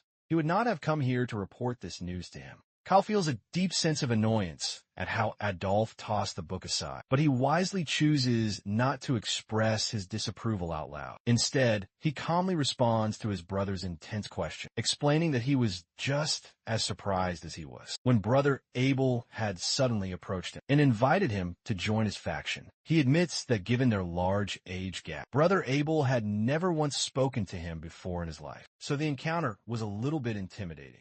Adolphe then responds with a cold and deeply annoyed tone, saying, there is no way Abel would ever approach him without some ulterior motive. He goes on, claiming that Abel has always been that way, and he never makes a move unless there is a clear benefit involved. He is certain that Abel must have noticed Kyle learning magic, which is why he is now pretending to be a caring older brother. Adolphe reminds Kyle that during the entire time he was deathly ill, Abel had never once come to check on his well-being. As Adolphe continues, desperately trying to persuade Kyle by highlighting Abel's awful character, our poor hero is left completely speechless, not sure what to say. After losing one of his greatest pawns, the late Baron Jerome, losing another capable person would be a great shame, and so he cannot afford to lose Kyle to the likes of Abel. Even though Kyle is currently just a one-circle mage, Adolphe can see an immense, untapped potential within him. Kyle, meanwhile, smiles inwardly at the hypocrisy. He notes how Adolphe criticizes Abel for not visiting him, while he was sick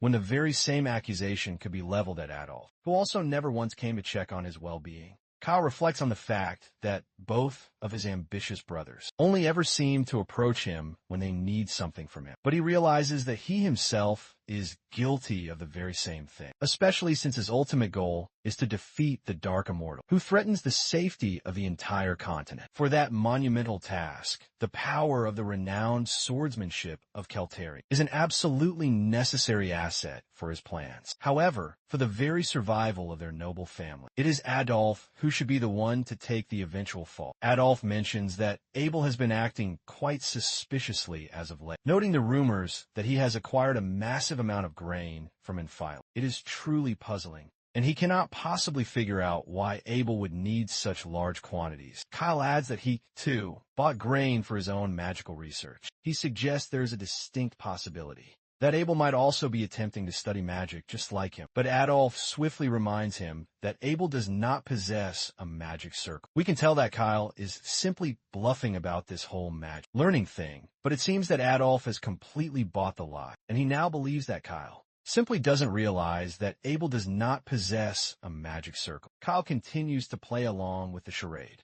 apologizing and claiming he doesn't know much about Abel anyway. Adolphe then grabs the book that Kyle had tossed aside earlier and tells his brother that they both need to grow even stronger in the future. He asks Kyle to help his big brother grow up much more quickly. Kyle grins widely as he takes the book and readily agrees, saying he will definitely help his ambitious big brother. And with that, he decides to take his leave for now. Meanwhile, just outside the closed door, we see the faithful Elseal standing guard, and just as she is waiting, the traitorous Daisy arrives and immediately begins explaining herself. She tells Elseal that her entire family has been taken hostage by the cruel Adolphe, and if she does not do exactly as he says, he will stop at nothing to achieve his terrible goals. And so, she felt she had absolutely no choice but to comply. But Elseal flatly tells her to never show her face in front of Lord Kyle again. Daisy grows impatient, her face twisting into a mask of annoyance, as she reminds Elseal that since she no longer has any family of her own, she doesn't have to worry about such things either.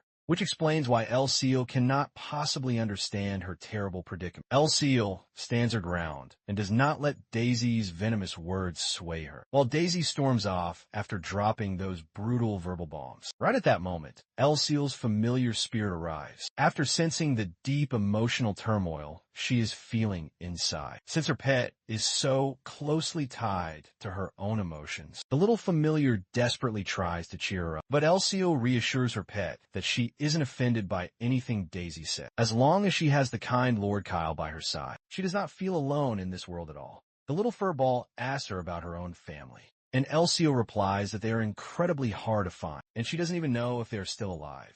Besides, she doesn't want to cause any more trouble for Lord Kyle. She knows what happens to the women who are sold into slavery. And if she had not met Kyle back on that fateful day, she might not be here to see this very day. So she is now determined to become even stronger for Lord Kyle, the one who ultimately saved her. The next scene takes us to the training grounds, where Kyle can be seen working his formidable magic mojo. With brilliant flames dancing over the palms of his hands, he unleashes a devastating attack known as the fire arrow. The fire blast is powerful enough to completely scatter the target into bits and pieces. Well, this was only made possible because Kyle has finally achieved 100% proficiency with his powerful fire arrow spell, which is a second circle magic. It's like hitting the jackpot. Not only did he learn the fire arrow spell, but he has also completely mastered how to use second circle magic. Elcio and her little fur ball are incredibly glad about the amazing progress Kyle has made with all the rigorous and painful training he has been enduring. So she thinks he is at least entitled to a little bit of rest now. But he catches her completely off guard when he reveals that he still has some important business to take care of. His next move is to visit a notorious place called Prina's to recruit a new and powerful talent he has in mind. When his loyal knight finds out where Kyle plans to go next, he responds with a rather dismissive tone. It seems that Kyle is unsure why Leon Hart is so vehemently against visiting Prina's. Well, this only serves to make Leon Hart even more annoyed, thinking his master is just being intentionally obtuse about the dangerous situation with the city of Prina's. But it looks like Kyle actually knows exactly what's up. Apparently, Prina's is a wretched city of desires and illicit pleasures. Drinking, auctions, gambling, prostitution. These are the main pillars that run the city's dark economy. If you are a spoiled adult with a great deal of money and a host of unethical desires you wish to satisfy, then it is basically a paradise created for those people. But for someone like Kyle, who is still considered a minor, it is a place that is strictly forbidden if he starts chasing holes to mine. Furthermore, the reason Leon Hart is so dead set against his master visiting that wretched place is because he has not forgotten what happened the last time. The last time the original Kyle went there, he gambled in a high-stakes casino and lost everything he had. Quite literally. He even lost the clothes off his back. Hell, he was almost sold to the local slave market. That is how balls deep he was in that terrible mess. But after that incident, Kyle reflected on the irrationality of his past actions, and he had made a solemn vow to never visit that place again. Some guys in the comments section were saying that I was roasting the OG Kyle unnecessarily because he's supposed to be the traumatized victim. Like, bro, just because you're about to die from a terminal illness, that doesn't give you the right to act like a spoiled little brat for no apparent reason. Now, explain to me why it was so damn necessary for him to gamble his very life away at a place that was totally forbidden to minors. Like him, even our hero shares the exact same thoughts. Those terrible blunders the original Kyle made still haunt him to this very day. So he desperately tries to convince his knight that he is not going to indulge in any of those illicit desires. Rather, he has a quick errand to run at the Grand Arena. But of course, given Kyle's disastrous track record, it is only natural for Leon Hart to get the completely wrong idea and assume that our hero is just visiting so he can bet on the gladiators. As far as Leon Hart is concerned, the arena is an even worse place. I'm really sorry, but he makes it clear he will not let Kyle ruin the reputation that he has so carefully built over these past few months. So he sternly suggests that Kyle remains within the mansion walls. And with those final words, he leaves the room, leaving our poor hero grumbling and expressing how badly he wants to get to Prina somehow. Let's not forget about poor Ursule, who has a totally different reaction when she finally finds out what kind of place Prina's really is. If anything, she now seems incredibly jealous and mad at Kyle for even thinking of exploring other holes, instead of making her his one and only real goal. Seeing her incredibly sour reaction, Kyle can do nothing but slump even further into his chair. Initially, he only had the stubborn Leon heart to deal with. But now, Ursiel seems to be another person he has to somehow convince. With barely any time left on his hands, he has no clue how to convince them both quickly. After all, this is the one and only chance he has to track down his target, a formidable man by the name of Saren. Let's get some context on who this guy actually is. Apparently, Saren is a plausible protagonist-level character from fantasy, defense, and being the main character, he possesses decent base stats and the potential to rise even further. His default starting class is Swordsman, and he can advance into many other skill trees. But if you were to focus all of his learning potential on the path of the Swordsman, he can become a veritable powerhouse, unmatched anywhere on this entire continent. Since Saren is a man born to achieve greatness, recruiting him as soon as humanly possible is the best option. He could become an irreplaceable ally in subduing the dread Dark Immortal. As for where Saren is right now, he is trapped within the Prina's underground arena. Promptly, the scene cuts to the bloody underground arena in question. The gladiators who are fated to fight have now started to emerge. With the brutal battles about to begin, the audience goes completely bonkers, as they can finally make their expensive tickets worth the price. The unfortunate gladiators seem to be chickening out, because they are about to face the undefeated champion of the Prina's arena. The lore, the living legend of the underground world who goes by the title of Sword Demon. This boy has an uncanny and deeply unsettling presence about him. He is scrawny and exudes a gloomy and deeply melancholic vibe. Even the men watching the so-called Sword Demon for the very first time are disappointed by the scrawny, pathetic warrior standing before them. They find it utterly laughable that this kid was even qualified to enter the gladiator arena, let alone fight against 3 grown men at once. Then, one man reveals an interesting tidbit of information. While the kid may look scrawny and weak, he has climbed this far with just that single sword he is currently holding, making him a true force to be reckoned with. Another man assures his concerned friend not to be fooled by the young kid's unassuming appearance. After all, he has come this far wielding only that one sword, which explains just how terrifying he must truly be. Rumor has it that his entire personality changes the moment he grabs his sword. And just as the rumors foretold, Bro goes completely berserk and lunges at the 3 poor bastards, who are cowering for their very lives. They literally scatter as the terrifying Sword Demon chases them down. He looks like a bloodthirsty fiend, wanting to devour his enemies alive. He finally catches one poor soul and slays him on the spot, with fresh blood splattering everywhere. The other 2 lambs can only pray for a swift miracle. The Sword Demon then turns his cold attention to the other 2, who had already lost their will to fight, even before the match had officially started. Predictably, these 2 poor bastards meet the same bloody fate as their fallen friend. I feel truly bad for these guys. They literally died for absolutely no reason. But it seems that this horrific bloodshed was not entirely unnecessary, because the violence-loving,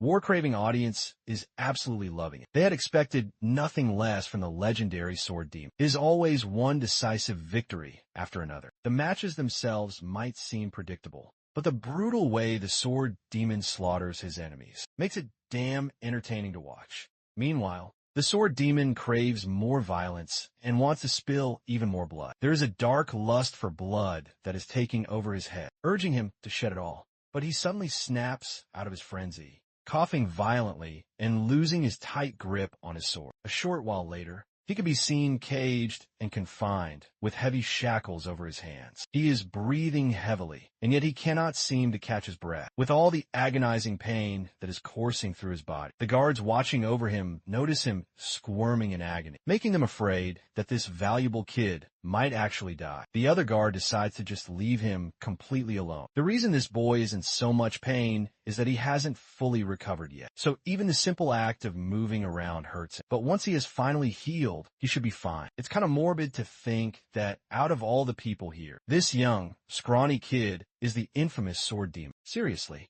These guards are forced to ponder where they even manage to find someone like him. Rumor has it that he has been wandering from arena to arena as a young kid with no place to truly call his home. No one knows for sure if his parents died or simply abandoned him. The kid himself can barely even remember his own given name. One of the guards is surprised that a wild beast like this even possesses a name. When he asks what the so-called Sword Demon's name is, The scene dramatically shifts back to our hero, who states that his name is Saron. He is 13, but in the dark city of Prinas, he is known only as the Sword Demon. He is explaining all of this to the captivated Elsil, desperately trying to convince her to let him go to Prinas. Soren could be a monumental asset for Kyle if he can manage to recruit him. So he wants to get him on his side before he leaves the bloody arena. With Soren, that would mark the 4th member of Kyle's grand talent acquisition project. The scene shifts once more to the dining area, where a lavish spread of food has been laid out. While Leon Hart is busy digging in, our scheming duo anxiously waits for him to consume the food, into which they have slipped a powerful sleeping potion. They have made absolutely sure the night will be knocked out cold when they make their escape and sneak out tonight. Seeing Leon Hart finally gulp down the drugged food relaxes them a little bit. It is now the dead of night, and Kyle and Elsil sneak quietly through the darkened mansion, careful not to draw any unwanted attention as they step outside. The carriages are already waiting out front, and with Leon Hart supposedly fast asleep, all they have to do now is leave the mansion grounds. Now that Kyle thinks about it, there is no real need to sneak around like thieves since Leon Hart is not around. But then, appearing out of nowhere, the said Leon Hart is literally standing right behind them. He has already caught on to their plan. Hell, he even knows that the food he ate was drugged. Kyle is freaking out, seeing his knight wide awake. But we all know that a simple sleeping potion is not enough to take down Leon Hart. By now, Kyle is forced to finally admit that he had severely underestimated this high-ranking, expert knight. He had made that powerful sleeping drug himself, and he had even infused it with magic to make it even more potent. But seeing his knight survive that stuff just goes to show how resilient this man actually is. Back on track, Leon Hart expresses his deep disappointment that his master had planned all of this behind his back. He is even more disappointed in Elsil for tagging along on this dangerous trip to Prinas. But before he can throw any more shade and scold the poor girl further, Kyle stops him, clarifying that Elsil did absolutely nothing wrong, as he was the one who had convinced her to come along. So it is not her fault, and Leon Hart should not be scolding her. The concerned knight sighs heavily, mildly dejected, and reveals the true reason he is so against this trip. Apparently, the city of Prinas' security has gotten much worse since Kyle's last visit. In fact, the city is now the continent's most wretched den of vice. It is especially not a place for a young lady like Elsil. Going there now is just plain reckless. Of course, Kyle is more than capable of protecting both Elsil and himself. He is capable enough to blow up the entire city if he really needs to. But Leon Hart isn't so sure that Kyle really wants to attract that much unnecessary attention. Like that. Hearing this, my guy cracks a faint, wicked smile because, yeah, he does indeed want to cause a huge mess in that wretched city. Though he isn't entirely sure if he can do it all by himself. If he has to be truly honest, his real, ultimate goal is to completely destroy Prinas' gladiator arena. He wants to free the gladiator slaves who are trapped in the underground cells. That is his one and only motivation for going back to Prinas. But to successfully pull it off, he needs Leon Hart standing by his side. His decision to go to Prinas might seem sudden and reckless, but he has been planning to liberate the slaves for a very long time. It bothers him endlessly to think about kids who are his own age suffering in such a way. That is why he desperately wants Leon Hart to join him in this noble cause and to help him see it through. Of course, the duty-bound knight cannot help but feel a huge surge of admiration for his young master. Being righteous is Leon Hart's single greatest weakness, and that is precisely what Kyle is playing on right now. Since Bro, he is already planning to recruit the legendary Saron. Saying that he wants to free the slaves is not exactly a lie either. A few days later, we find ourselves back in a high-stakes gambling arena, where Kyle is winning one bet after another, like it is absolutely nobody's business. With all the games that he has won, he has already amassed a huge ton of chips. He is truly having the time of his life, winning every single game, one after the other. Even the dealers have been switched out 3 separate times, but Kyle still remains completely undefeated. Thanks to his raw, god-tier talent, the reason they are here is due to the fact that they were not allowed to go directly to the underground gladiator arena. So first, they had to make a stop at the casino. But in the casino, Leon Hart forbade Elsil from tagging along with them. So now, Kyle waits inside the casino, biding his time for the perfect opportunity to sneak into the arena. And just as Kyle had expected, a fat opportunity literally waddles its way into the casino This fat cat's name is Riddle Remington, the gluttonous lord of Preenas and the son of Viscount Remington. After hearing about Kyle's incredible winning streak, this fat cat suggests they go all in and bet the absolute highest amount. But my guy pretends that he has lost all interest in simple card games and now wants to bet on something far more thrilling, something with bloodshed, screams, and a whole lot of agonizing pain. Everyone knows there is only one place like that in this city, and so the fat cat suggests that Kyle should follow him. As they head out, Kyle instructs his knight to claim all of their winnings before they finally leave the casino. Meanwhile, Riddler's butler worries about his master risking absolutely everything. But Riddler is already supremely confident about the bets he is about to make. First, he will let Kyle win a few rounds, just to make him feel like he is in control. And only then will he finally plan to make his opponent lose it all. In the end, it seems that Riddle already knows a great deal about our boy. He has heard the recent rumors that Kyle has matured, but seeing him betting so recklessly like this, Riddle is now sure that he is still the same old brat as ever. We flash back to a time when Riddle was busy preparing and keeping company with his equally gluttonous father. His father, the Viscount Remington, and the Lord of Preenas had warned him that Kyle was coming, though the true reason for his visit was a complete mystery. The son was certain that Kyle was just back to gamble, like he always did. He assured his concerned father that he would take care of that little prick without even breaking a sweat. The rumors of Kyle's supposed change were nothing more than rumors. He was born a troublemaker, and people simply do not change overnight. The most likely scenario is that he just got bored of playing nice back at home and couldn't resist the urge to go out. With that in his mind, he assured his equally fat father that he would take care of Kyle first. He would let our hero win a few games just to get him completely hooked. Then he would strip him of everything that he owned, including his precious dignity. Back to the present. Riddle strategizes as they finally arrive at their dark destination. Before they enter, he turns and reveals that not everyone is allowed inside. Only Kyle is privileged enough to be able to enter the notorious underground gladiator arena. He further assures him that what our hero is about to witness will be worth it. Well, my guy is more than ready for the surprises that lie ahead. When he says that, he really means it. Both of these boys are actually thinking of surprising each other.